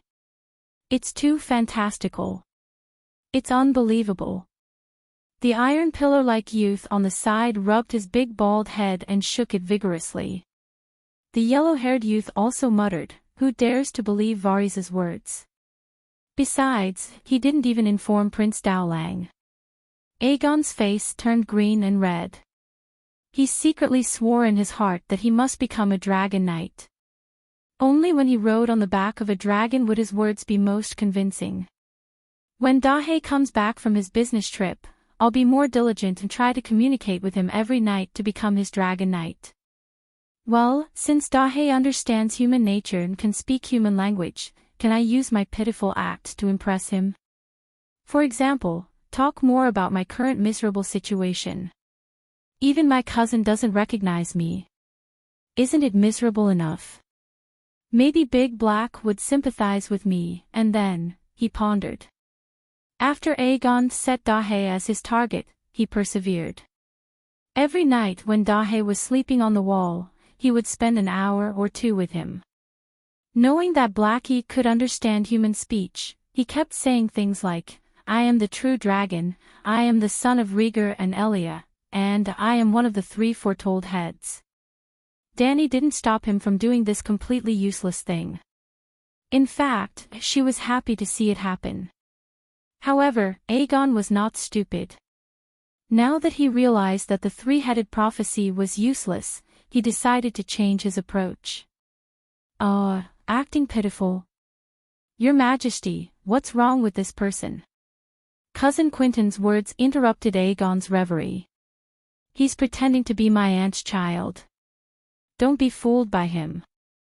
Any rational person would know that if Varys saved my aunt's child, he would definitely inform my father. Quentin advised in a serious tone. Danny wanted to nod in agreement. This Prince of Dorne looked simple and honest, but he wasn't stupid at all. However, Aegon was about to vomit blood. "Aunt Danny, tell him," he said with a dark face. Danny was too lazy to say anything. She gave Tyrion a look. Well, after Clinton's right hand was healed, he officially became Danny's military advisor for the Western expedition. He also held the position of the commander of the cavalry, roughly fulfilling the duties that Barristan had when he was still around. As the former hand of the king, who once had a 40-60 ratio with Robert, and the former reserve leader of the Golden Mercenary Group, Clinton definitely had this ability. Now he was very busy. He was busy helping the Queen reorganize the military and training cavalry officers. Duck Duckfield also joined the cavalry and became the captain of Clinton's personal guards. After the Green Saintess was executed, LoveLore became the Archbishop of the Seven Gods Church of Meereen and went to Meereen long ago. Even scholar Cy Halden became Clinton's clerk. Only Aegon was still idle at home, doing nothing. "Prince Quentin, Prince Aegon is probably your cousin," Tyrion said. "Probably. Little devil, what do you mean by probably?" Aegon's face changed as he questioned loudly. When it came to matters of principle, he couldn't help but be agitated. "I said the wrong thing." The little devil slapped his own mouth. "Who told you to speak the truth?" "Prince Aegon is your cousin," he repeated. "Little devil, you are a kinslayer, patricide, and kingslayer. Your words can't be trusted," Quentin said straightforwardly. "Do you see this?" Tyrion's right thumb poked the three-headed dragon emblem on his chest. "You should recognize this, right? A second-rank official under the Queen, qualified to participate in the Imperial Council. No matter what I did in the past, I am now the Queen's most trusted official." "That's enough," Danny waved her hand and interrupted their nonsense. "Prince Quentin, introduce your companions." If Quentin's two companions were normal guards, there would be no need for introductions. But from their attitude towards Quentin, it was obvious that they were nobles. Nobles had to treat each other with respect. It was a tradition of this world. "My apologies for my lack of manners." Quentin bowed to the Queen before pointing at the handsome and proud yellow-haired youth. "Gareth Dinwat of the Dorndinwat family, my close friend. Your Majesty, you are more charming than the violets in the flowing water garden." The yellow-haired Gareth bowed and smiled. "Hello, Sir Gareth. My foster father's nephew, Archibald Ironwood." Quentin introduced the bald youth who looked like a pillar. "Your Majesty, my hammer is at your service." Brother Taiju raised his spiked hammer and said. "Hello, Sir Archibald." After the formal introduction, Danny led them from the solemn hall to the warm and comfortable living room. The guests took their seats and the maids served them tea. Aegon's identity is guaranteed by Sir Clinton and Lady Ashera. You should trust them. Danny did not directly endorse Aegon. She only explained how Aegon and the rest came to Astapor. During the War of the Usurpers, Dorne has always been on the side of the Targaryens. And my father is a cautious person. If Varys found him, Prince Aegon's identity would never be revealed. This is very unreasonable. Quentin still shook her head. Aegon's face completely darkened. He always remembered Tyrion's words, "Don't always think of stealing from your aunt. Even if she recognizes your right to inherit, a vassal's vassal is not your vassal. Furthermore, she is not your vassal. Only Dorne is an ally that you can truly trust." That was why he had been paying attention to Cousin Quentin's condition. Once they recovered, he would immediately find his aunt. If he had known this would happen, he would have let them continue to suffer in the barren rock beach. "Your Majesty, did you know about Prince Aegon before?" Quentin asked. "No," Danny said. Of course, the fewer people who know about this, the better. Aegon argued with a red face. Quentin stared into Aegon's eyes and said, "Your Highness, I'm straightforward. Please don't mind me. Think about it, my father and Queen Dany are your closest relatives. Is it reasonable that even they do not know? Whether it is reasonable or not, you can find Varys in the future and ask him. Prince Quentin, why don't you tell me why you came to Slaver's Bay?" Tyrion asked curiously. After a moment's hesitation, Quentin took out a folded craft paper bag from his pocket. He carefully opened it and solemnly took out a piece of parchment. He stood up and walked to Dany's side. The honest-looking youth handed the paper over with a red face. "What is this?" The little devil's necklace neck stretched out, but still could not see anything. Dragon Queen frowned as she observed the parchment. Her beautiful face exuded an aura that prevented strangers from approaching. Quentin pinched his sweaty palms and said in a low voice, "This is 15 years ago. My uncle, Prince Oberyn Martell, secretly snuck into Braavos and signed a contract with Sir William Darry under the witness of the Sea King brother Felix." "Which William Darry?" Tyrion had just asked when he immediately reacted and exclaimed, "William Darry of Darry City? 7 levels of hell. My father was right." Dany closed the contract and asked curiously, "What did Duke Tywin say? And what's written on the contract?" Aegon looked at the parchment and asked. "See for yourself." Dany handed the parchment to him. On the matter of Princess Ilia, many people said that Oberyn Martell was weak and incompetent. Only my father believed that he was a scheming person and would not give up easily. That's why he did not value the alliance with Dorne, because the two sides would never truly form an alliance. Tyrion said with a complicated expression. He still remembered that night when he lost his nose and his position as the Hand of the King. He vented to his father, "I've done meritorious deeds for Lannister and bled for Joffrey's Iron Throne. You can't do this to me." When he was recounting his deeds, the first thing he said was to use the marriage between Myrcella and Choi Sidons, Quentin's brother, to rope in the Dornishmen to support the Iron Throne. Then Tywin sneered, "A living lion will never be forgiven by the damned cripple, Dowlord. Viserys is dead." Aegon frowned and raised the contract. According to this contract, Viserys Targaryen is to marry Aeryn Martell. In return, when he lands in the Westeros and reclaims the Iron Throne, Dorne will fully support him. Viserys is dead. This sacred contract is no longer valid.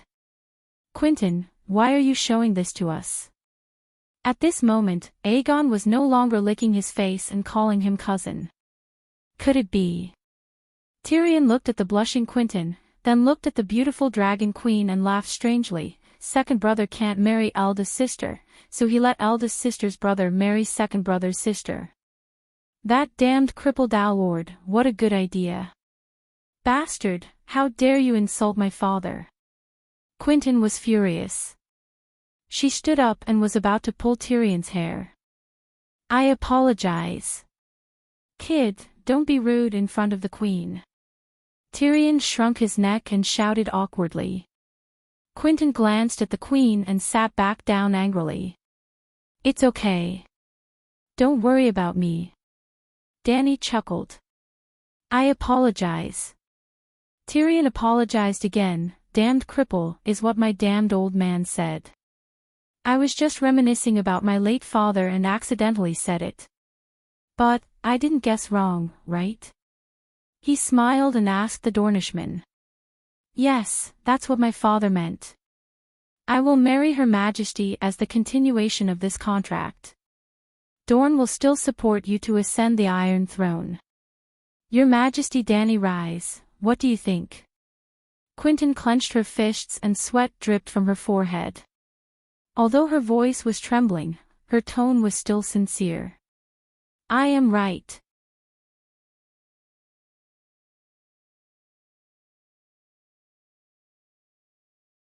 Chapter 487.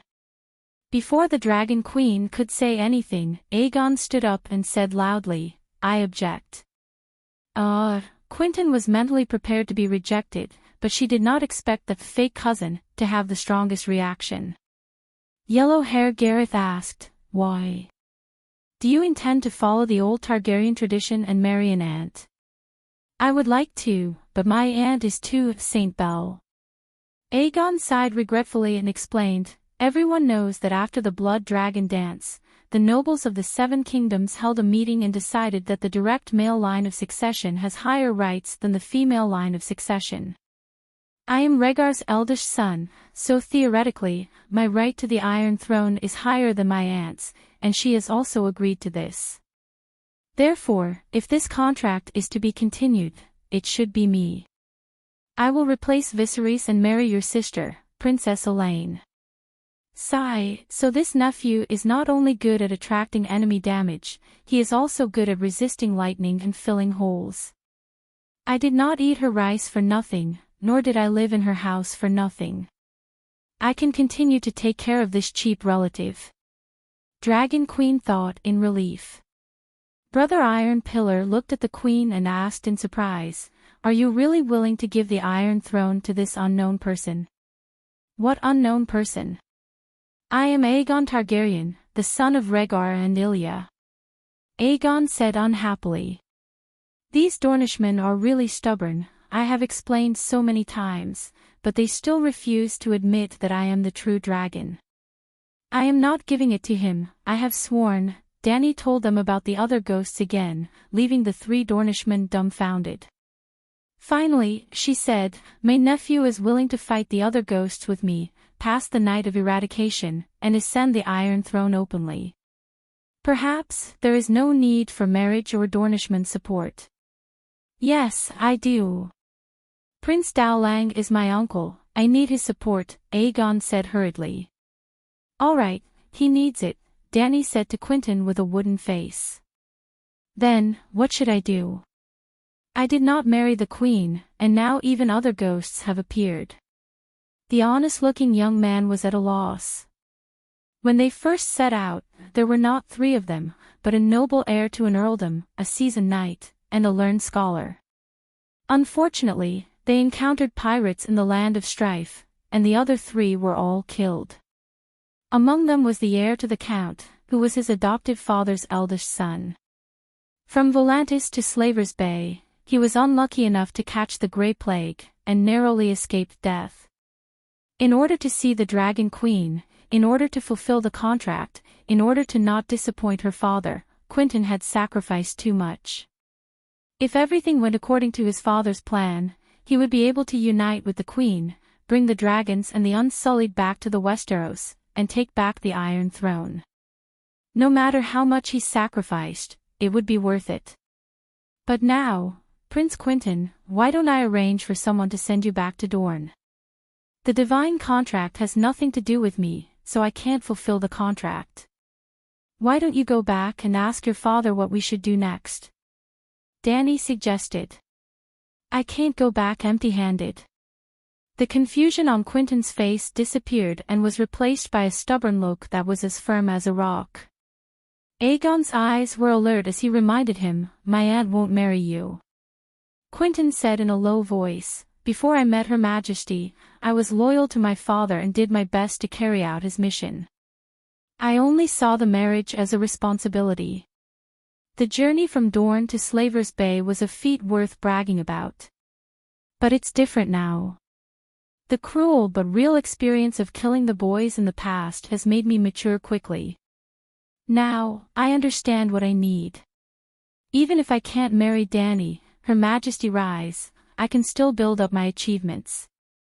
At this point, Quentin knelt on one knee in front of Dany and said solemnly, "Your Majesty, I'm my father's eldest son, but not his first. According to Dorne's tradition, my sister Arianne will become the new princess. Now, you've rejected me, and I've lost the responsibility of the marriage. It can be said that I've fulfilled my responsibility to Dorne. You've saved me, and I respect your ideals of freeing the slaves and ending the long night. Whether it's out of gratitude or my admiration for you, I hope that you can keep me and let me serve you, a knight to a king. Admiration. Tyrion smiled playfully and said, Kid, the queen still has 2 vacancies for white knights. Do you want to come? Without waiting for Quentyn to answer, Dany immediately said, Quentyn, get up. I do lack people here. If you and your companions are willing, you can work at Slaves Bay for a while.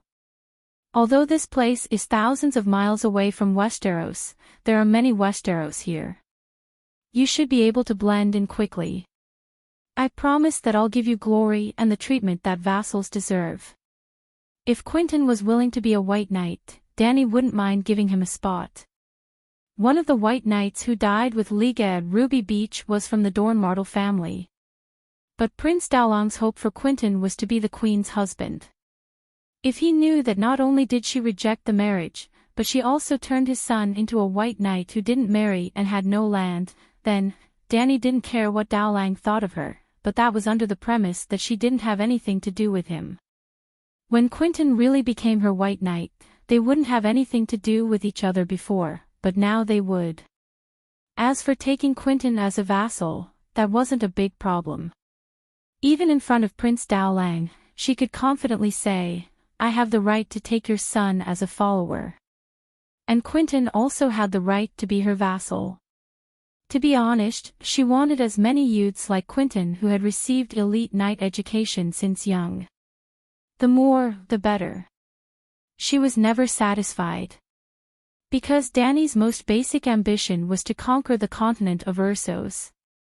In the future, she would take revenge on the many cities that had declared war on her in the Jade Sea. She needed a follower to follow her everywhere and help her govern the place. Aegon glanced at Quentyn and said expectantly, Actually, I also need a white knight. Quentyn gave him a sideways glance and didn't say anything. Sigh, you should first. Dany sighed and face-bombed. Let's get Uncle Dowling to accept you as his nephew first. Not everyone is as easy to talk to as I am. The Dragon Queen wasn't easy to talk to.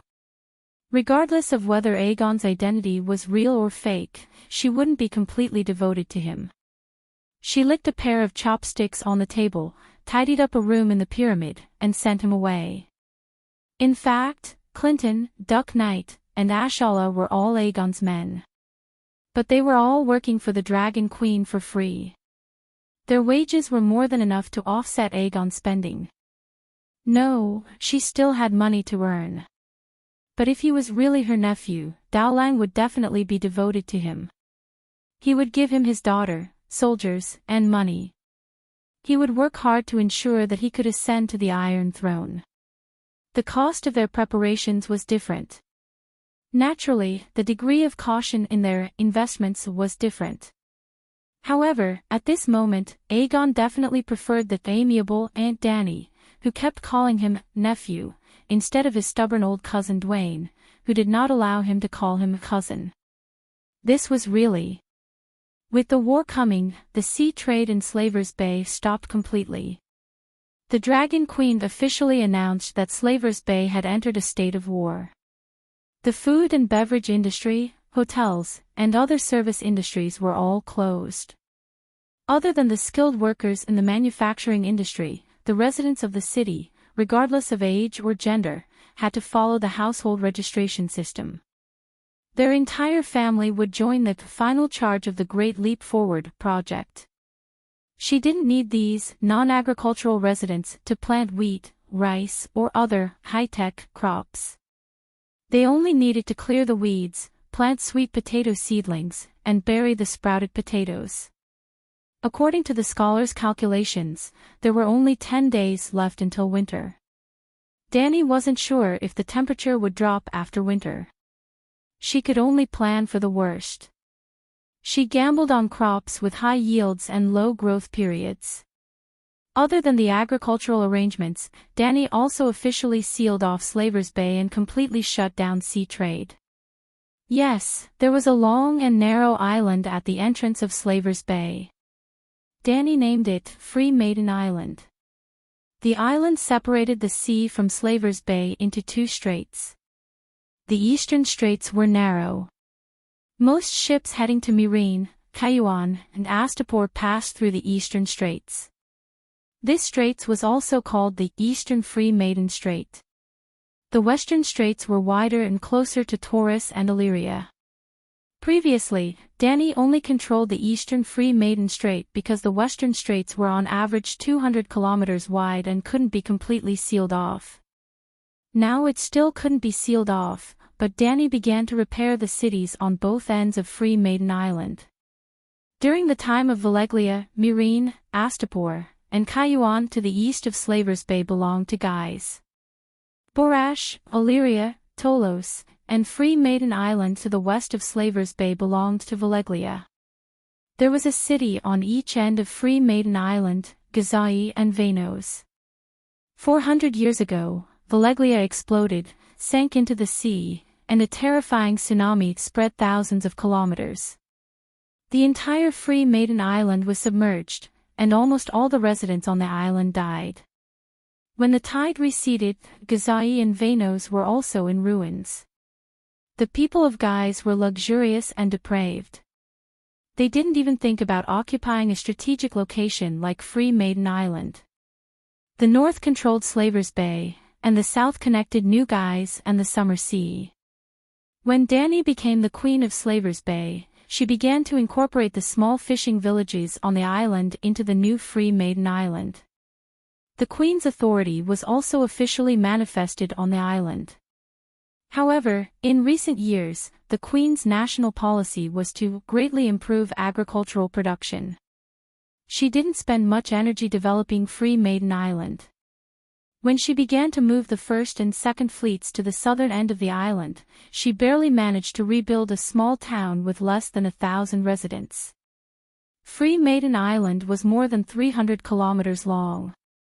The small towns on the northern and southern ends were named Southland and New York by the Queen. The Dragon Queen really planned to erect a statue of Free Maiden holding a torch at the entrance of Slavers Bay.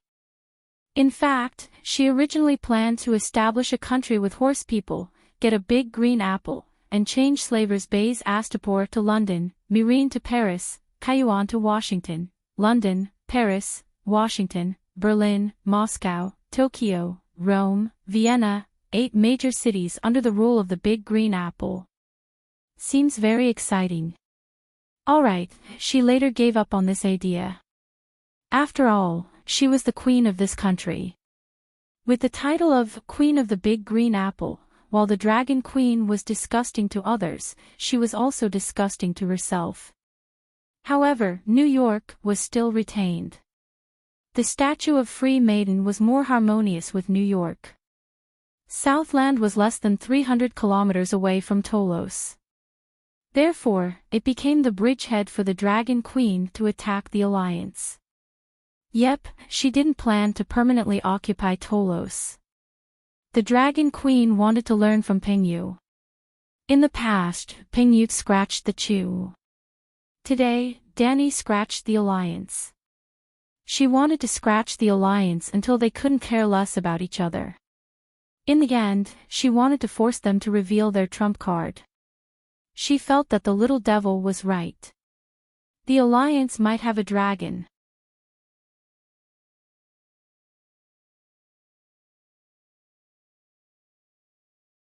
Chapter 488.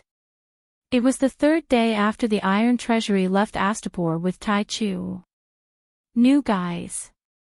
The blue sky was clear as if it had been washed by water, and 3 to 5 white clouds dotted it. Ah, White Dragon, I saw the Megalosaurus. It's the White Dragon, he's hiding in the clouds. In an ordinary clock tower 1 kilometer east of the Great Pyramid, a Guy's soldier was both surprised to find the target and afraid that his guess was true. He shouted excitedly to his companions beside him. After a while, General Guys with a black and red buzz cut received the news and rushed over. He was a tall and majestic man with a dignified square face, thick eyebrows, and big and spirited eyes. His left hand pressed on the dragon-slaying saber at his waist, and his steps were steady and powerful. He had the demeanor of a general who controlled the life and death of tens of thousands of people. General Gracidin, the commander of the Allied cavalry, has arrived. At the entrance of the tower, a guard of the Iron Army shouted. Well, he was the Kaiyuan war god, Gracidin, who never compromised despite repeated defeats. A window was opened on the tower tile, allowing the telescope to extend out. On the clock tower, a telescope the size of a treadmill was set up. 3 days ago, New Guise received a warning from Tai Chu. Dragon Queen was about to attack New Guise. After the Iron Army's fleet escorted the Iron Treasury's deposit ship out of the port, the Dragon Queen's fleet would take advantage of the situation and take down New Guise. The higher-ups of New Guise had no doubts about this. More than a month ago, not long after the Stone Man incident broke out in Astapor, the spies sent the news that Devil's Tail Hattar was promoted to General of the South. South? Which South? Who was the south of Slave Bay? New Guise. Obviously, in order to take revenge on the Allied army for throwing the Stone Men into Slave Bay, the Dragon Queen wanted to attack New Guise. Then New Guise began to evacuate the residents, moving the citizens of the narrow port city to the nearby Jean Island. New Guise was less than 5 square kilometers, while Jean was 100 kilometers. As for the Great Pyramid, there were no fools in this world. When the news of Wings of Death plucking the stars and throwing them into the Sea Palace came, the people of New Guise immediately broke out in a cold sweat. For a few days, Gracidin's hands were shaking as he held the dragon-slaying saber. So that's how the meteorite came about. However, although the people of New Gith had escaped from the Great Pyramid and began to move into inconspicuous buildings nearby to work and live, they had never publicized the fact that Dragon Queen had attacked New Gith long ago. The Dragon Salyer was still the Dragon Salyer, the good omen of the Alliance. It really is a white dragon. The Kai Yuan battle god sighed. Under the guidance of the observer, Gracidin quickly saw the white dragon looming in the clouds.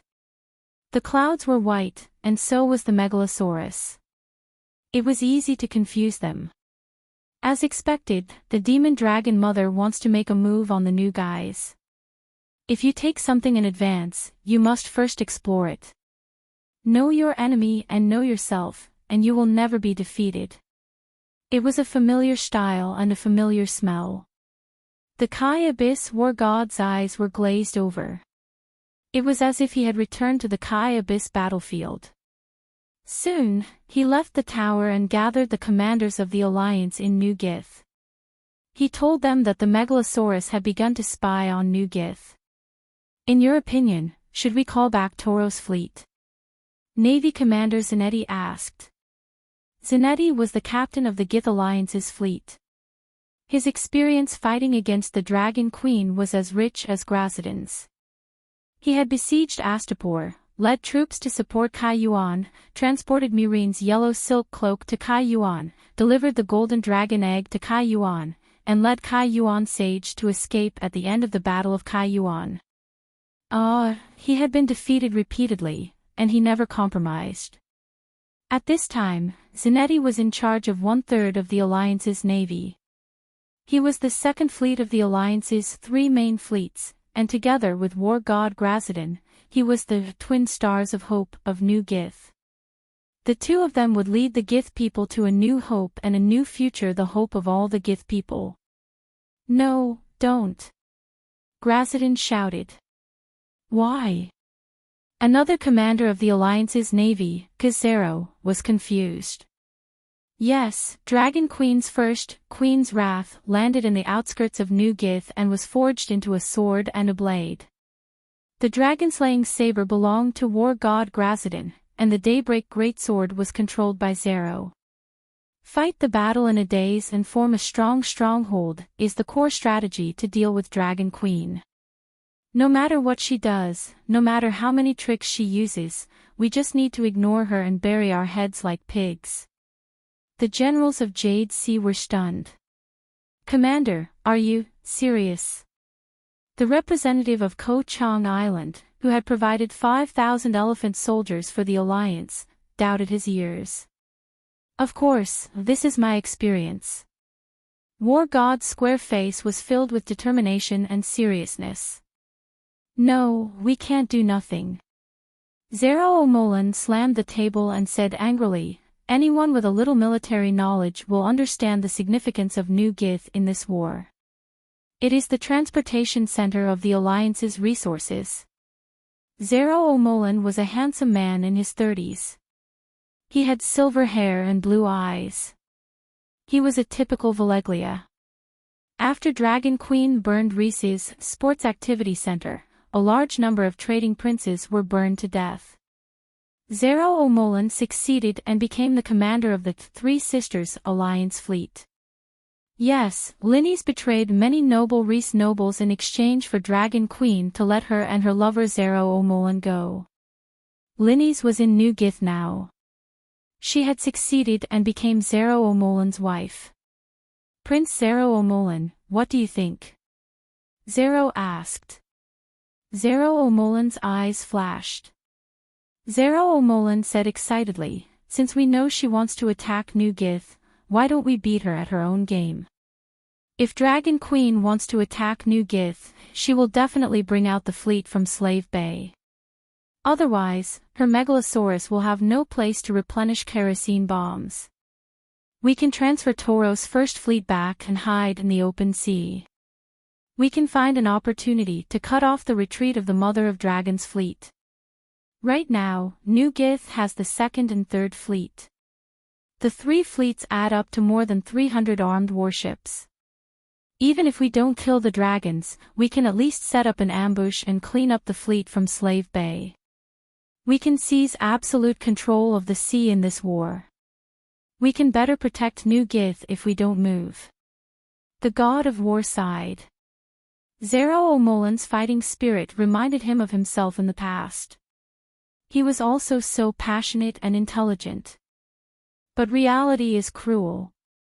It teaches us to break away from our naivety and forces us to be mature. General Gracidon, listen to yourself. What are you talking about? If we don't do anything, why are we sitting here? The representative from Ko Chang Island was dissatisfied. It's not that we don't do anything, but we don't want to change the grand strategy, the God of War said with a complicated tone. Let's vote. Since we have different opinions, let's let our colleagues in the military committee vote together, Zero O'Molan suggested. The God of War sighed again. There was a hint of sadness in his eyes. As expected, other than the Gith compatriots, no one believed in the God of War who had lost every battle. That afternoon, a few messenger crows carrying encrypted letters left New Gith Island and flew to Toros, which was more than 1,000 kilometers away. Danny did not attack Toros immediately. Blackie had gone to barren land and would be away for at least a week. Also, her strategic goal this time was not to take down a city. She wanted to know the ultimate trump card of the Alliance. Therefore, she used the tactic of Pingyu scratching Chu. But she was not Pingyu, but Xiangyu. Not only could she scratch Chu, she could also plunder Chu. During this period of waiting, the merchant ships of Mirene, Kayuan, and Astapor began to gather at Southam town. They would follow the Dragon Queen to plunder the neighboring cities. New Gith was the main logistics base, and Toros was the most important granary at the front line. From Volantis to Materis, 2,000 kilometers, the army's food was transported from Volantis. At Materis, along the Valeglia road to Borash, 1,000 kilometers, and then to Mirene, another 1,000 kilometers, the food was transported by sea from Toros. Therefore, if the Dragon Queen really took down Toros, she would definitely be able to plunder a large amount of food and military equipment. Therefore, the Alliance would definitely not allow her to take down Toros. Therefore, whatever trump card she had would most likely be revealed in the battle with Toros. Danny was waiting for Blackie, waiting for the troops to gather. At this time, there were a total of 3 fleets in Slave Bay. The first fleet had 10 Galen warships and 20 paddling clippers, led by the Big Crab. The second fleet had 40 paddling clippers, and the flagship was Uluin's Red Shell, Serenity, led by White Knight Garth Hyder. The third fleet was led by Blackbeard Growlet, which had 100 clippers and 400 cargo ships. They were huge, but their mass was mixed. The smallest ship only had a load of 30 tons. The Big Crab probably led the heavy cavalry, Garth was the light cavalry, and Growlet was the militia. Every day after that, Danny would ride Little Green to Toros 200 kilometers away in the evening, after the sky darkened, to observe the enemy's situation. At night, even the best telescope would not be able to catch the Green Dragon 200 meters up in the sky.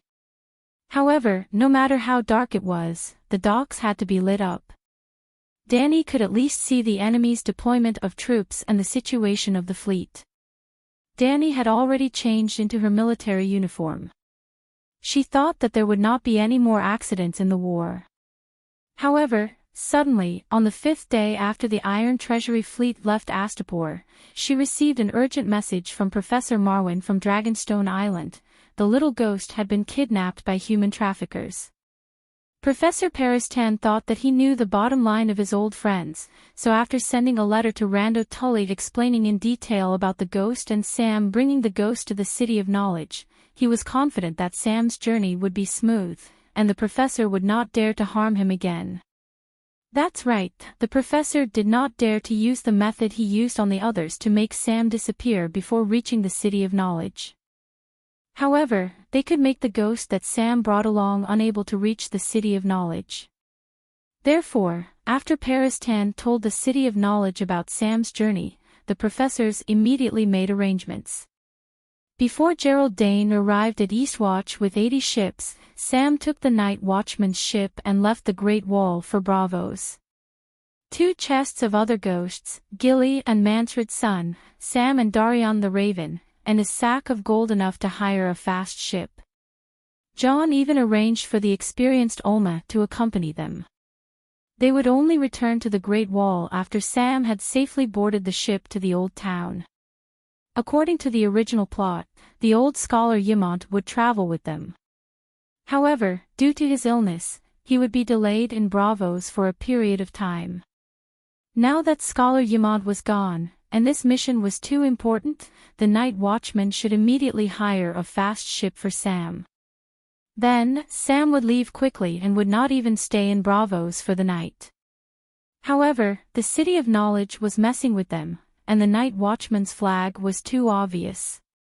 They were targeted the moment they entered the docks.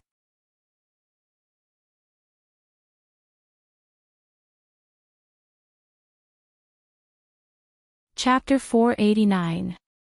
Who was the most famous and honorable woman in Westeros?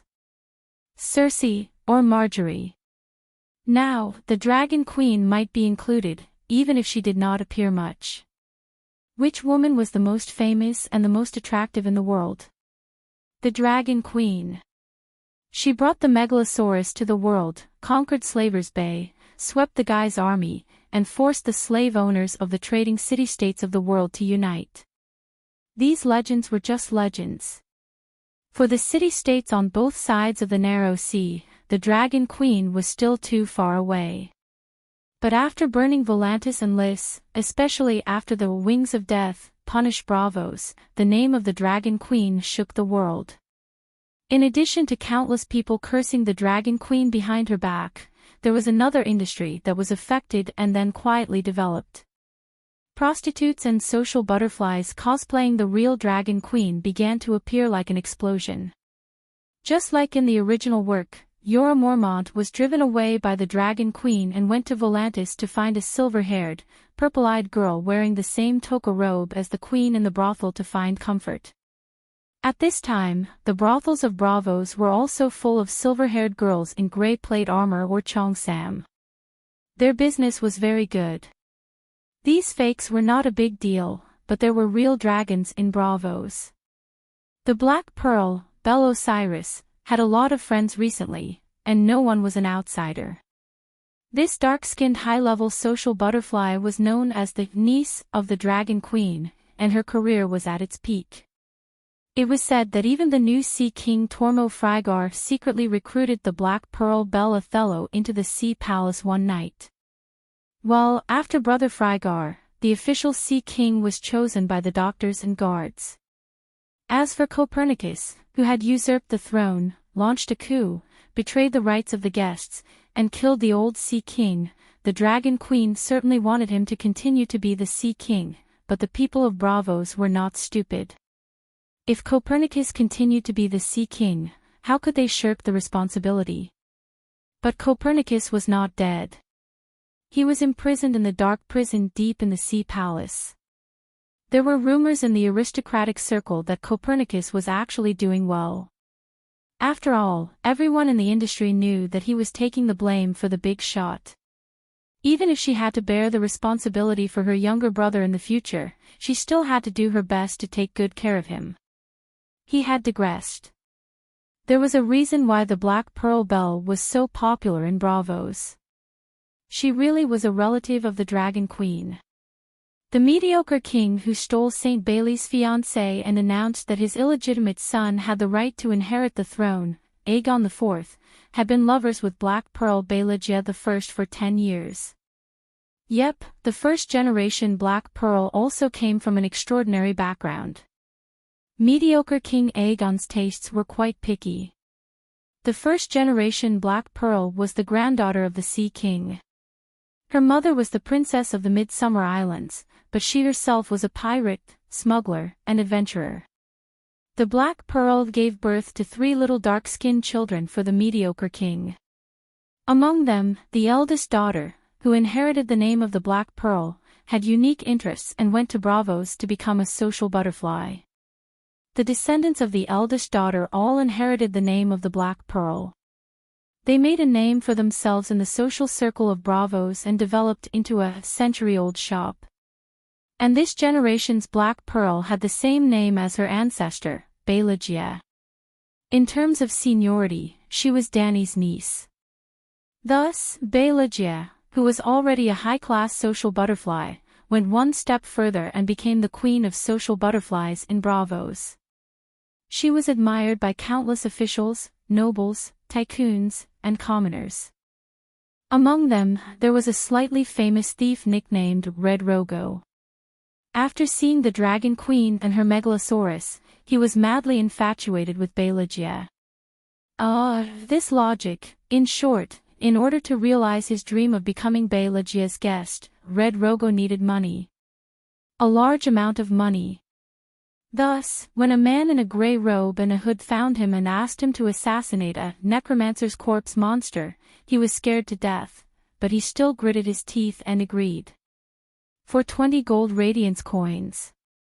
With his handsome appearance and skills that he had trained for a long time, Belagia would definitely be willing to accept the offer of 20 gold radiance coins when she was free. Red Rogo waited at the old clothes merchant's pier for 18 days. Finally, on a grey evening, he saw a simple sailboat sail into the harbor. On the mast hung the night watcher's black crow flag. On the deck, there were a few swordsmen dressed in old-fashioned black wool capes. The night watcher had arrived. He was still watching from the pier. His target was the 2 boxes in the cabin that contained the corpse monster. A fat man, a woman carrying a baby, and a handsome young man who looked like a singer were chatting and laughing as they walked onto the pier and entered the Magic Dragon restaurant. Ever since the wings of death descended on Braavos, many thousand-year-old shops had changed their names to something related to the Megalosaurus. The hotel that was named True Dragon Resort by the Queen was bought by a rich merchant for 100,000 gold royals from the Reserve White Knight. Not long after, another 3 men in black left the deck and went somewhere. They went to help Sam contact a ship to the old town. At this time, there were only 2 people left in the cabin. Red Rogo sneered. 2 small crossbows slid out of his sleeves. He quietly sneaked onto the deck and killed 2 night watchers who were chewing on sour grass at the entrance of the cargo hold in the most experienced way possible. But Red Rogo guessed wrong. There were not only 8 people on the ship. There were also 2 night watchers who had been in the depths of the cargo hold and had never been on the deck. Fortunately, the cabin was narrow enough, and Red Rogo was a water dancer who was slightly famous in Bravos. Otherwise, the grey-robed man would not have found him. The grey-robed man also had crossbows and arrows.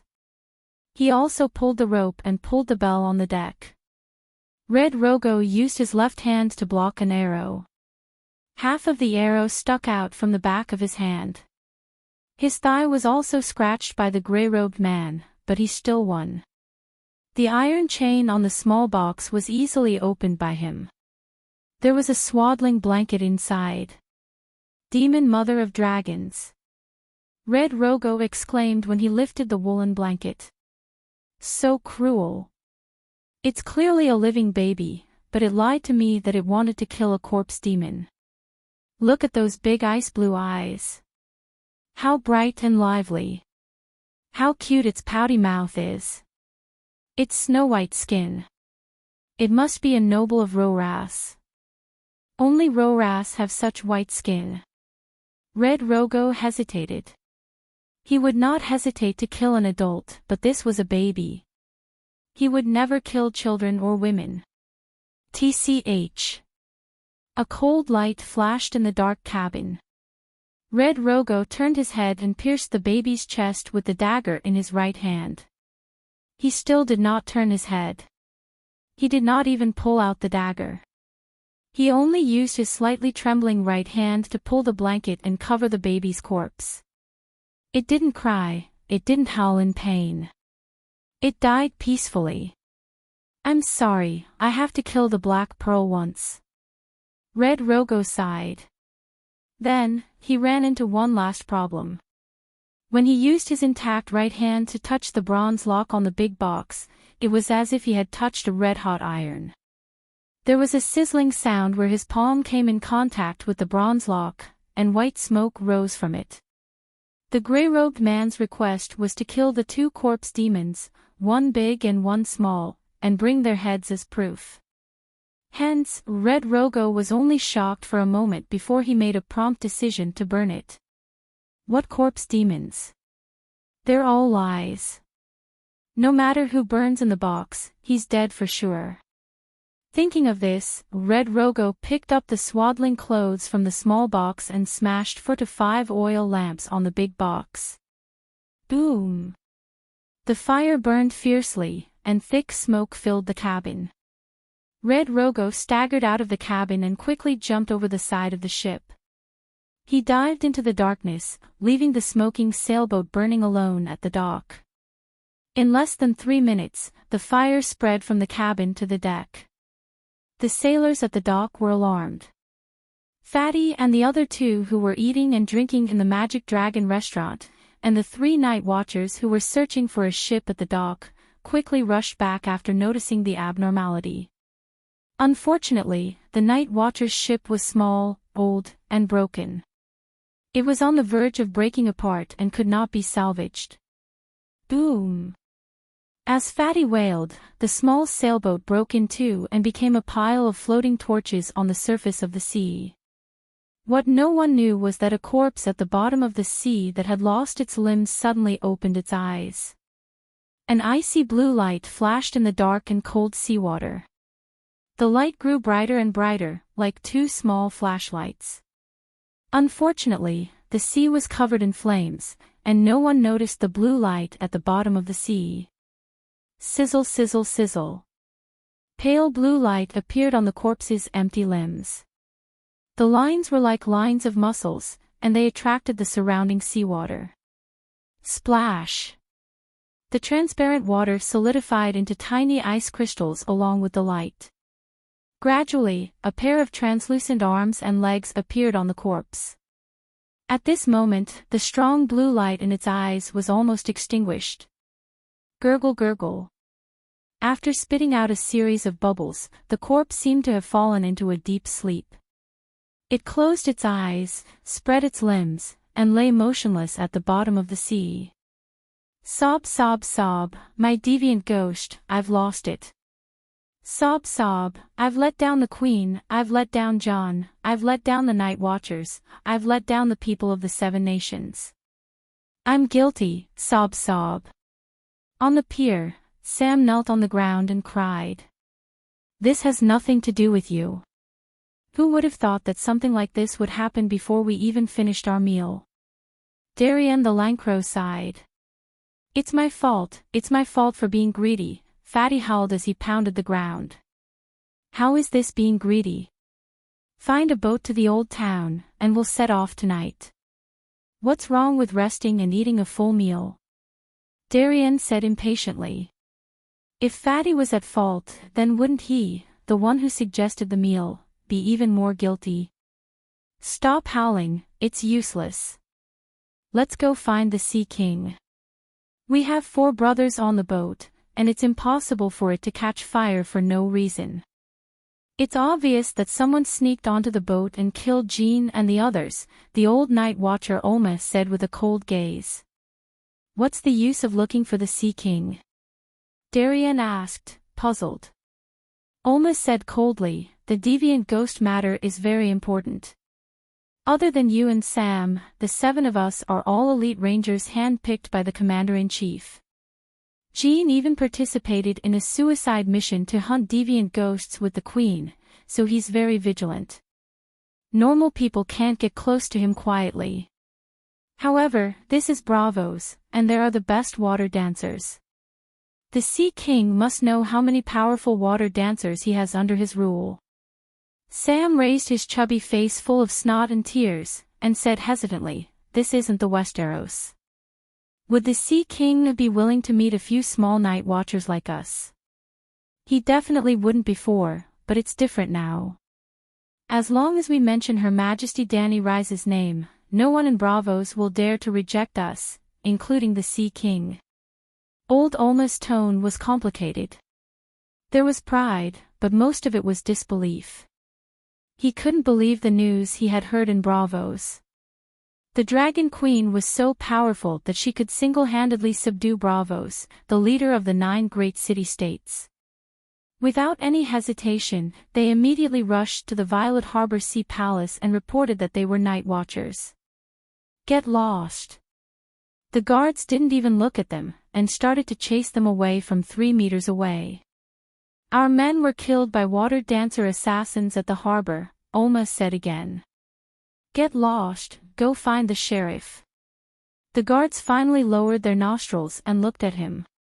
Sigh, we are Dragon Queen's men, and we are on a mission for Her Majesty. Olma raised his head and sighed with his hands clasped behind his back. Sir, are you sure? The guards at the door came over together. We messed up the mission, and the Queen is very angry. The consequences will be severe, Olma said calmly. Woo-woo, the commander of the guards blew the horn that represented an emergency situation. After a while, the palace gates opened layer by layer, and the chief of the palace came to welcome them personally. Sigh, if we had known that we would be treated like this, we wouldn't have left the sailboat and looked for a boat to go to the old town ourselves, the night watcher said with a bitter smile. You're tuning into the LoveLore Library YouTube channel. We're so grateful for your support, and don't forget to subscribe to join us on this incredible journey through captivating stories. Your generosity through donations truly makes a world of difference, as it's the primary source of revenue that allows me to expand and enhance this channel for you. Thank you from the bottom of my heart for being a part of this adventure.